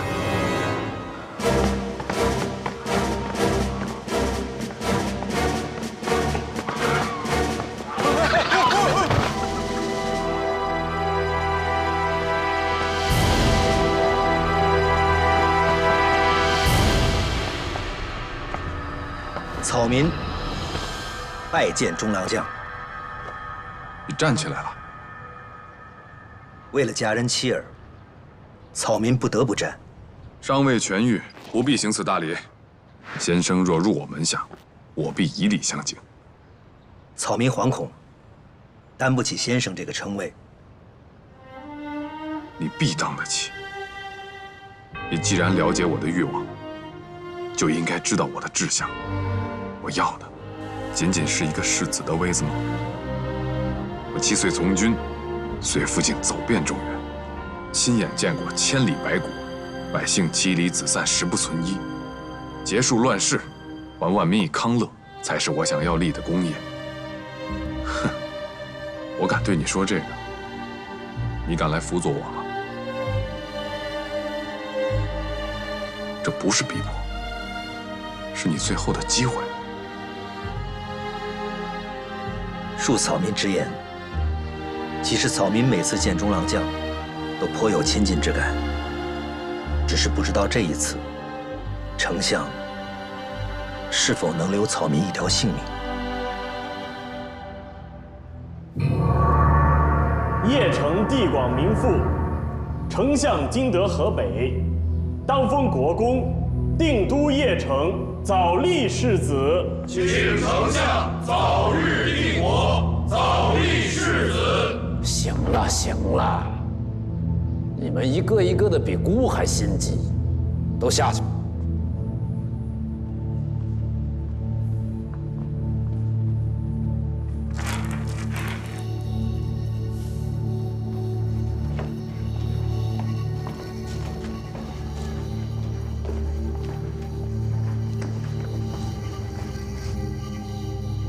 我以为你能装多久？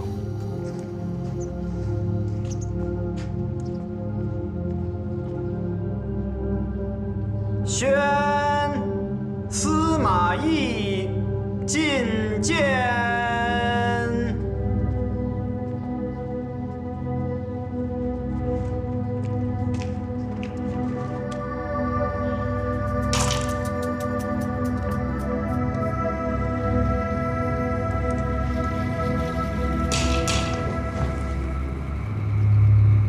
草民司马懿拜见丞相。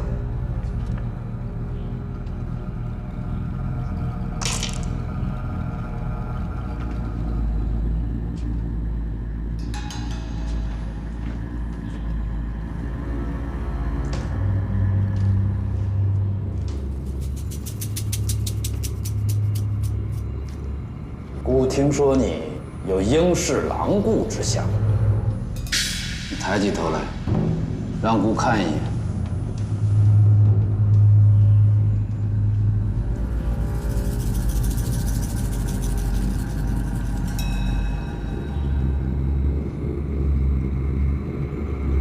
来，来。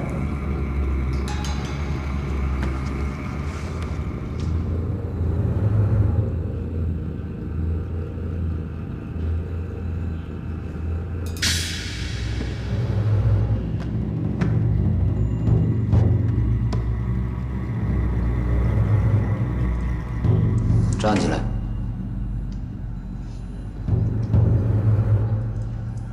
草民不敢。站起身来！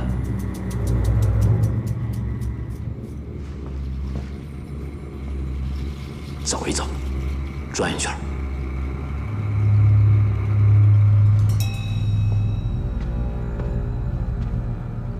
腿伤好了。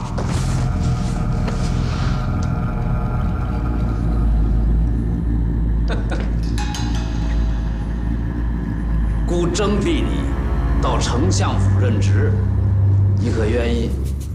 草民谢丞相恩典。去后院养马吧。草民拜谢丞相恩典。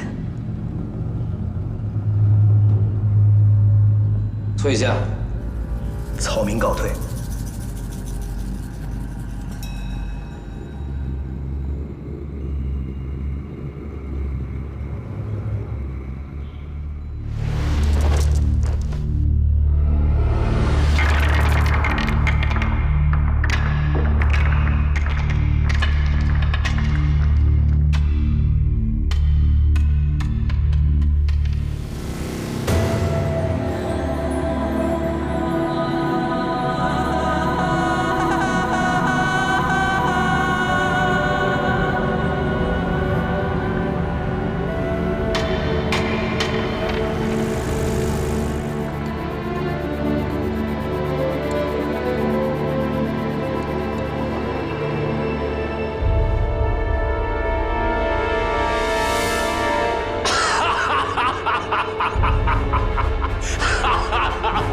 果然，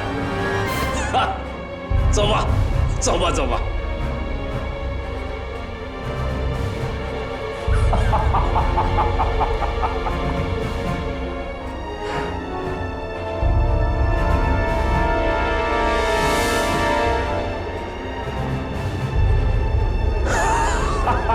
哈哈！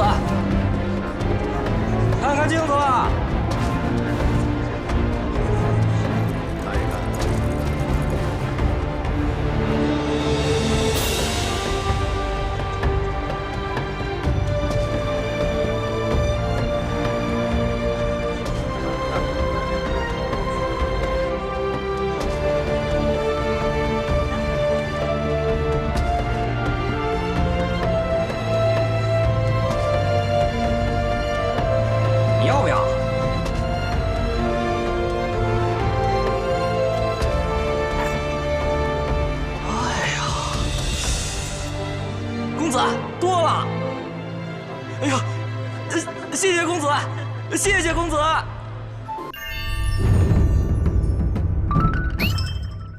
公子，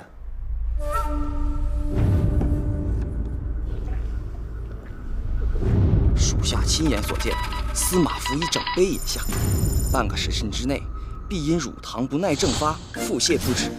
司马府定然今夜写不完奏，新政必然无法呈现给陛下。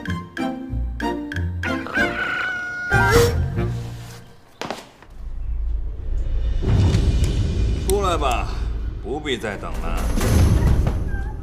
汝等雕虫小技早已被我识破，我喝的是伊利舒化奶，无乳糖，更营养。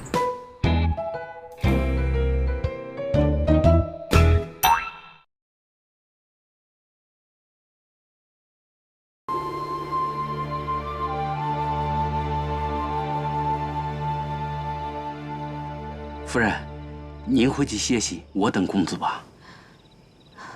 不用。哎，公子，仲达，你可回来了？怎么这么晚才回来啊？啊？你手上什么东西啊？买了个镜子。你这么晚回来就买个镜子啊？家里有的是镜子啊。我看了他一眼。然后呢？然后他看了我一眼。可是你去见他，本来不也应该四目相对吗？公子有时候情急之下，瞅不冷的那一眼，确实挺瘆人的。对，就这个。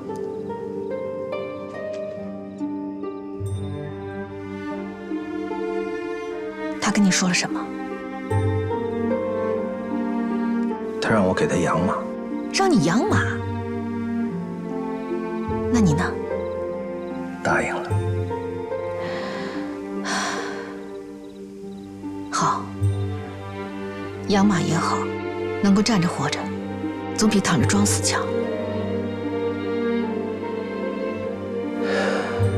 能活着回来就好。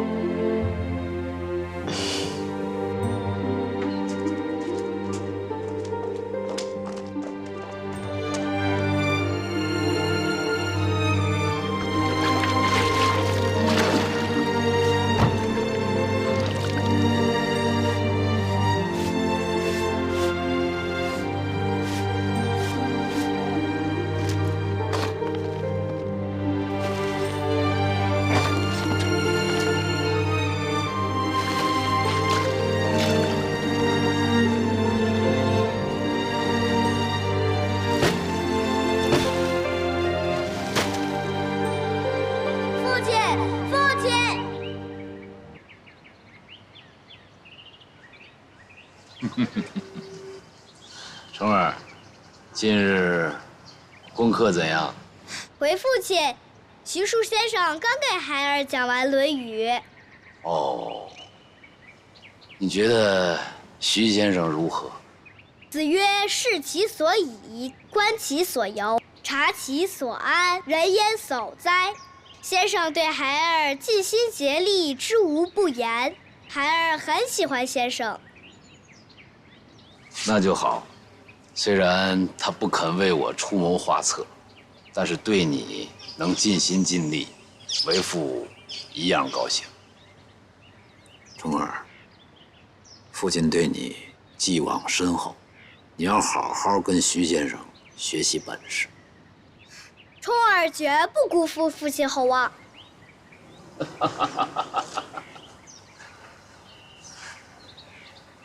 去，将早上塞北进贡的酥糖给虫儿拿来。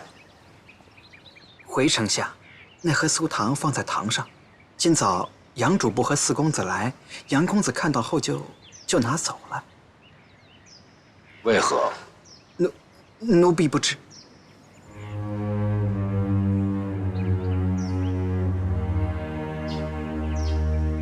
胆子是越来越大了。看来到现在他还是不明白，之前姑为何不杀他。徐将军，在，跟我去子建府一趟。是。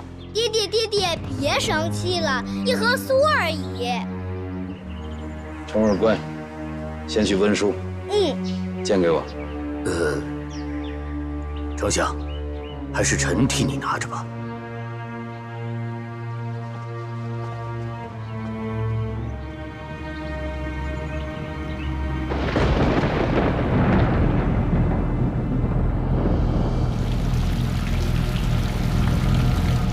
来，一块儿，你一块儿，你一块儿，这都是丞相给的，好吃，吃吧。那你们不吃，我就先吃了。美味，美味，吃吧。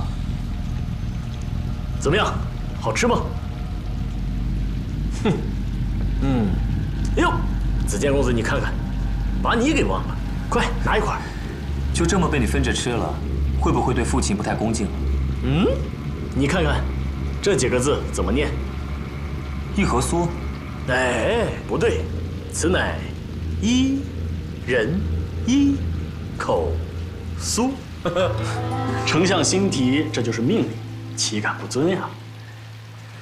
还是德祖你聪慧啊。不过呀，这毕竟还是父亲的东西，我们还是不要贸然失礼的好。子建公子，来，坐。公子可知丞相为何喜欢你吗？父亲喜欢的是我的诗文。丞相不只喜欢你的诗文，丞相是从诗文中看到你洒脱的气度和广阔的胸襟。想吃这一口酥，需要眼光和胆魄，这些中郎将没，但您必须有。德祖的意思是，我要在父亲面前的表现超越二哥。公子跟臣说实话，您的志向是什么？做个大诗人？当然不是。哎，我的志向，那是学父亲，戮力上国，刘惠下民，建勇士之业，乐金石之功。好，好一个戮力上国，刘惠下民，建勇士之功。可是这样的伟业，仅仅是一个相府的公子是无法实现的。可是目前我的状况，臣把话说明了吧？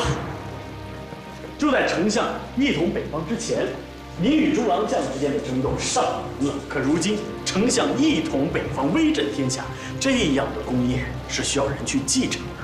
而丞相最爱的儿子，莫过于您与曹冲公子。臣愿助公子一臂之力。可我们毕竟还是幼子，二哥才是嫡长。没错，有嫡立嫡，无嫡立长，这确是中郎将的优势，但这也是他的短处。为何呀？支持嫡长正统之论的多是一些昏庸老臣，而这些老臣又多忠于汉室。中郎将整日被这些人环绕掣肘，还如何继承丞相的大志呢？父亲自己也是要倚重这些老臣的。倚重那是为了稳定局势。丞相的心里早就明白，汉室的制度、汉室的根基早就烂透了。乱世需要大破大立，为救天下，为救苍生于水火，需要重建一种新的制度，开启一种新的时代。德祖，我终于能够理解你的抱负了，也能明白父亲为什么这么欣赏你了。为天下，为丞相，为公子，为我自己，臣都希望公子能够继承丞相的志向和豪迈，让天下人都看一看我们读书人的志向和作为是什么。臣愿以性命助公子实现宏图伟业，肝脑涂地在所不辞。也希望有朝一日，公子可以承前于臣。快醒醒！来，德祖，你我乃是知己好友，自然携手同行。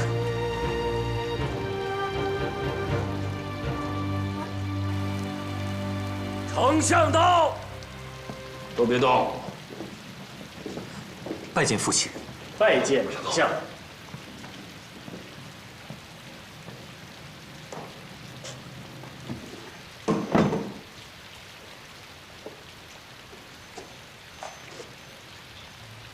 都吃了。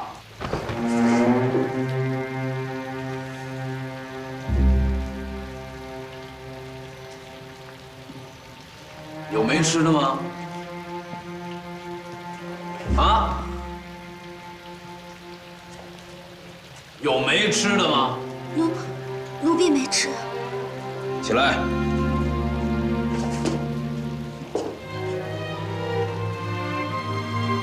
为何不吃？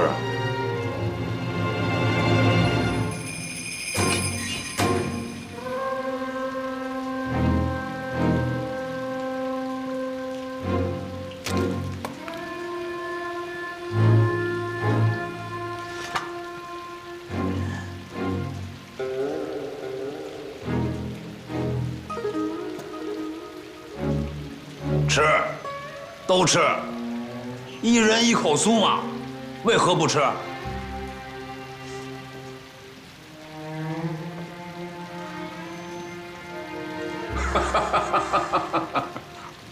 杨公子，好好辅佐姑的儿子。是。恭送父亲。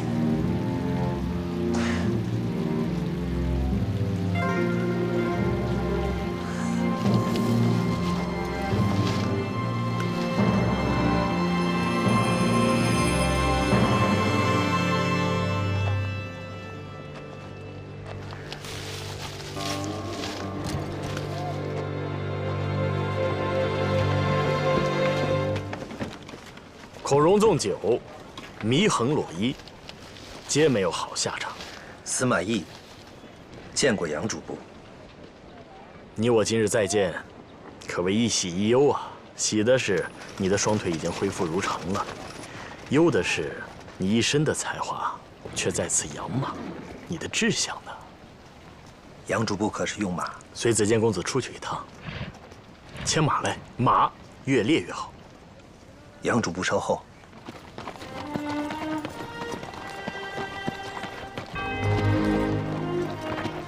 杨主簿，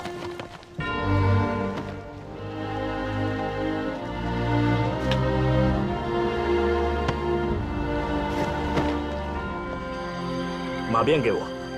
杨主簿，此马性情顽劣，我还是给您溜一溜吧。好。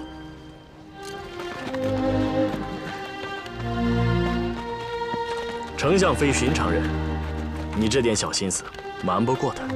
在下虽不敢说，是无欲者无所求，但是有多大能耐做多大事儿。养马，我心里踏实。身逢乱世，强者为尊，不容无才无力者。丞相饶得了你一时，那是迫于时势。如今北方已平，饱汉一党皆没了外援，用不了多久，丞相就要秋后算账了。丞相是有大志的人，杨主簿辅佐丞相，更应该用人用人。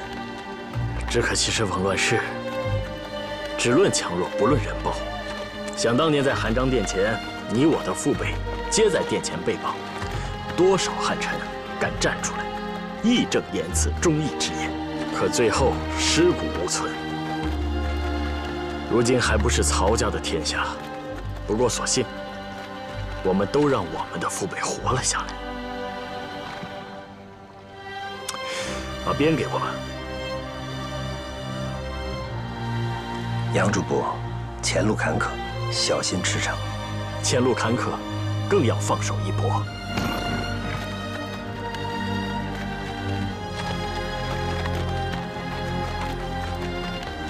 一鞭在手，可揽众山小。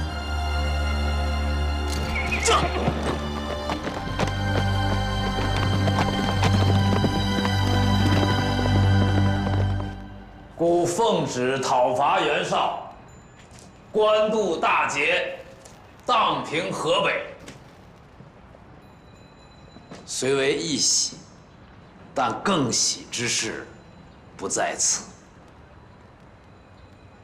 丞相平定河北，从此中原战事皆无，还有何喜能过于此？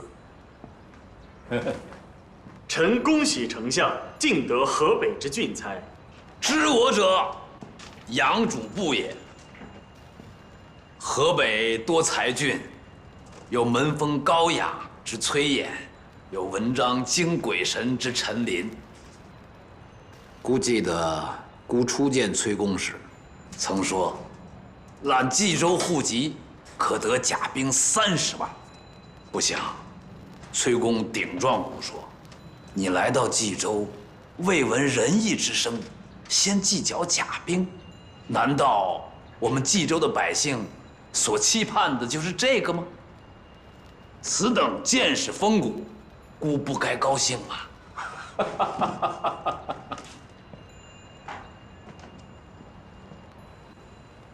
臣罪臣之身，顶撞丞相，也是一点私心，想临死之前为河北百姓求一点丞相的仁恩。不想丞相不弃，反委臣以重任。兄今坦荡如此，怎不令臣汗颜呢？臣不过书生意气，丞相才是能救中原于战乱水火之中的英雄。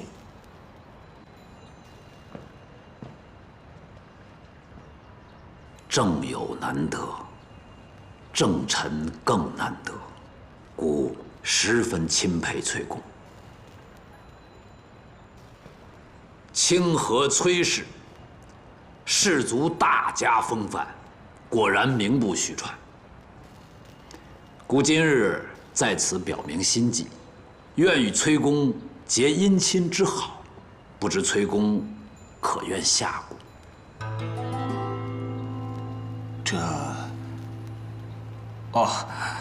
臣实在不敢当，不知丞相看中了臣家中的哪个子女啊？孤听说崔公抚养兄长之女，有如己出。此女自幼饱读诗书，清雅贤德，有大家风范。我想替我儿求亲。公子文武双全，臣女蒲柳之姿，若是能侍奉公子，实乃臣家门之幸啊。若论才学，孤诸子中，唯有子建配得上做崔公的女婿。子建，上前行礼。父亲，儿子年少无知，不敢高攀名门士族之女。哎，你这样说话，将为父和崔公置于何地？上前拜见岳父。是。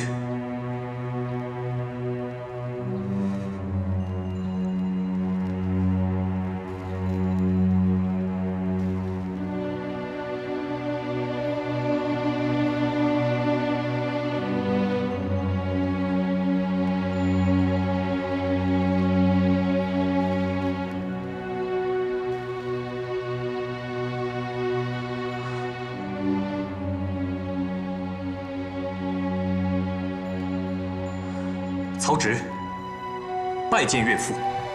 公子快请起。臣为丞相贺喜，为崔公贺喜，为此绝世佳偶贺喜。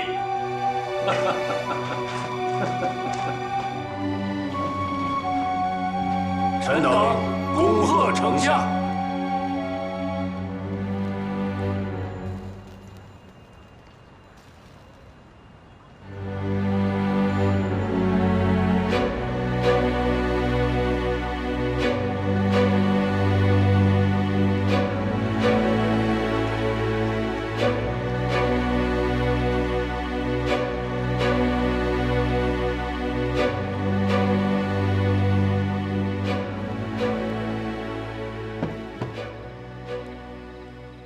丞相和崔家结成亲事，妾当然高兴。只是什么？子桓年长，尚未婚配，为何先把崔琰的女儿许配给子建呢？清河崔氏乃士族领袖，天下人才望风而拜。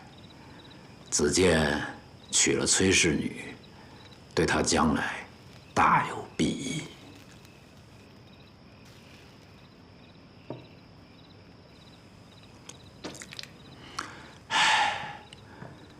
至于子桓嘛，他不是救了袁熙之妻甄宓吗？甄宓十分美貌，就给她做夫人吧。给子建娶名门重臣之女，却把一个俘虏的罪妇给了子桓，这悬殊未免也太大了。子建对我说过，他喜欢甄宓，我都没答应呢。这样的女子，怎么能做我家的长子正妻呀？子建，那点心思，你以为我不知道吗？所以我才把甄宓给了子桓。这是为什么呢？我告诉你为什么。第一，我不能给子桓找有势力的外家士族，这是对他好。第二，子桓子建之争在所难免，而子建过于孝悌，若子桓不退，子建他是难以下决心跟他争的。君子之争，必也射乎。我要让子建不足，要让他能跟自己的兄长狠下心来，要让他拿出真本事来给孤看，给天下看。阿瞒，他们可都是你的亲生儿子呀！天底下哪有做父亲的要让自己的儿子同是操戈啊？这天下本就是大争之势，孤的儿子是要平天下的，不只要争，而且要争得光芒万丈。只是委屈了子桓了。委屈的人多了，一将功成万骨枯，大江东去，尽是流不尽的英雄血。多少人的委屈在里面，那是多少人的委屈。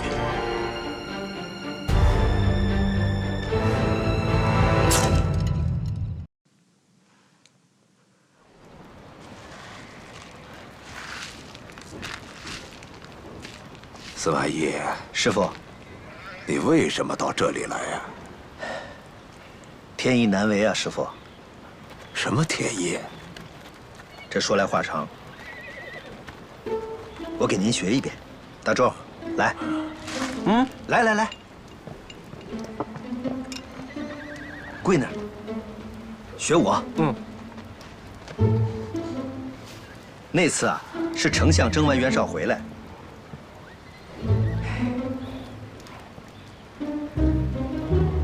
吾听说你有鹰视狼顾之相，抬起头，让吾看一眼。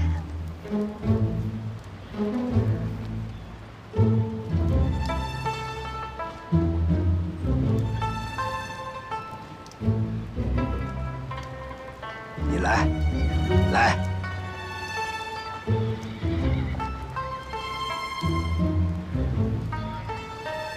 来，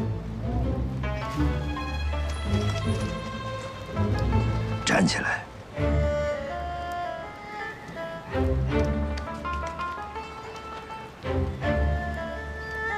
走一走，转一圈。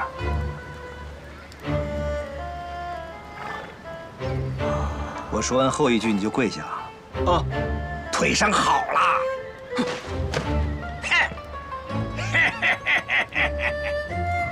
孤征逼你到丞相府任职，你可愿意啊？去后院养马吧。啊，天意啊！他还拿棋子扔我，他还拿棋子扔我。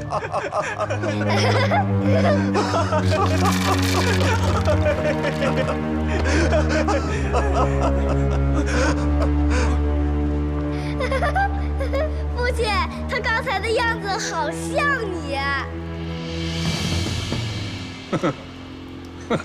父亲，您别笑了，再笑的话他会害怕的。哦，他是聪明人，你也是聪明人。父亲，这就教你，聪明人如何驾驭聪明人。走。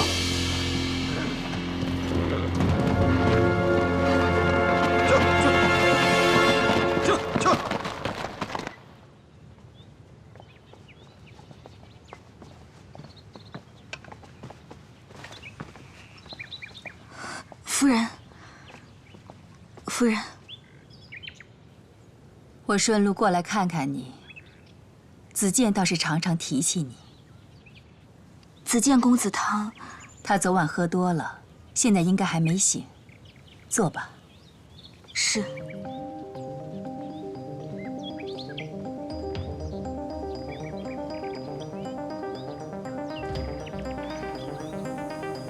子建昨晚和崔氏小姐定亲了。崔氏小姐？是啊，清河崔氏是河北最大的氏族，你应该知道啊。我知道。崔琰归降，丞相十分器重，希望他能成为子建的师长和弼助。虽然子建曾向我求过想娶你，可是子建是丞相最疼爱的儿子。他的婚事不可能像他的诗文一样随心所欲，你懂吗？我懂。妾乃戴罪之身，从不敢有任何妄念。我来不是要倾国，是希望你成全他的志向。没有世俗大家的支持，子建很难走下去。不过我们家也不会亏待你，丞相已经将你许给了子桓，你仍是我们家的。夫人不可，子桓配不上你。不，是妾配不上子桓公子。妾是戴罪之身，若丞相与夫人待我以罪人，妾愿以死谢罪。若丞相与夫人待我仍有一丝善意，请放我回邺城，终此残年，妾此生绝不再嫁。望夫人成全。你是个聪明的孩子，你知道子建他对你，若你执意抗婚，或是以死明志，子建难道会袖手旁观？若是忤逆了他的父亲，他的前程就完了。好孩子，你还年轻，这些事情会忘记的。跟子桓好好过日子吧。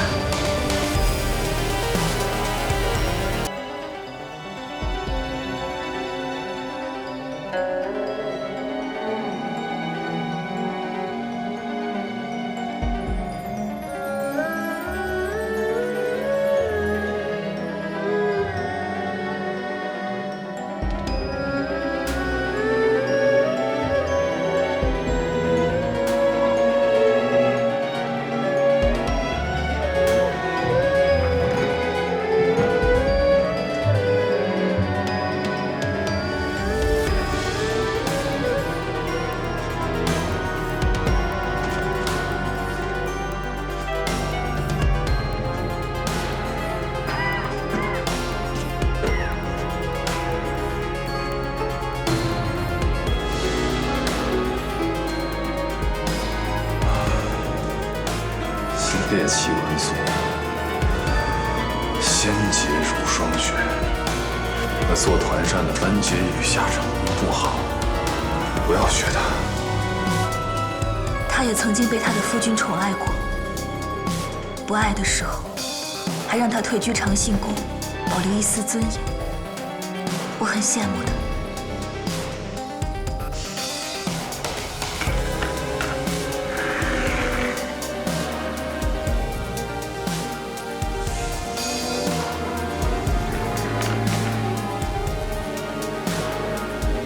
让你嫁给我，受委屈了。公子娶我，才是觉得委屈的人吧？你是无辜的。会对你好。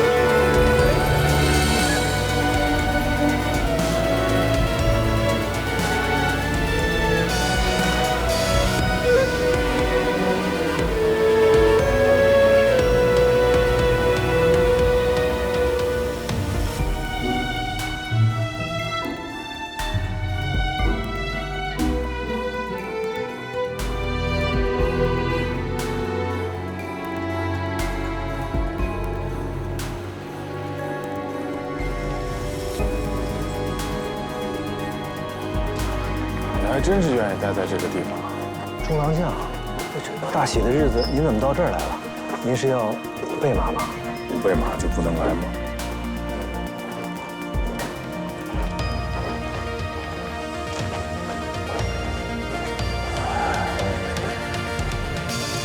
今日中郎将大喜，草民为中郎将。你觉得我今日大婚就是大喜吗？草民久闻甄夫人乃当世之美人，这美人配英雄，焉能不是大喜？那你就没有听闻子建的未婚夫人是谁了？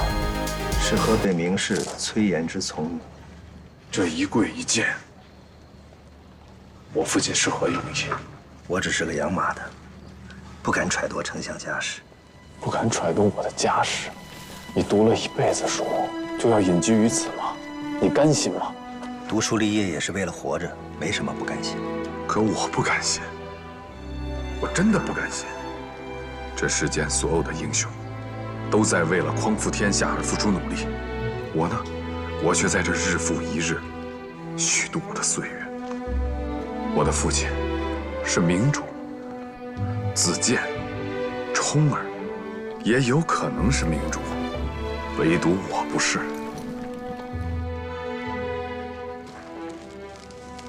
你不愿跟着我，是不是因为你觉得我已经败了？中郎将既然如此坦诚，那草民就不再敷衍。中郎将难道真的觉得，就这一桩婚事，就定了中郎将的前程？不是吗？丞相偏袒子建公子，实是对中郎将有所忌惮。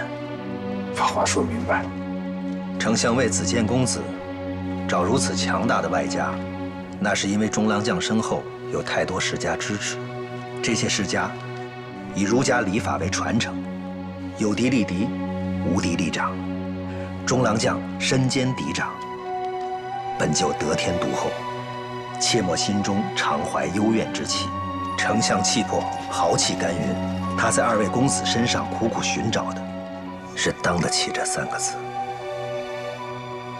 望中郎将三思。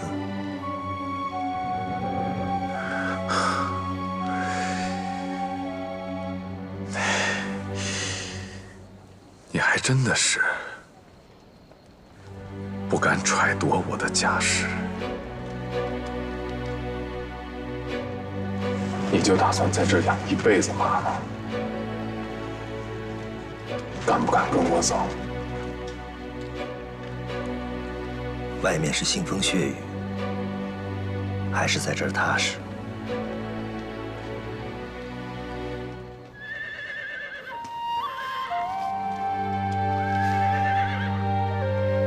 姐夫，阿赵啊，快来拜见中郎将。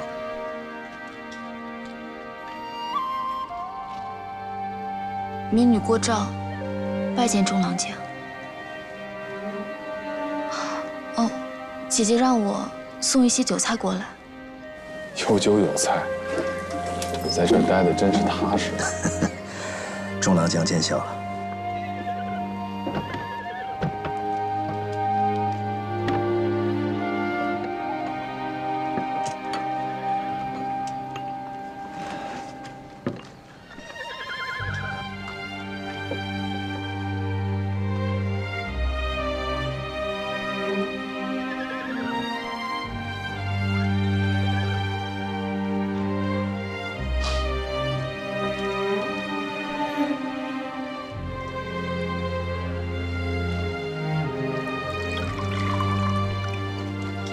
中郎将，今天是你大喜之日，民女敬你一杯。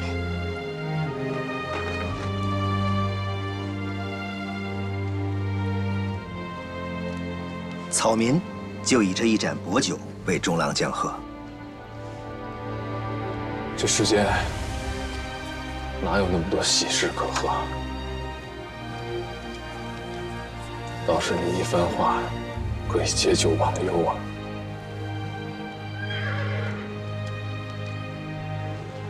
今日乐，不可忘；乐未央，何为自苦，使我心悲。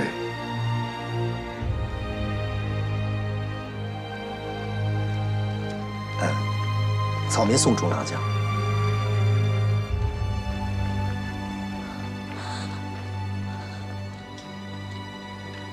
何为自苦？使我心悲。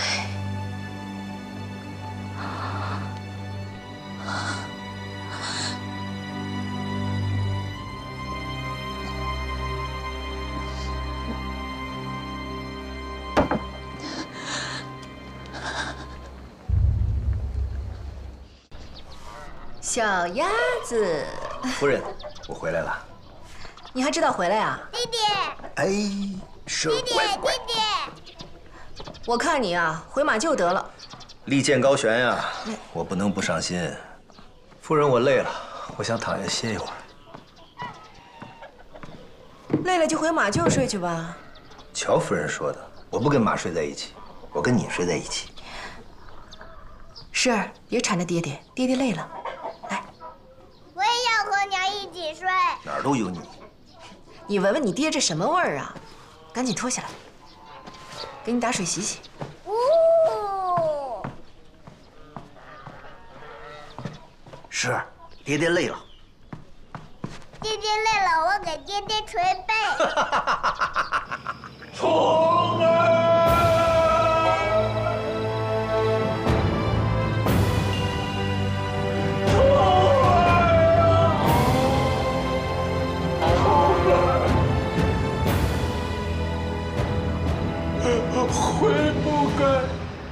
悔不该杀的华佗哟！若他在，一定能救我的虫儿。虫儿，父亲，药煎好了。我不是虫儿。父亲，虫儿最为孝顺。如果他在天之灵看到您现在因为哀思伤心伤身，他也会难过的。虫儿早夭，你不许我伤心吗？儿臣不敢。虫儿。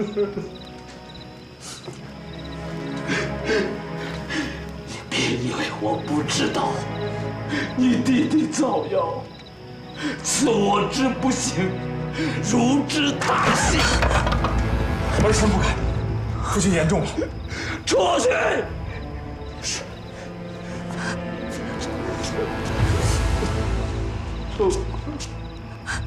虫儿啊！阿瞒，不要再伤心了。这都是命。住嘴！姑素来不信命，这是天意，对姑的惩罚吗？天命，你竟可以朝着姑来，为什么会是虫儿？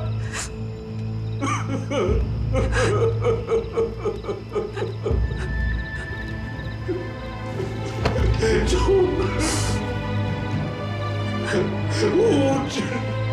心肝，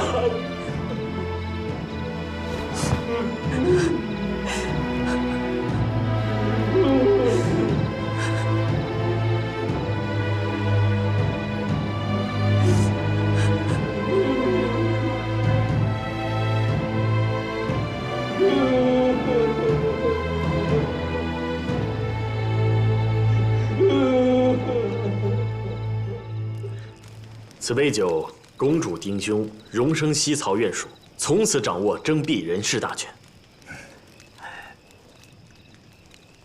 哎呀，惭愧惭愧啊！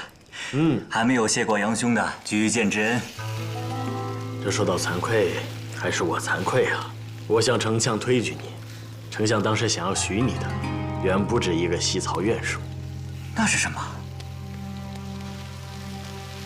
丞相想招你做他的乘龙快婿，娶他最为宠爱的长女。有这等事，我怎么不知啊？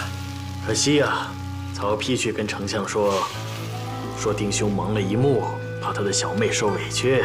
丞相爱女心切，此事方才作罢。五关中郎将说的是，现在的我，怎么可能配得上丞相之女？可是丞相前几日看到你本人了，他又后悔了，说，即便丁兄两目皆盲，他也应该把长女嫁给你。也罢，大丈夫生于世，当自建功业，青史留名。此等盘龙附凤之事，不成也罢。好，丁兄壮志豪杰，来。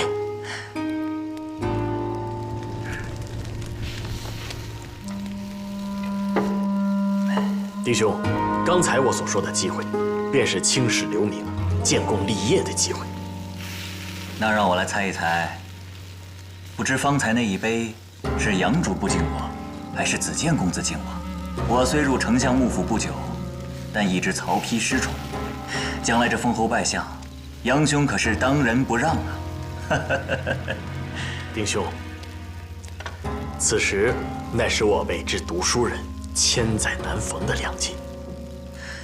若子建公子愿意下顾，在下自是受宠若惊。不如这样，我等饮罢这杯，你随我同去拜访子建如何？多谢杨兄引荐。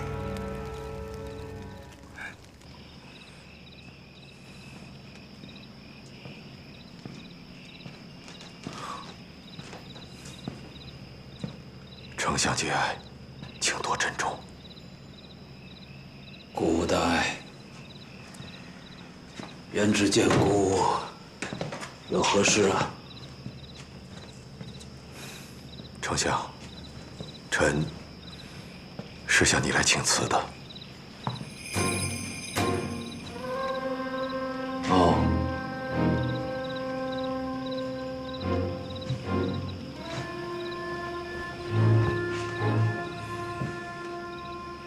元直要去向何处？胡马依北风，月鸟朝南归。臣想奉老母归故乡。臣曾立誓，不为丞相出一策。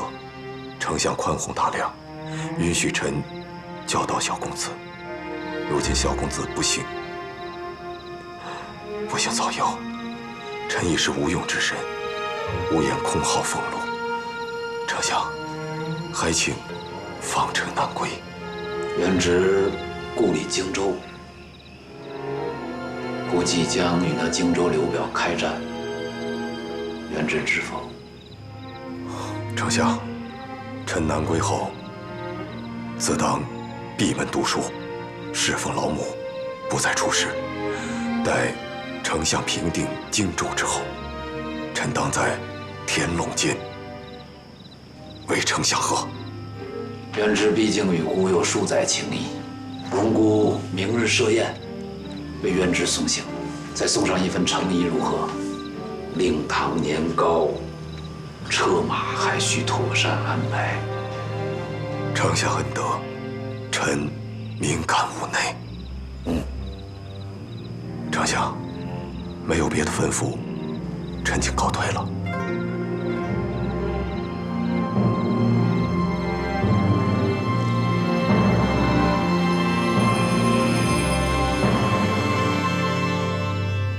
来人，传杨主簿五关中郎将。徐庶有回荆州之意。回荆州？他难道不知道丞相即将与刘表交战？刘表何人？徐庶何人？他岂能为刘表所用？但是徐庶曾经效力于刘备呀，而刘备现在也在荆州啊。我还听说徐庶的昔日好友诸葛亮现在也效力于刘备。那徐庶会不会？你以为如何？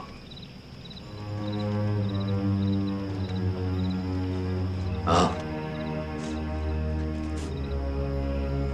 元直先生真的不敢留下吗？无用之言。我们说了半天，你听什么了？心不在焉。如今你不是执掌校史府吗？是。这件事情你来办。下去。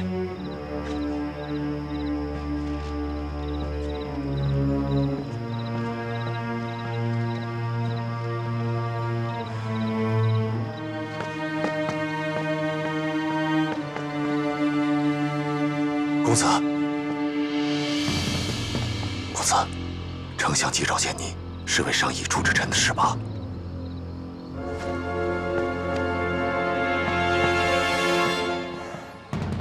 先生曾答应辅佐我弟重耳，但现在重耳走了，先生可否愿意辅佐我？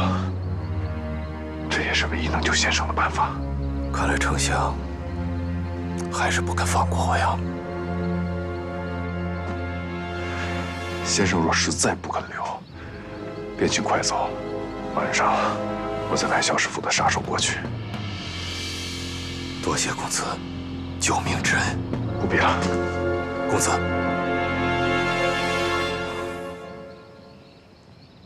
我与公子无缘，我愿意为公子举荐一人。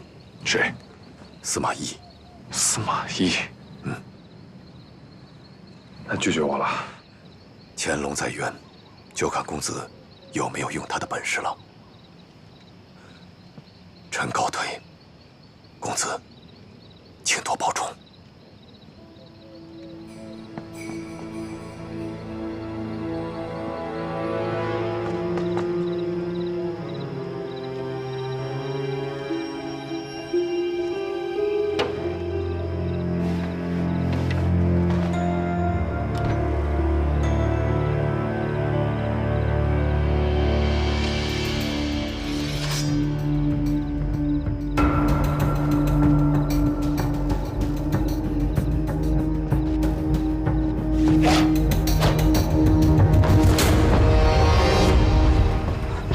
小人无能，徐庶法界空无一人。不料到消息会走漏，出去。几步。臣在。徐庶奉母而走，脚程不快，你乘快马，一日便能追上。事不遂，军法处置。是。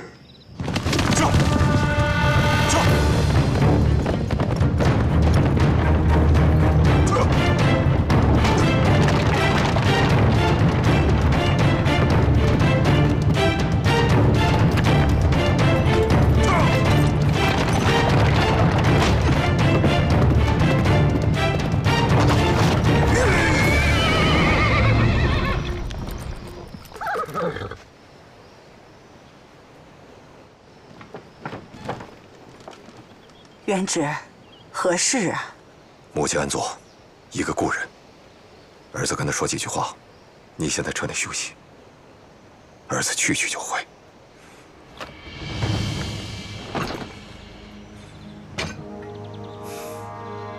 请。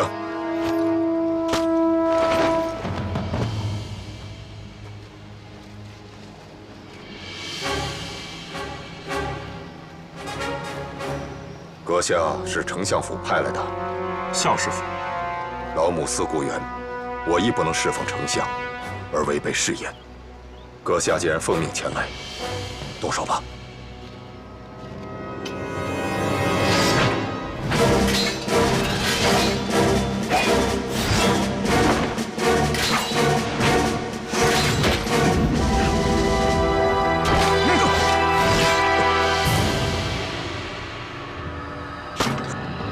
生疏了，技不如人，死而无憾。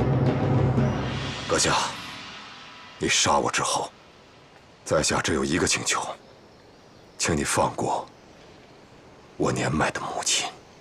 军令如山，身不由己，先生恕罪。元直，元直，母亲，元直，回到车上去。元直，母亲，你回到车上。曹操汉贼，我儿不愿侍奉他，有何罪过？我回归故里，又有何罪过呀？曹操要杀，他就杀了我，不要杀我儿子。娘，不要回到车上好不好？儿子求你了，赶快回到车上。娘，你听我说。先生，请上马吧。阁下，你若放过我，丞相怎能饶你？壮士，你跟我们一起走吧，啊！我不能走，此刻我母亲尚在城中，趁我还没有改变主意，跟您走吧。你舍身救我，在下无以为报，我愿救阁下一命。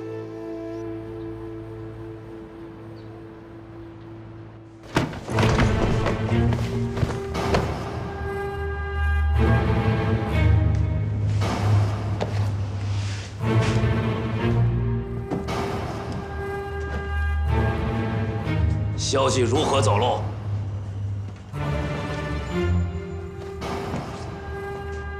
徐庶为何不告而别？徐庶才思敏捷，也许他早就料到。吉部为何逃跑？当初是你相姑自荐执掌校史，吉部是你的属下，也是你的家臣，你连家臣都控制不住，意欲何为？儿臣之罪，是儿臣处置不当。校事府职责是你相姑自荐的，如今出了属下叛逃之事，你若有几分担当，就亲自弥补过错；你若担当不起，就罢了。儿臣虽然不能弥补过错，但也不是怯懦之辈，甘愿担当领责。好，你这是相姑立下的军令状吗？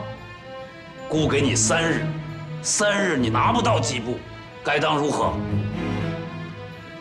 当如何？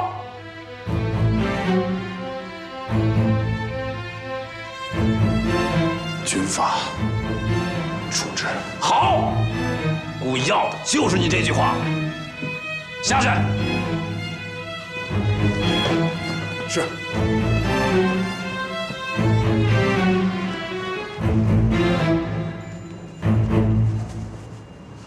令军留下。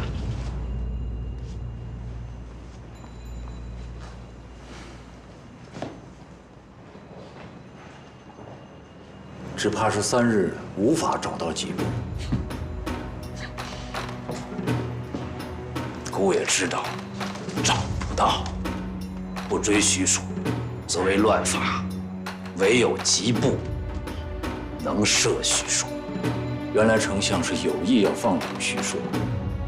许元直、刘备之谋士，关云长、刘备之骁将，虚归极浅，知叛复追。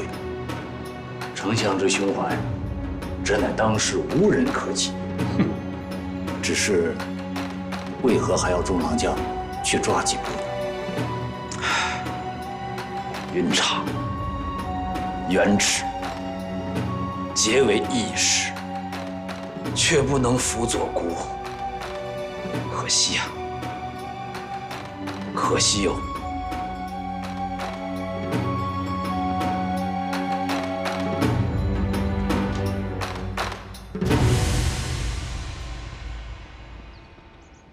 祖环，这样吧，我去把他老娘抓起来，吊在城楼上，我看他来不来。上次有一名县令如此做法，父亲把吉部放了，罢免了那名县令。校士府只不过是丢了个人，你要是以老弱妇孺为要挟，就是把校士府的脸丢到了城楼上。那我去调兵，全城大锁。啊！我以为这个吉部本就是个游侠，一个以武犯禁的亡命之徒。他若想逃，绝非等闲之。我的意思是说，要想抓住他，绝非易事。我觉得公子现在应该好好想想，若3日之内真的是找不到他人，我们该以何种说辞才能给丞相一个完满的解释为好？你这是什么屁话？说了跟没说一样。如果3日之内没有找到，有些人倒真是完满了。还有比我无能更大的罪名吗？没错。 你这主意不行啊！丞相当着公子的面派人杀徐庶，我就觉得有蹊跷。如今抓吉部这么多的难处，丞相必然比我等看得更加透彻，又限定了这么严的期限，是不是？是，父亲不会对我军法处置，不会打我甚至杀我，他只会拿走我校士府的职权，当着群臣文武百官骂我无能。 这比军法还要厉害100倍，我只能做一个不体察君父之心的不孝子了。找吉部，一定要找到他，一定要找。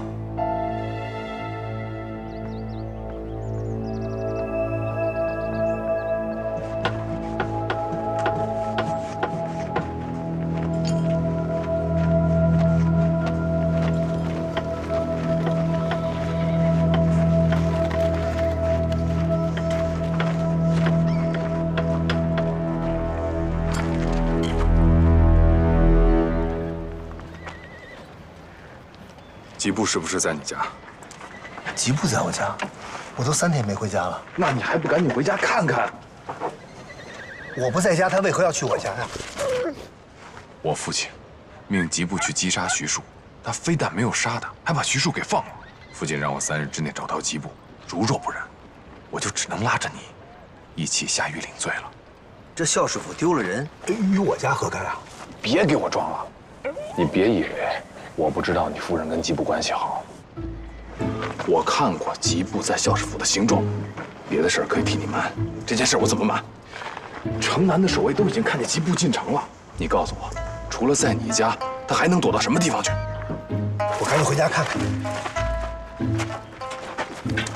哎，中郎将，如果丞相让吉部去抓徐庶，吉部又放了徐庶，而中郎将再去抓吉部的话，很可能陷入国人不义。三思啊！我父亲根本不会在意什么吉部，他的意图在我。徐庶临行前向我举荐了一个人，那就是你。这一次我只能靠你了，别再扫马秀了，跟我一起去扫天下吧。我先回家看看。投掷一木桃，投掷一琼瑶，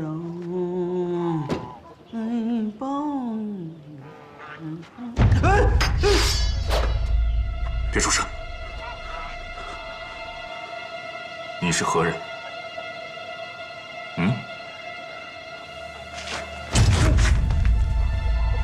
你不是不让我出声吗？我还想问你呢。吉大哥，这是侯吉，自己人，不必担心。侯吉，对，快去把仲达叫回来。还有，吉大哥的事情，别让外人知道。是。去吧。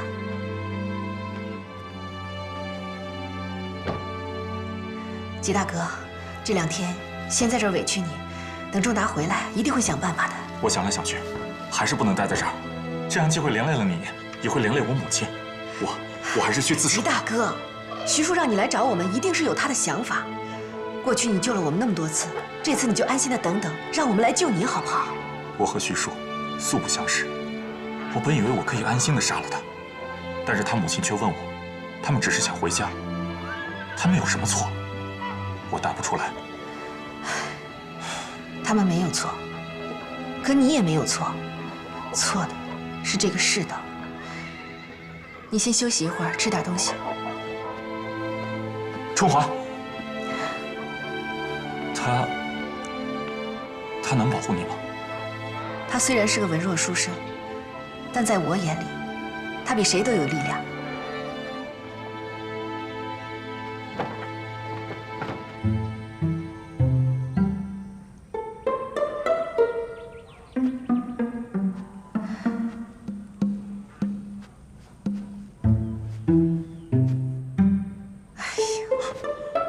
夫人，我还是回去自首吧。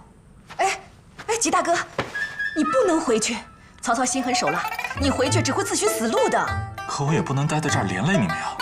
你别急呀，我们不是在想办法吗？春华，你就别管我了，我自己惹的祸，我自己解决。我也不想连累我娘。吉大哥，你说话呀！我能说了。你说。哦，吉兄，夫人，吉兄其实就是不回丞相府，丞相也不会为难吉兄的母亲。为什么？因为丞相想惩戒的本不是吉兄，不是我，那为什么？吉兄如果信得过在下，就不要回丞相府，这样反而顺了丞相的意。那要不，先让吉兄在咱们家住下来。对。侯吉啊，在，安排一下。是。吉大哥，你安心的先在。春华，吉大侠，你就不要离开这间屋子了。这个院子虽然大，但是这间屋子是最安全的。不是，你听我说。情况紧急，风声太紧，我真是为你好，真的。怎么了？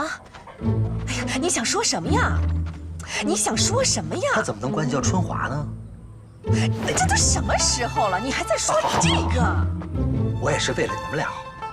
你为谁们俩呀？好，我为了吉兄好，为了吉兄好。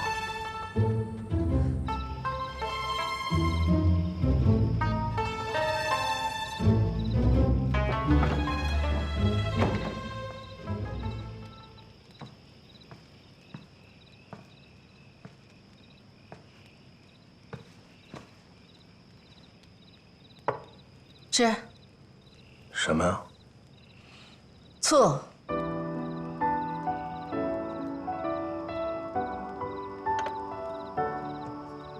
我就吃醋给你看。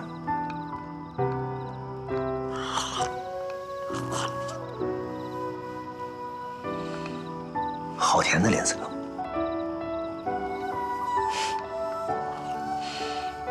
你个闷葫芦，你还真会吃醋啊！葫芦是我自己的，我想装什么就装什么。那现在呢？倒出来没有啊？我错了，夫人也吃。是我的不是，这都什么时候了，我还拎不清。况且，夫人红颜绿鬓，大好的年华，跟着我，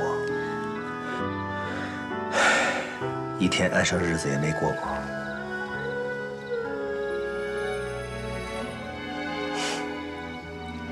其实只要能跟你在一起，我什么日子都能过。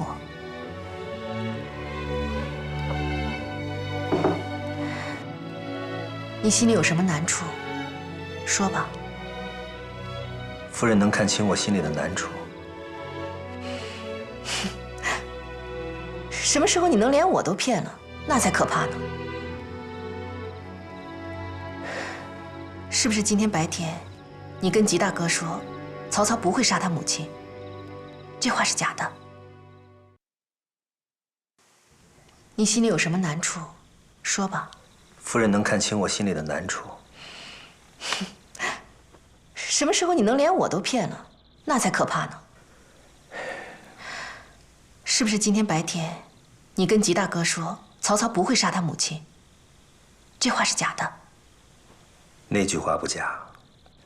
这次是武关中郎将找到我，丞相严令他在3日内找到吉部。我那个时候才明白，这次丞相想惩戒的不是吉部大哥，是他这个儿子。那武关中郎将知道吉大哥在咱们家？是。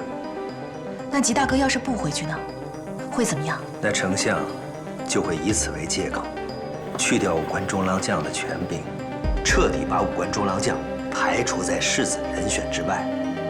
逢此大的变故，中郎将势必拼个鱼死网破，他会带着兵抄咱们家的。你想想，这世子之位对于他来说，那是他的性命和尊严，有哪个人可以不顾自己的性命去救别人呢？吉大哥就会啊，他一次一次的救我们。他知道就算会丧命，他也会放了徐庶。郑大，我们跟那些无情无义、玩弄权术的人不一样，我们不能出卖季大哥。夫人说的对，夫人为人是我的老师，还别说吉布大哥是救夫人的恩人，他救了元直，我怎么可能不仁不义呢？再给我一夜，我一定能想出个万全之策的。不必担心，今天晚上月色好，我们去院里赏月吧。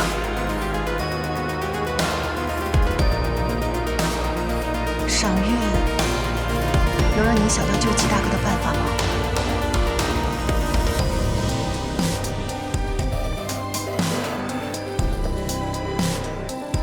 夫人，就算明天天真的塌下来，今天晚上这一院的月色也是你我夫妻二人。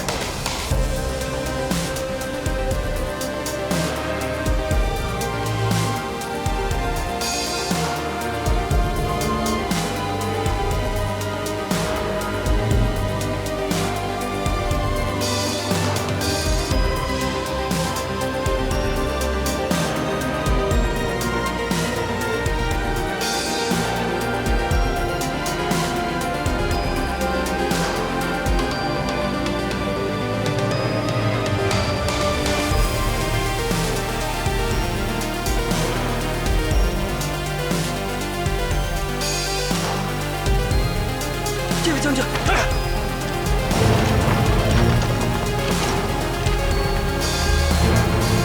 把他给我找出来！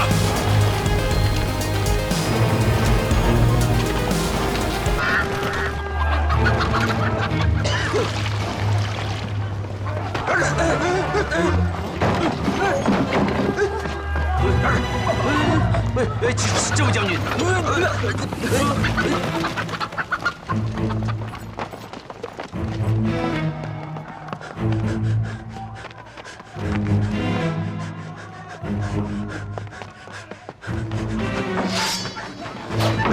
是大爷，是我。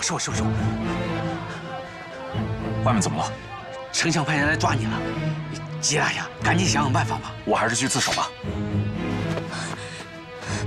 吉大哥，你先别着急，你现在出去，岂不是坐实了姐夫的罪名？帮我拿着。我这样杀出去，他们认不出来是我。等我出去以后，就到丞相府去自首，不能再连累你们了。对，这个办法挺好的。你先等一等。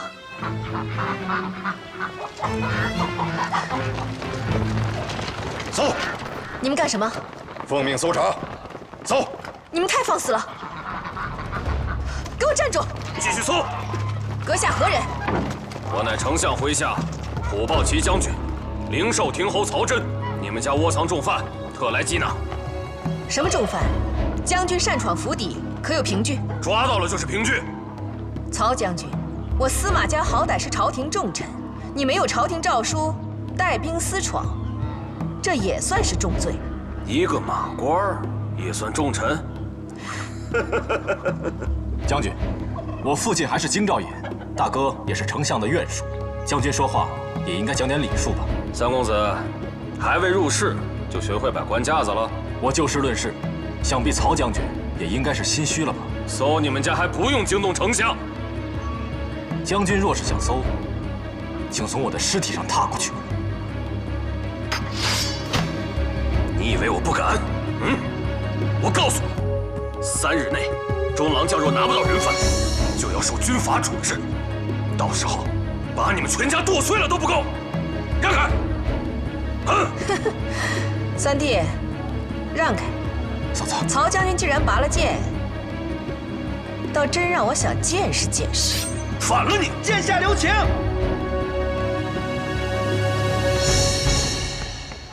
曹将军，曹将军，你这么一闹啊，真是把中郎将置于万劫不复之地啊！来呀，夫人，你这是做什么？曹将军想杀人，我们还不得引颈就戮啊？夫人有所不知，这天底下人啊都知道，曹将军和中郎将最为亲近，他绝对不会做出这种亲者痛、仇者快之事啊！司马懿，说，接着说，你少在这危言耸听。我告诉你，子桓说了，吉部与你交好，10有8九现在就在你府里。我还不信吗？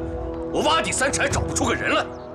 将军，此事如果真的那么简单，中郎将派几个人来把吉部抓走就是了。此事发生以后，你可曾见中郎将来我府上？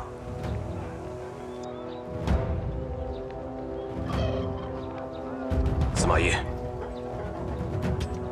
你老实说，你到底给子桓下了什么迷药了？他这么护着你啊？啊！将军重兵在此，在下就算有10个胆子，也不敢欺瞒将军。将军若想知道真相，你我到厅上一叙，怎么样？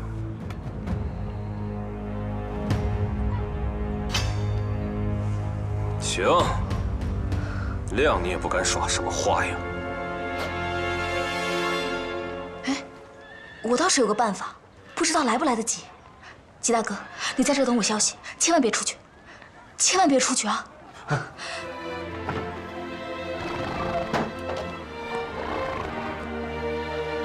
你要是饿了，你就吃口枣吧。哎呀，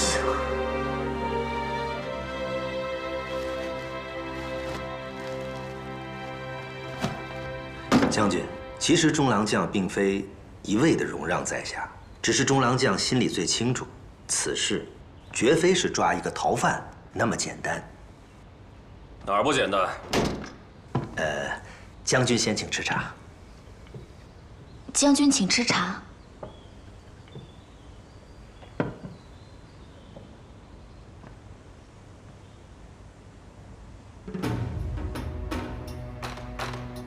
阿超，你姐姐还生气吗？可生气了。哦，那你替我跟她讲一下。哎，司马懿，那么多废话，有话说，有屁放啊！夫妻之事，夫妻之事，快去吧。哦。将军。这丞相有嫡子3人，子桓公子、子文公子、子建公子。将军觉得这3位公子，哪一位最有可能得世子之位？放肆！丞相家事岂容你打听啊？啊！将军，你是中郎将属下，这等事也能不想啊？其实在下心里明白，将军跟中郎将太过亲近。有些话，将军心里清楚，不好直说，对吧？别拐弯抹角，直说。有些话呀，直说伤人，稍微拐弯抹角一些，反而听着顺耳。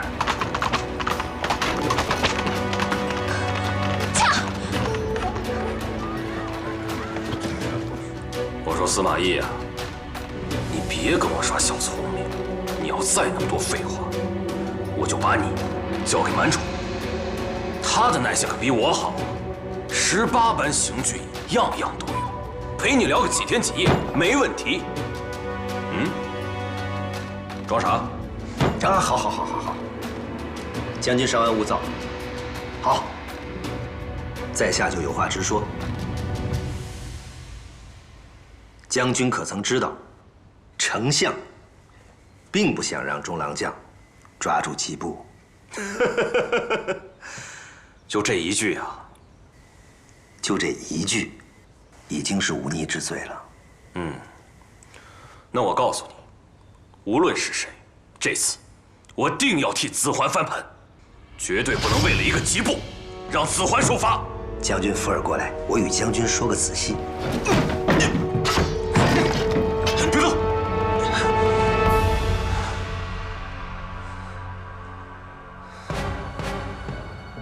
司马懿，你找死！来人，都别动！再动就宰了他！吉部，你敢伤我？到现在这个时候，我有什么不敢的？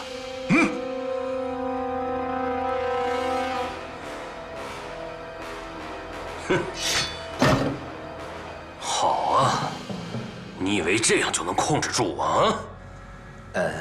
将军稍安勿躁，在下这也是迫不得已才出此下策。放心，绝伤不到将军半根毫毛。将军只要给在下半个时辰，自然让将军能见分晓，好吧？半个时辰之后，你是要杀我呀，还是要把他交给我呀？半个时辰之后，在下把自己的命交给将军。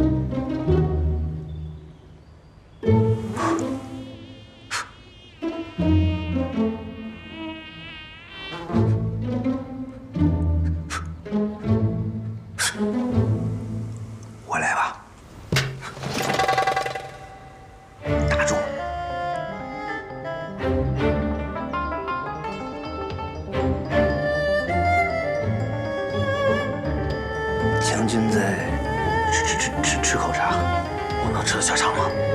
啊！都别动！哎，中郎将，你可来了！别动！子桓，你干什么？季布，把剑放下。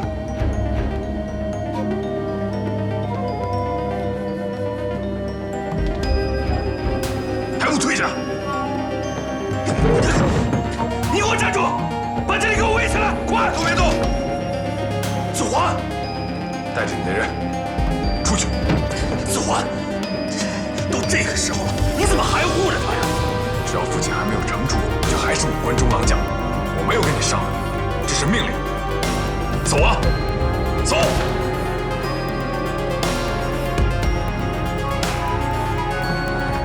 遵令，所有人撤出司马府。是。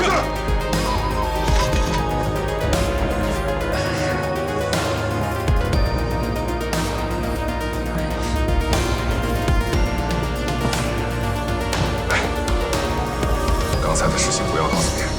放心，你不想救人，我还想救人呢。将军，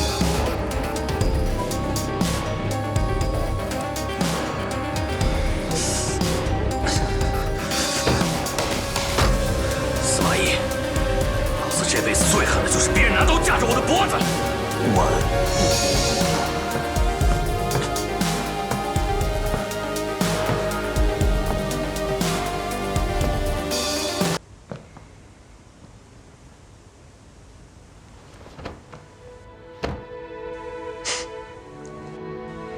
他不叫我来，我今日也会来。果然在你家。中郎将，草民实在是万般无奈才出此下策。这府中上下，除吉部一人以外，无人能让将军平静，还望中郎将恕罪。你叫吉部控制住曹真，叫郭照来找我，你就这么确定我不会把你人赃俱获连锅端了？这件事，容草民细细跟中郎将商量，只是不要在我的府中，我实在不想牵连家人。好，那就牵上你的马，跟我走。好。姐夫。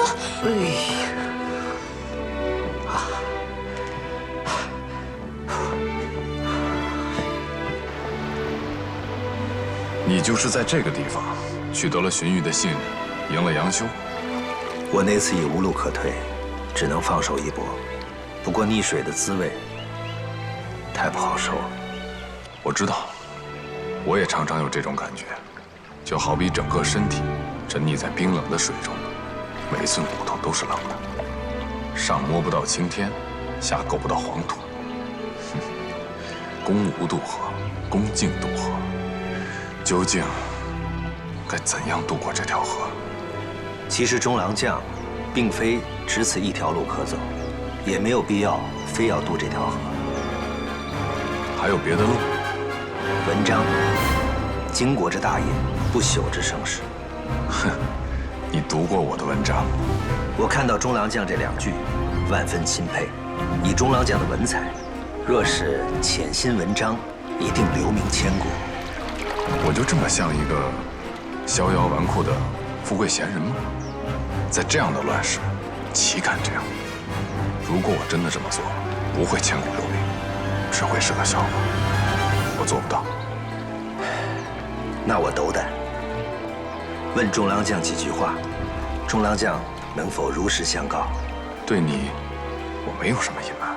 丞相为何要把抓捕吉部的责任交予中郎将，又为何只给中郎将如此短的期限？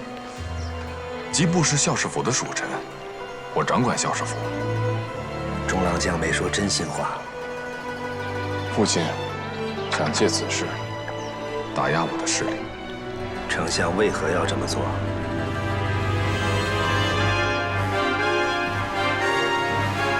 有些话，如果说出来，就不会害怕了。父亲更宠爱子建，父亲想立子建为世子，更想借此事让我给子建让路。那为什么丞相到现在都没有立子建公子为世子？因为国法礼法，我为嫡长；因为在大臣心中，我比子建更得人望。说得好，这是中郎将唯一的机会。所有的老臣都因中郎将是长子而拥戴中郎将，丞相便不敢贸然立子建公子为世子，丞相便会把这种为难与愤怒算在中郎将身上。所以丞相盼着中郎将出错，这样就可以告诉那些老臣，中郎将不如子建公子。你说够了吗？你说这些，就是为了羞辱我吗？草民不敢。其实丞相一直在等着中郎将知难而退。若是中郎将抓不住吉部向丞相认罪，丞相一定从轻发落中郎将，并给中郎将留一条后路。可是如果中郎将抓住吉部，那无异于向自己的弟弟和丞相宣战。在这世上，有几个人能与丞相作对？中郎将，你是真的要这么做吗？你是说，如若我真的抓住了吉部，就是与父亲和弟弟宣战，我就做了不忠不孝的古臣逆子。如若将来再犯错，我就万劫不复了，是吗？这条路只要一走，就真回不了头了。公无渡河，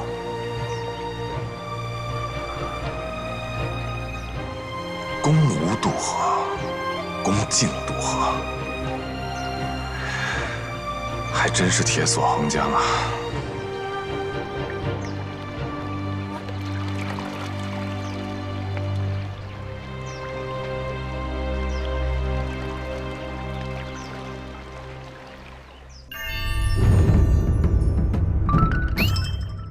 公子，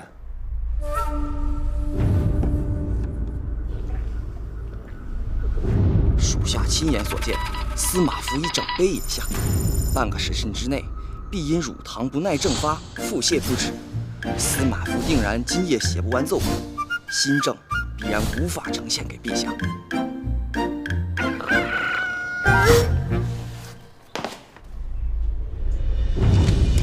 出来吧，不必再等了。汝等雕虫小技早已被我识破，我喝的是伊利舒化奶，无乳糖，更营养。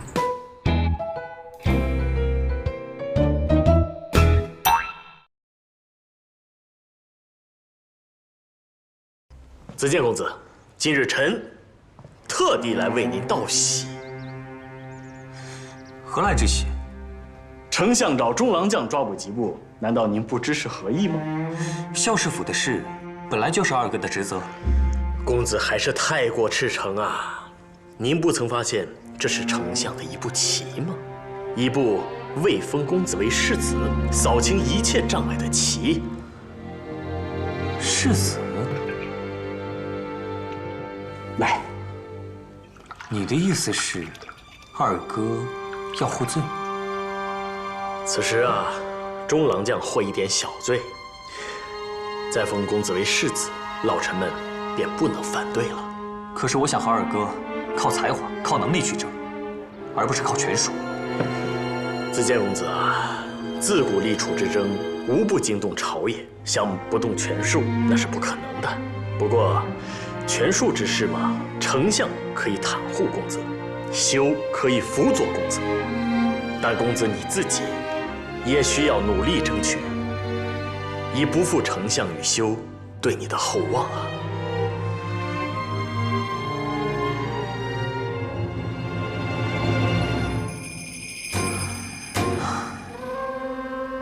好酒，好酒。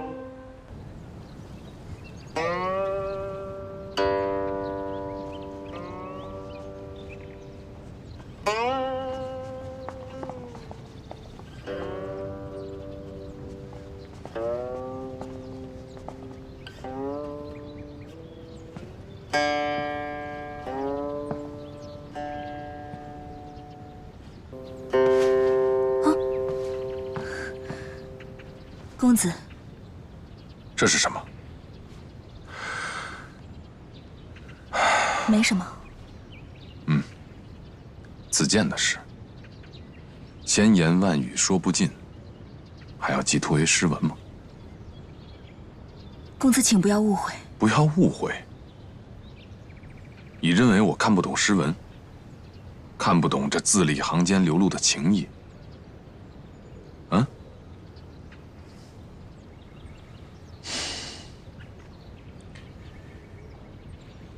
你叫我如何对你好？子桓，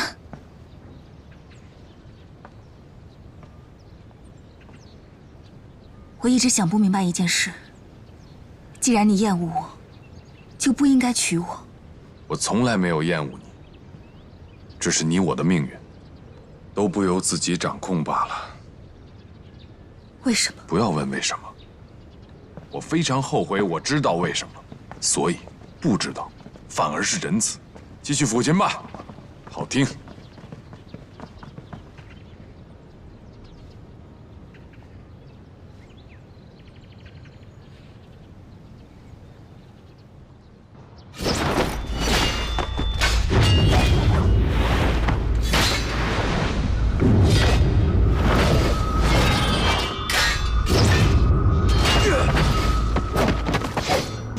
再来！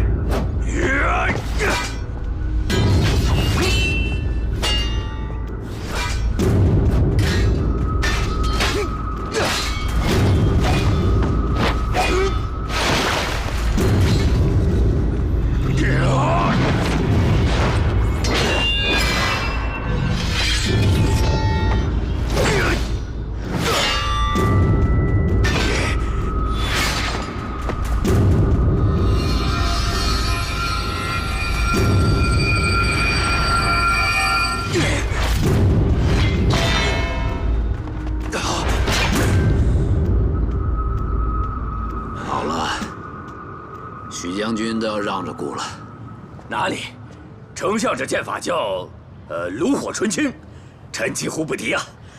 你是顾身边最老实的人，不要学他们，净拿一些好话哄顾。顾被那马超追得割了胡子，到处乱跑，还不是许将军单人匹马，裸衣大战马超？你的武艺顾还不知道？丞相是万人敌。若论陆战，孤敢说，天下没有哪一支军队可以敌得过孤的虎豹骑。只是进军江东多是水战，许将军要带兵练练船上战术。臣领命。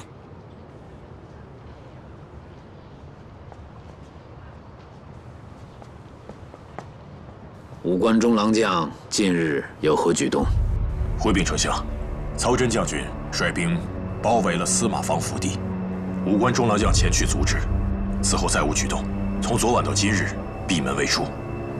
司马家，又是司马家，事事与他家有关。子桓没有举动，就是说他放弃了搜查吉部。迄今为止，中郎将没有调度许都县和孝士府的兵马。中郎将的谋略，臣不敢妄加揣测。这样也好。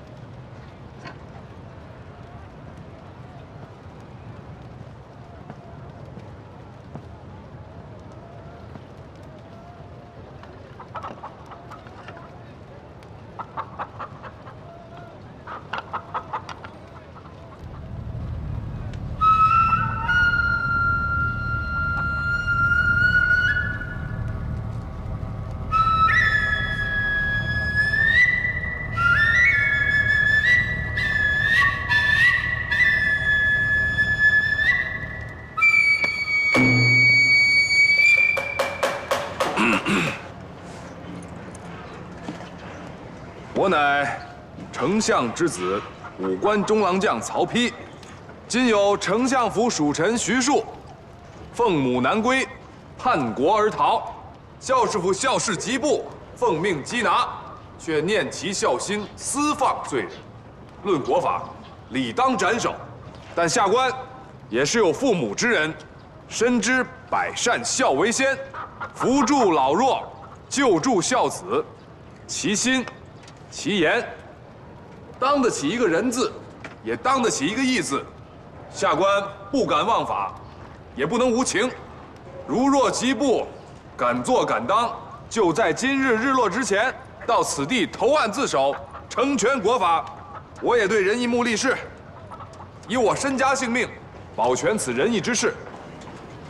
还望各位口口相传，告诉吉部，我在这里等他。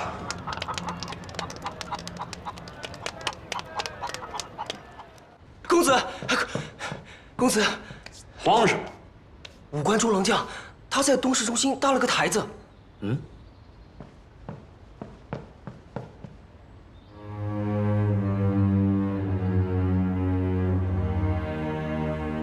再去查吧。是。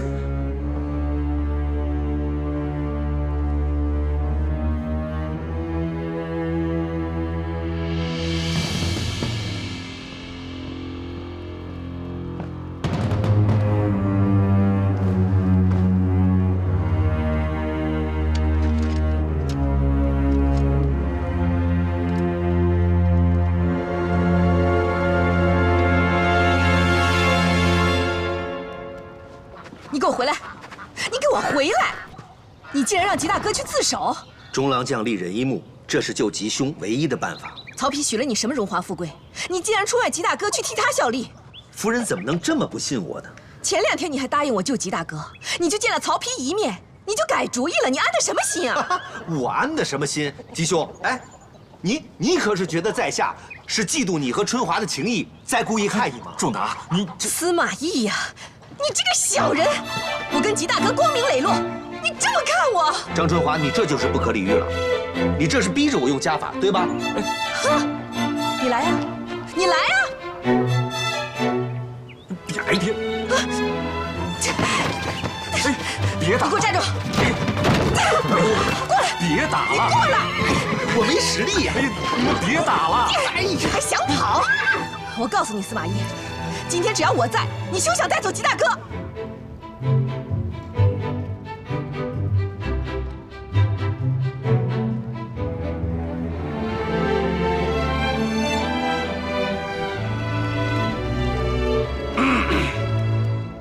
我乃武关中郎将曹丕。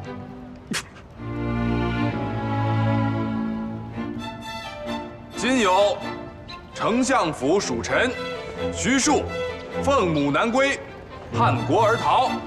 孝士府孝士吉部奉命缉拿，却念其孝心，将罪人释放。仲达，夫人，这3日多谢你们的救助，但我藏身此处，始终不是办法，而且我也不想窝窝囊囊的躲一辈子。夫人，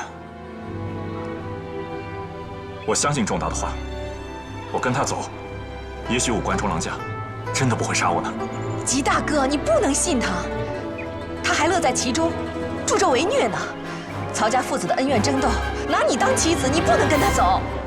夫人，生是我吉部的福，死那也是我吉部的命。就当我把你们替我捡回来的这条命再还给你们。我再说最后一遍，中郎将立人一目，是救吉大哥唯一的办法。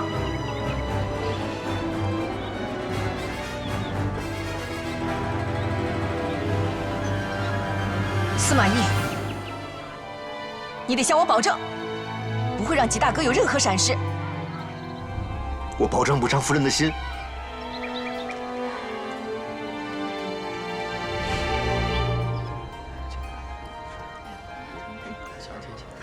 玩半天了，不饿呀？啊，回家吧，走走。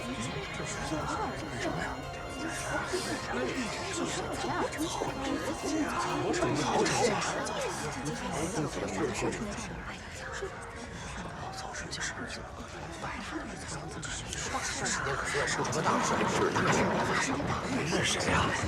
曹丕，他就是曹丕啊，曹丞相的儿子是吧？大嫂就在这儿，有事吗？今天肯定有什么大事。那这是，肯定得有什么大事。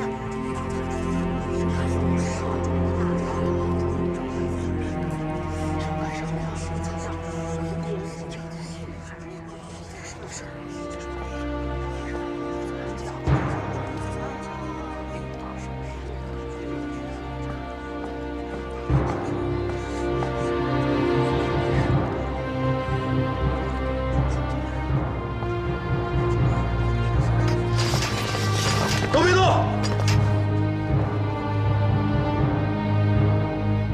退下！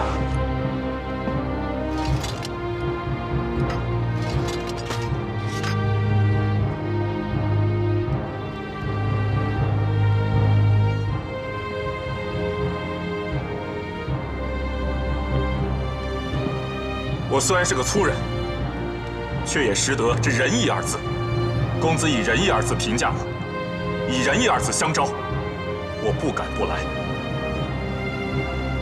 罪人吉部，特来投案自首。是不能杀呀！必须！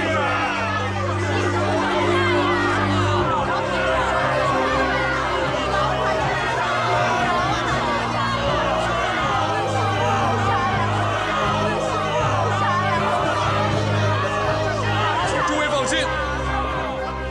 我曾对此仁义墓立誓，吉部若死，我血溅此墓。请诸位放心，明日继续到此等候消息。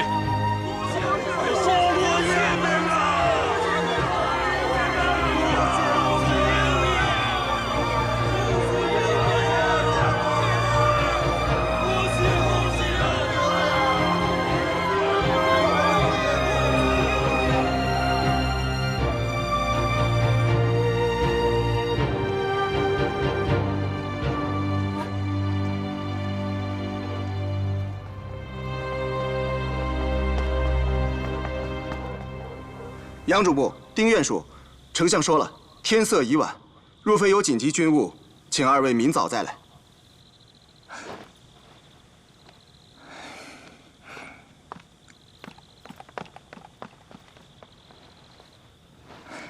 事情已经闹大了，看今日曹丕那得意之相啊，一定要让丞相把那个吉部给杀了。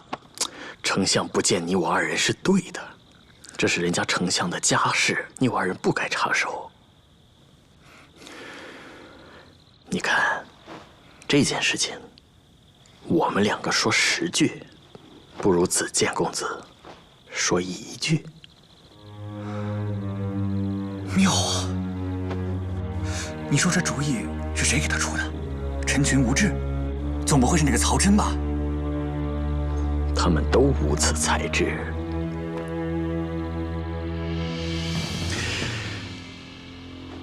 定然是他。走吧。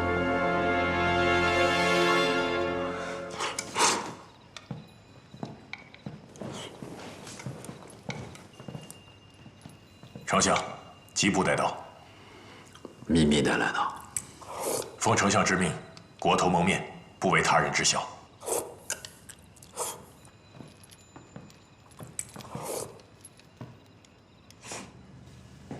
打开吧，多此一举。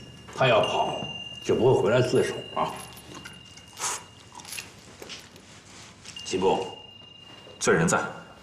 你既然跑了，为何又要自投罗网啊？罪人感动于丞相和公子的仁义，自觉逃跑太过于羞耻，故而前来自首，还请丞相责罚。仁义。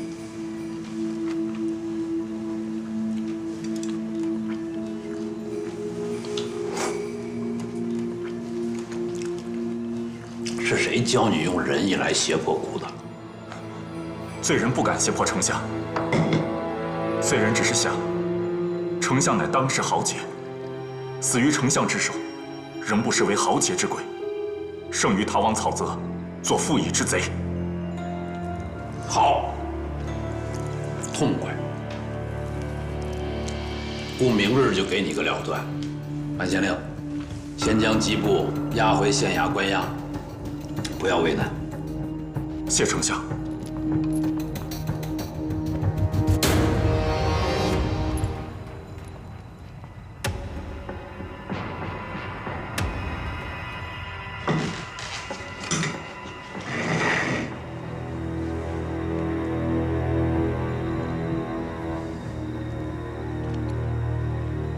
满夫君，丞相，今日在监视场上，你可看到司马懿了？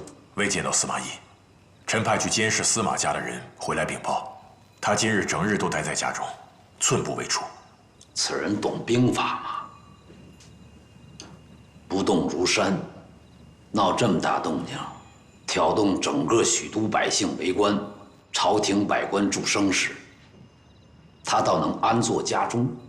丞相认为，今日之事是司马懿替武官中郎将谋划。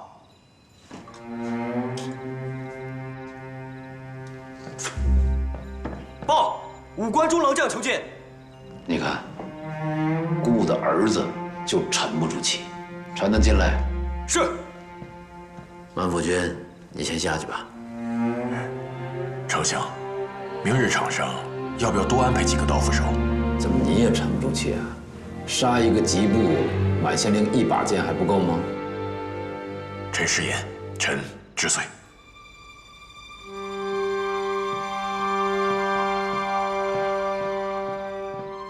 父亲，吉部已被抓获，特向父亲复命。很好，很好。吉部虽犯大罪，但念其自首，且情有可原。你怎么敢替孤许诺不杀他呢？儿子不敢，但儿子认为，父亲若不杀他，百姓会感激父亲的仁德；父亲若杀他，则礼法得以伸张，受天下人指责的只是儿子一人。巧言令色，百姓们感念的是你曹丕的仁德。行了，今日已晚，你先回去，明日孤自有决断。是。父亲早些休息，儿臣告退。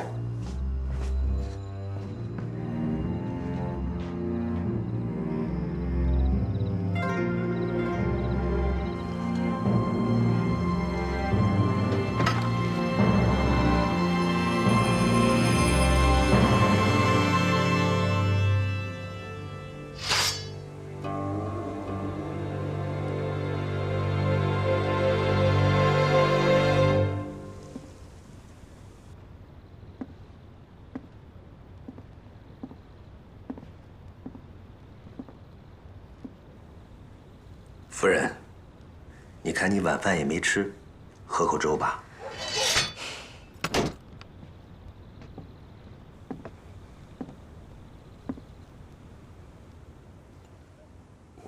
我想的虽然不是万全之策，但这是现在唯一的办法。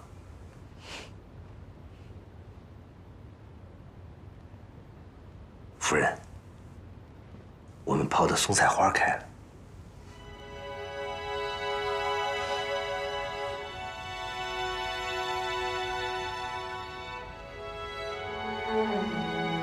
姐姐，姐夫，姐姐，姐夫，你说的对啊，今天啊，全城大官都来了。吉布大哥呢？武官中郎将将他暂时关押在许都县衙，然后他去向曹丞相请求赦免诏书了。姐姐，你别担心，我今天看见那些百姓群情激动，大家都在为吉大哥和武官中郎将叫好呢。我猜那个曹丞相为了民心，也会饶了吉大哥的。我还是不放心，曹操是虎狼之人，他怎会心慈手软？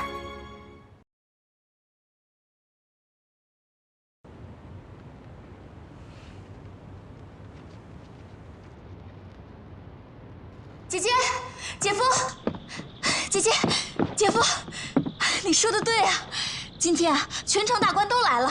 吉布大哥呢？武官中郎将将他暂时关押在许都县衙，然后他去向曹丞相请求赦免诏书了。姐姐，你别担心，我今天看见那些百姓群情激动，大家都在为吉大哥和武官中郎将叫好呢。我猜那个曹丞相为了民心，也会饶了吉大哥的。我还是不放心，曹操是虎狼之人，他怎会心慈手软？夫人，若吉大哥真有个3长2短，我陪他死可好？仲达，仲达，大哥何事啊？二弟，你实话告诉我，那个木头跟你有没有关系？那是我给中郎将出的主意。哎呀，你糊涂啊！你怎么能掺和丞相的家事呢？大哥，这不仅是丞相的家事，这也是我的家事。何况，吉大哥和中郎将都是有恩于咱们家的人，当然要救。怎么救？丞相要杀的人，你怎么救？你呀，胆子太大了！你以为杨修这些人会置之不理吗？他在丞相面前几句话就让你万劫不复啊！我在跟你说话呢。大哥，丞相并非让人摆布之人，我赌他是个英雄。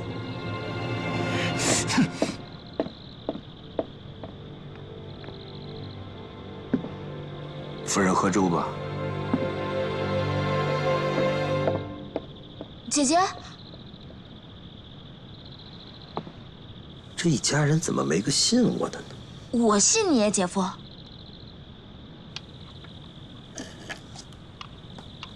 还热，厨下有啊。哦。啊！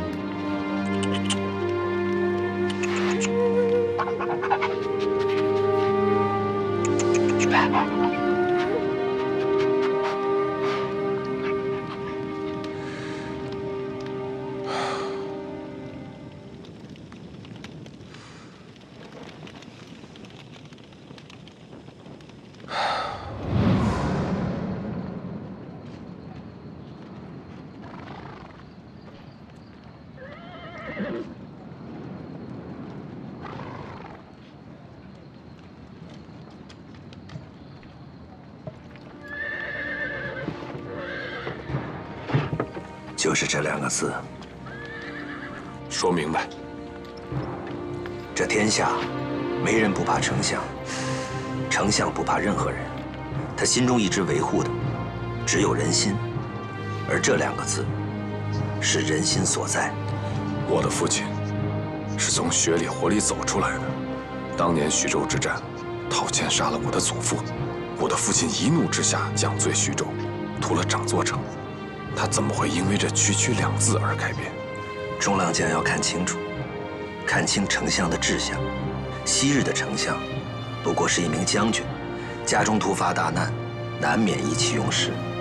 现在的丞相不同了，整个中原都被他收服，他还在厉兵秣马，力图南下。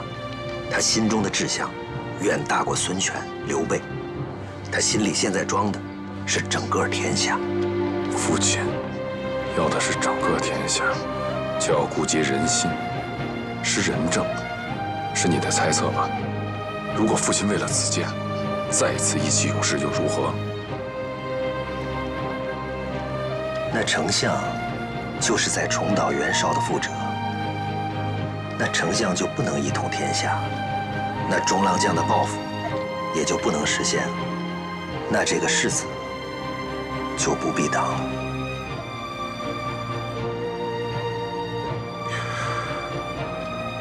你大胆！在下胆子很小，但中郎将的胆子要大一些，不是大胆去做，而是大胆去想。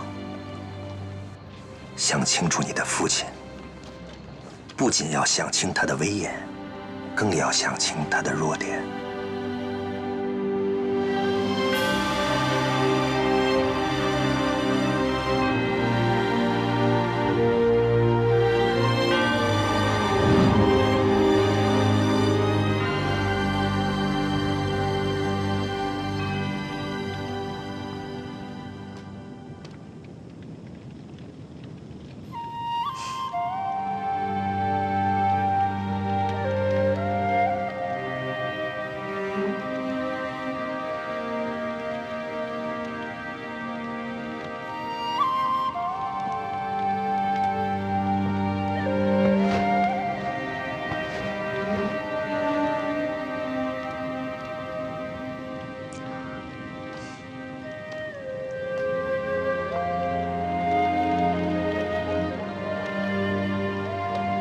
全城宵禁，你还敢出来？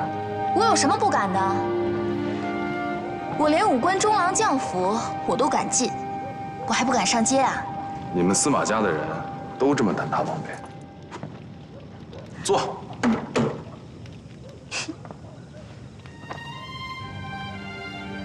我呢，不是司马家的人。我就是我，我是郭丈。我知道。冷不冷啊？不冷。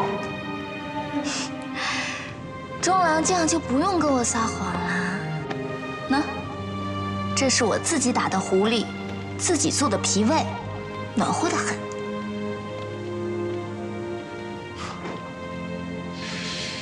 有的时候，这谎言啊，就是为了留住自己的尊严。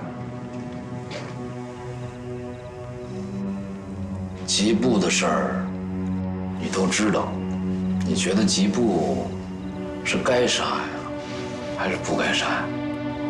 若论国法，吉布当然该杀。可父亲不能杀吉布。哦，为何？吉布于法难容，于情可悯，这是其一。其二，二哥为了让吉布投案，已经许诺不杀吉布了。若父亲杀了吉布，则二哥获罪于天下。子建，你有一颗赤子之心，为父很高兴。但权谋仅靠一颗赤诚之心是不够的。儿子明白父亲的意思，也明白父亲的厚爱，儿子也愿意跟随父亲实现自己的抱负。可是这件事情上面，二哥他并没有做错，不能让二哥无罪而获罪。即便是我可以坐收其利，也不配做父亲的儿子。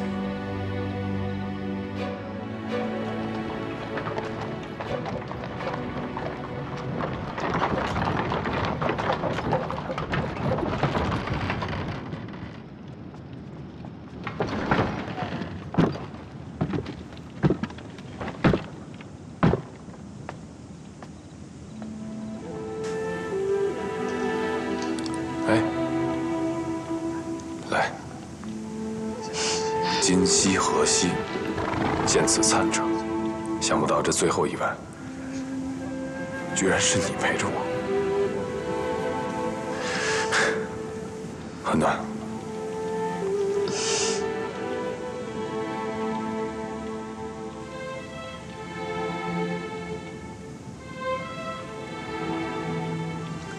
阿翁，咱们回去吧。夫人，不是说要给公子送衣裳吗？他忙完了，自然会回来，我就不去打扰他了。是。走吧。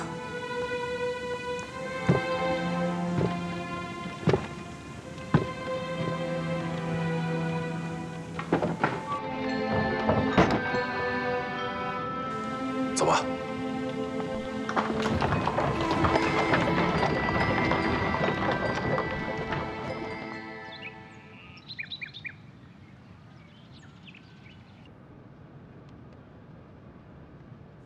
启禀丞相，杨主簿，丁院属求见。这一大早就找上门来，真是一刻都等不得。罢了，我去见他们。阿蛮，你会杀吉布吗？你说呢？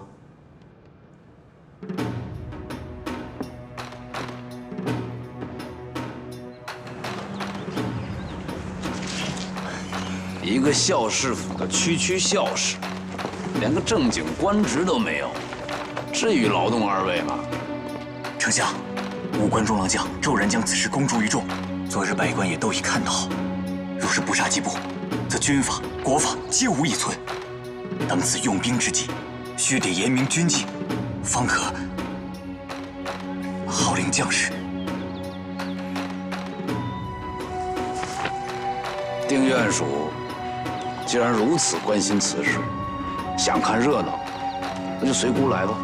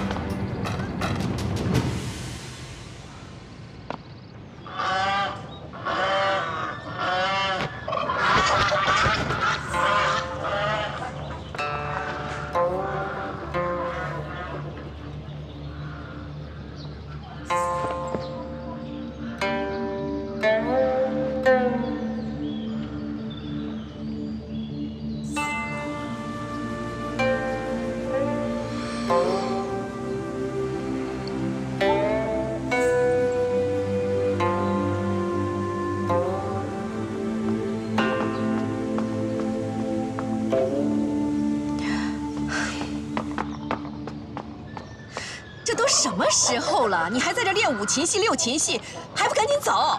去哪儿啊，夫人？发场救人。夫人，这个时候你和我都不要去，你和我去了，只能给这件事添乱。我们在这儿等着，好不好啊？走，走。哎呀，张春华，怎么每次提到吉布，你心里都乱呀？你刚才叫我什么？我错了。你刚才叫我什么？夫人，我错了，我错了，夫人。夫人，你仔细想想，这么多年以来，你让我做的事，哪件事我没做到过？如果吉布大哥真的有个三长两短，你再罚我不迟。稍安勿躁，稍安勿躁。不争气，夫人，来。可是吉大哥现在这样，我怎么稍安勿躁啊？夫人，坐。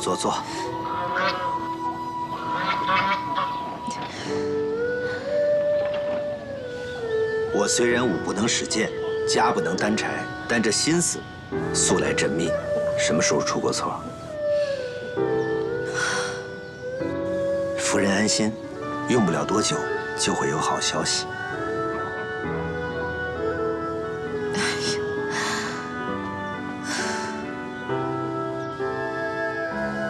夫人，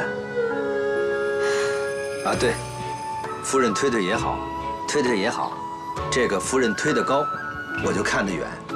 你推高一些，我就能看见这城里啊，万人空巷，所有百姓都去给吉布大哥求情，也让夫人放心。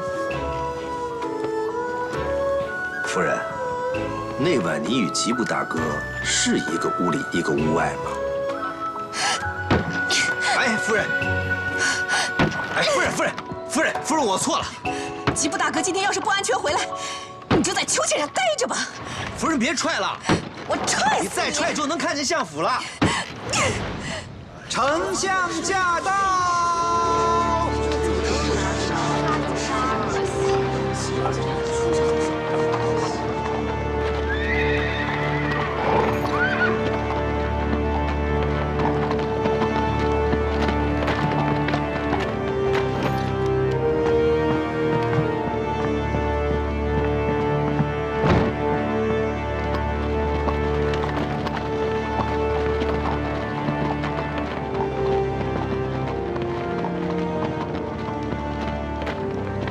平身。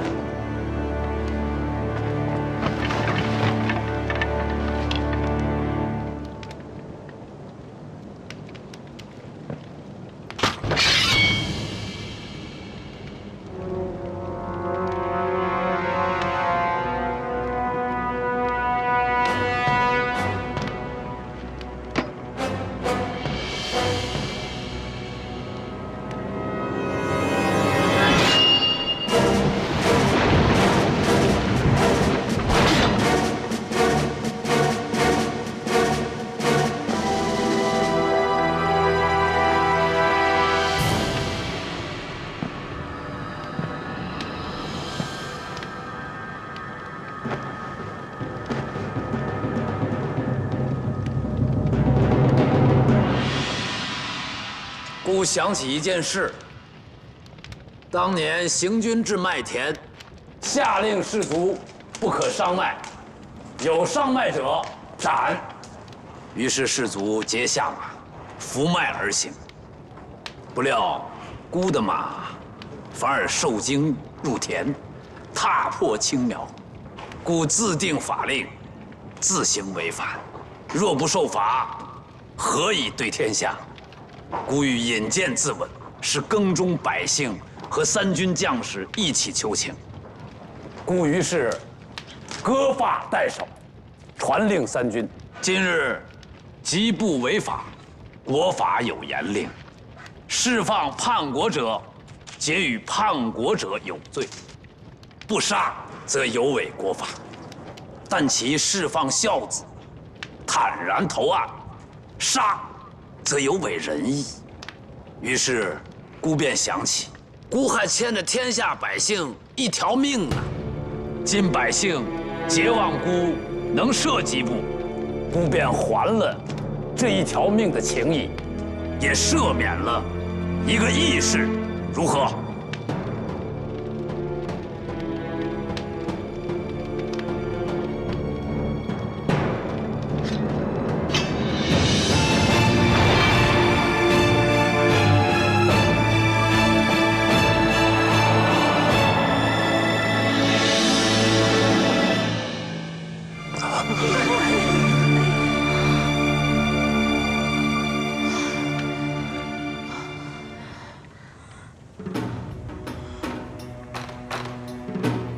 谢丞相仁德，谢丞相仁德，谢丞相仁德，谢丞相仁德。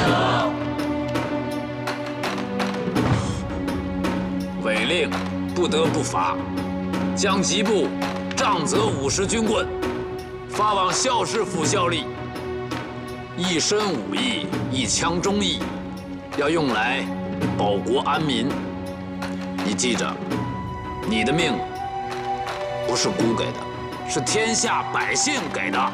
丞相千秋无期，丞相千秋无期，丞相千秋无期，丞相千秋无期。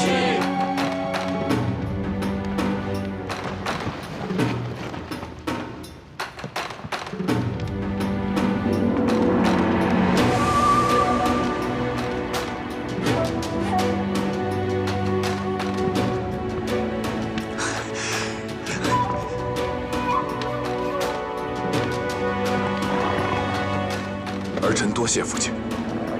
今日你送了一个人情给孤，是想听姑谢你吗？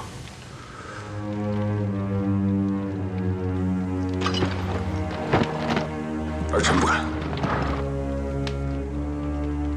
今日在场之人，皆是你收的人心。你长大了，可以跟你爹抗衡了。驾！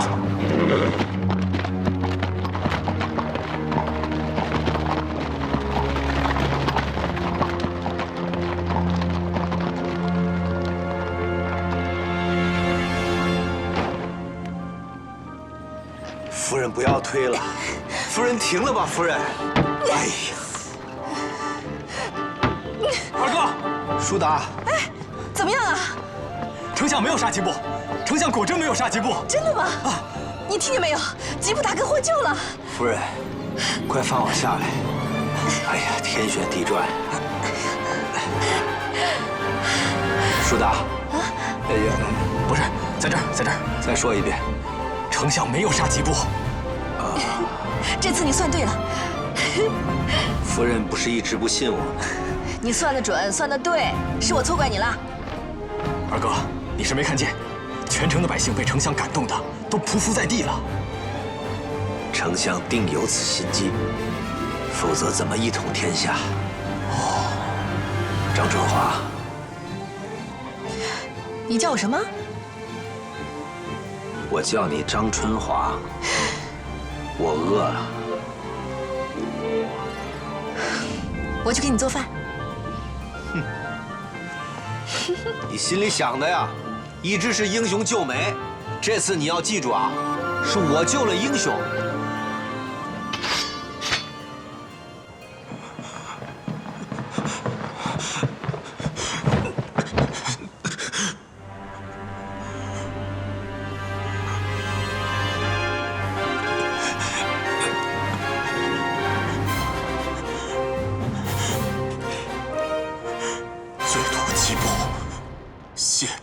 恩典，这些话就不必再说了。姑问你，谁给你出的主意？说实话，你如实说，姑重用你；如若欺瞒，姑查出那个人，他一定死。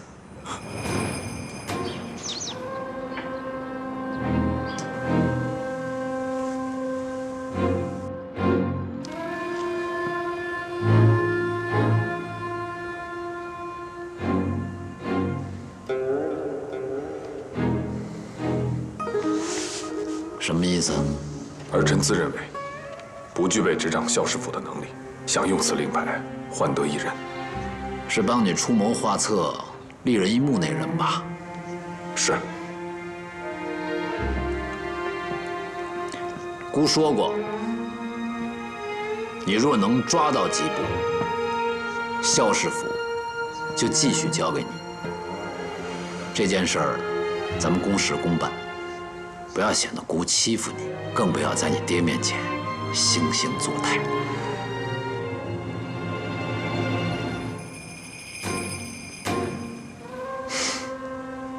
至于那个人，你可曾听过？有一匹马叫迪卢。儿臣听过，曾是张武坐骑。此马眼角下有泪痕，额边生白点，会害其主。张武也是因为此马而死。姑见过。那真是一匹千里马，刘备当初要献给姑，姑没要。可惜啊，今日他那些助你的本事，明日也可能成为他房主的本事。父亲放心，儿臣自认为能驾驭这匹马。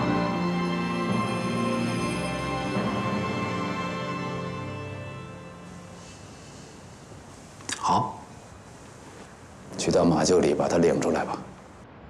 是。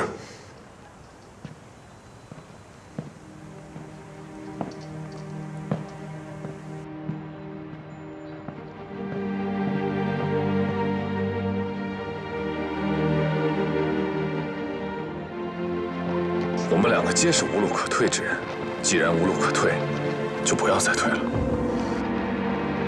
司马懿不做任何人的奴才。我不需要奴才，我要的是石油。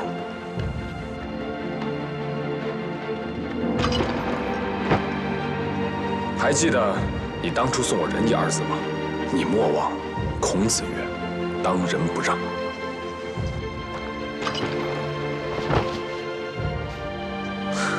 山崎吗？试试看。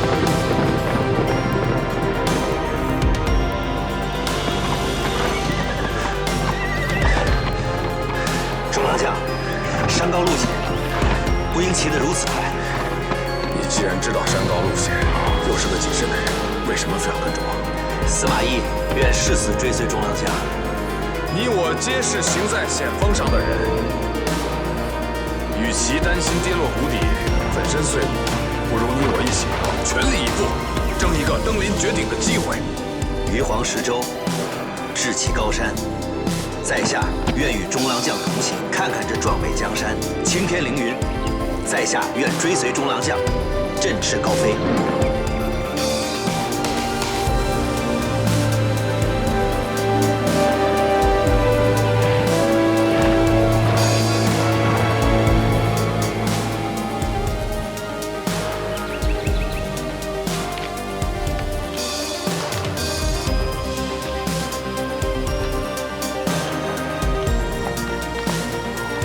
夫人，中午吃什么？你都要去曹丕院吃大席了，还管家里吃什么？我吃饱了再去。出去吃吧，吃你的山珍海味，谈你的天下大事。外边的事儿谈得再大，饭总是吃不香，还是家里的饭好吃。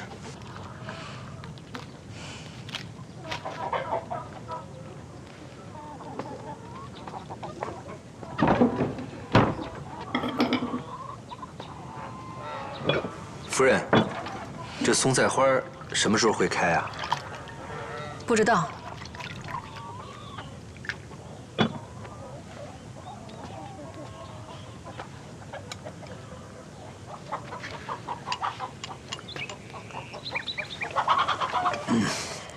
好吃。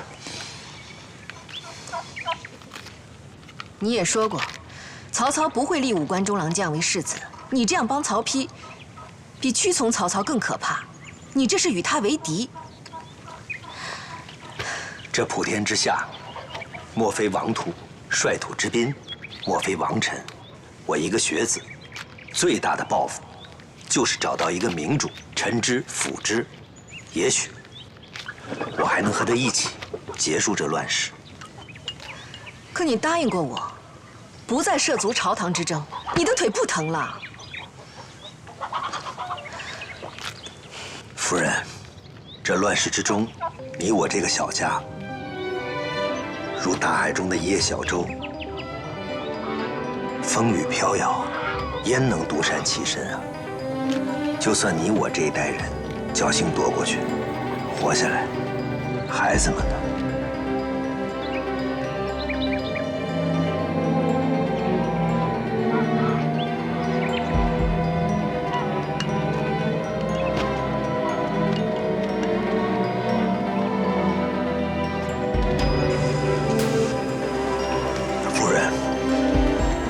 松菜花开得很快吗？不知道。它开了。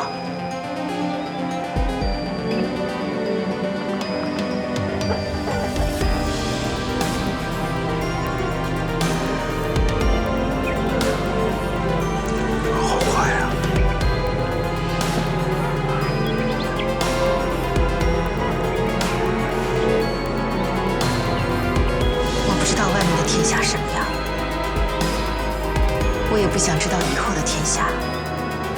会是什么样。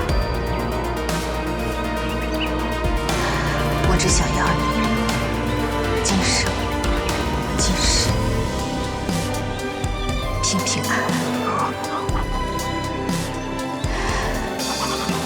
你要是有任何的不测，我们这个家的天就塌了。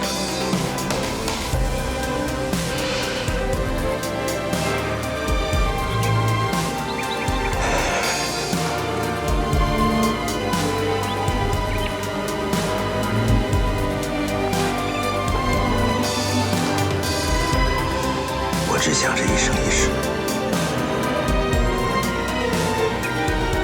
耳朵都在夫人的手里。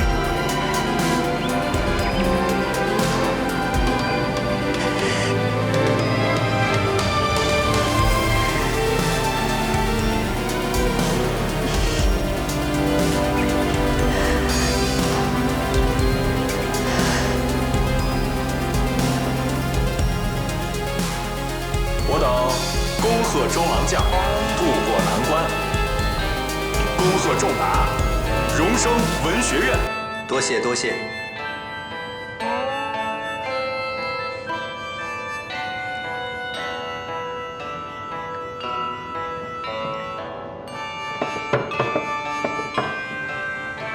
当日韩太子得商山4号而定天下，今日中郎将也有我们4友了，还有曹将军这个得力手足，何愁天下不定啊？哼，今天不谈天下，只饮酒。这几日，我给诸位带来了不少麻烦，一并谢过。来，不醉不归，不醉不归。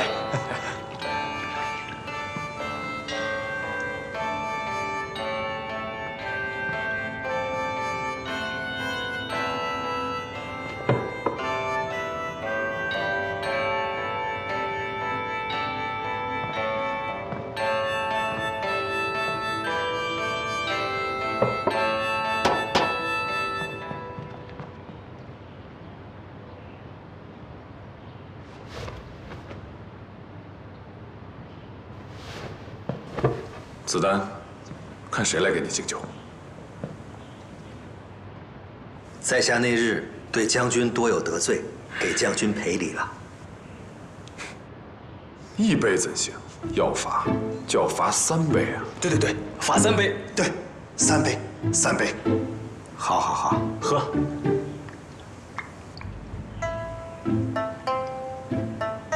已经1杯了。好。子丹，那日仲达也是为了我。等一下，我为您舞剑赔罪，如何？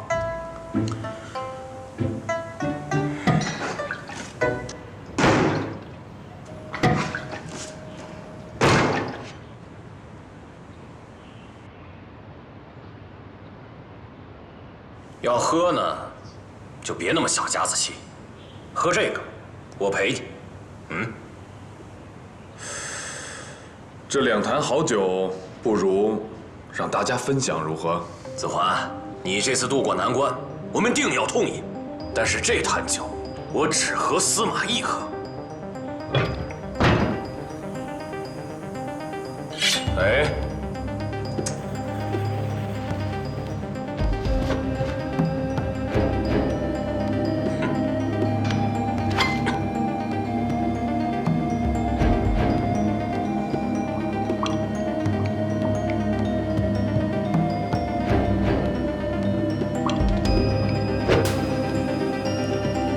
司马懿，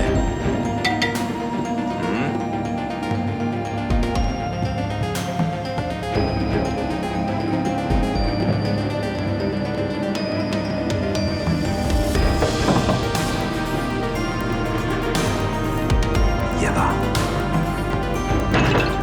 司马懿，忍住了。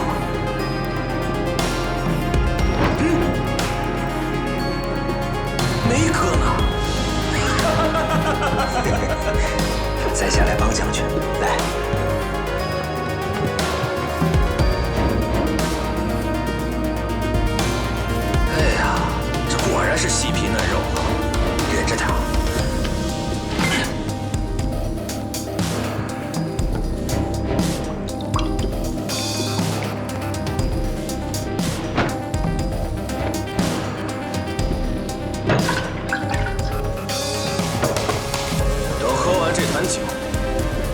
说句话。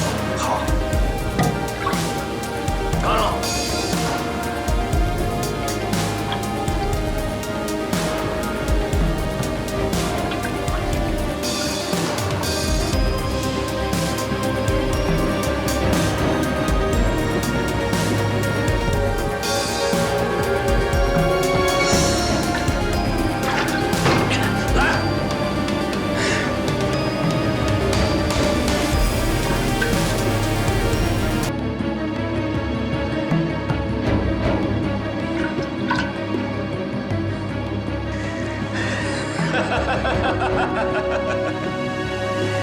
将军有话请讲。司马懿，老子做将军呢，平生最恨的事呢，就是别人把刀架在我的脖子上。但是这事儿呢，你干了，不过我忍了。为了子桓，我忍了。但是我警告你，如果有一天你敢坑害子桓，我一定割了你的脑袋当酒坛，听见没有？将军，在下既然喝了这坛血酒，此生定不负众郎将。好，这才是大丈夫。哎，对，有兄弟，有知己，人生在世，夫复何求啊？来，我们喝酒。哎，对，喝酒。来，仲达，快坐。好。要不要我为大家舞上一曲？哎，子桓，你舞剑我们看多了，今日我特别想看司马懿舞剑。司马懿，如何呀？好，容在下再演第二坛，在下与将军舞剑。仲达，没发现酒量甚好。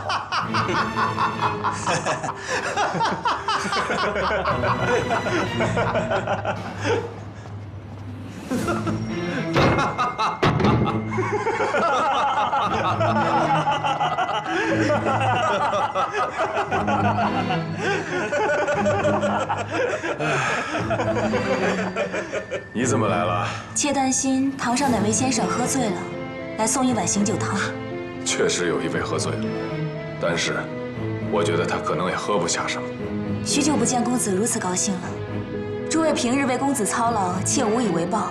这一盏热汤，还请诸位先生不要嫌弃。哎呀，多谢弟妹了，谢夫人，多谢你了。还不是因为你，仲达，哎，你还欠我一坛酒呢。早就跟你说了，这就是窝囊废，酒都不能喝，还能干什么呀？啊！多谢夫人，此吾等职责。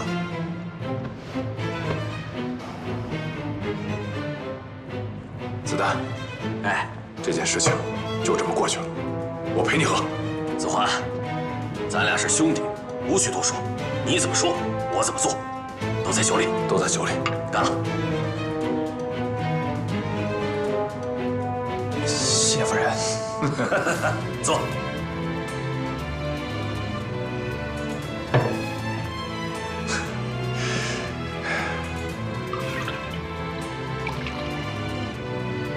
司马懿，哎，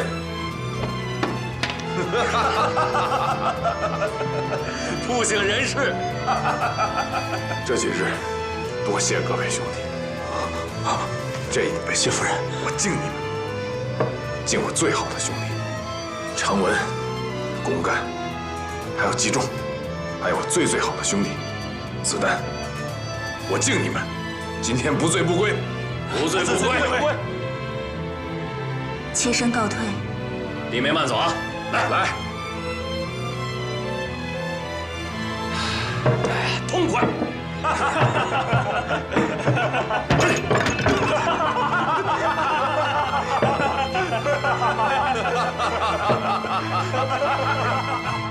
你怎么能干出这么荒唐的事呢？那些都是你的属下，你的朋友。酒宴之际，让夫人出来见见宾客也就罢了，怎么还能够让他们抬头平视夫人呢？母亲，这传出去，岂不是我曹家的笑话？你呀，简直是尊卑不分，毫无礼仪廉耻。儿臣知道错了。那天在座的有谁？以后无论有谁，都不可以再这样，知道了吗？知道了。哎呀，快下去吧。是。谁仰头平视甄宓了？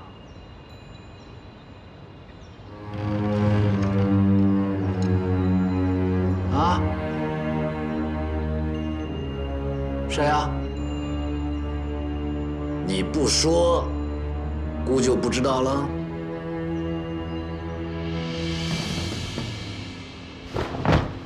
父亲，儿臣知道错了，就责罚儿臣一个人吧。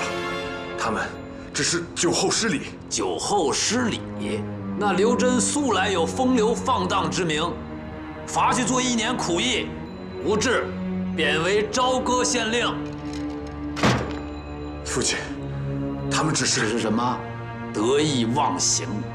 下去。是。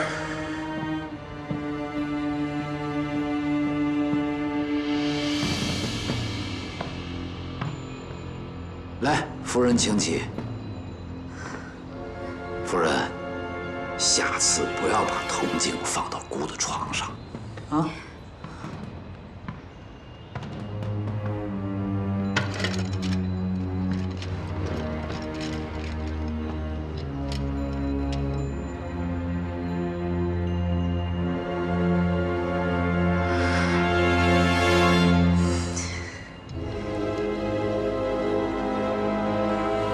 为什么不冲着我来？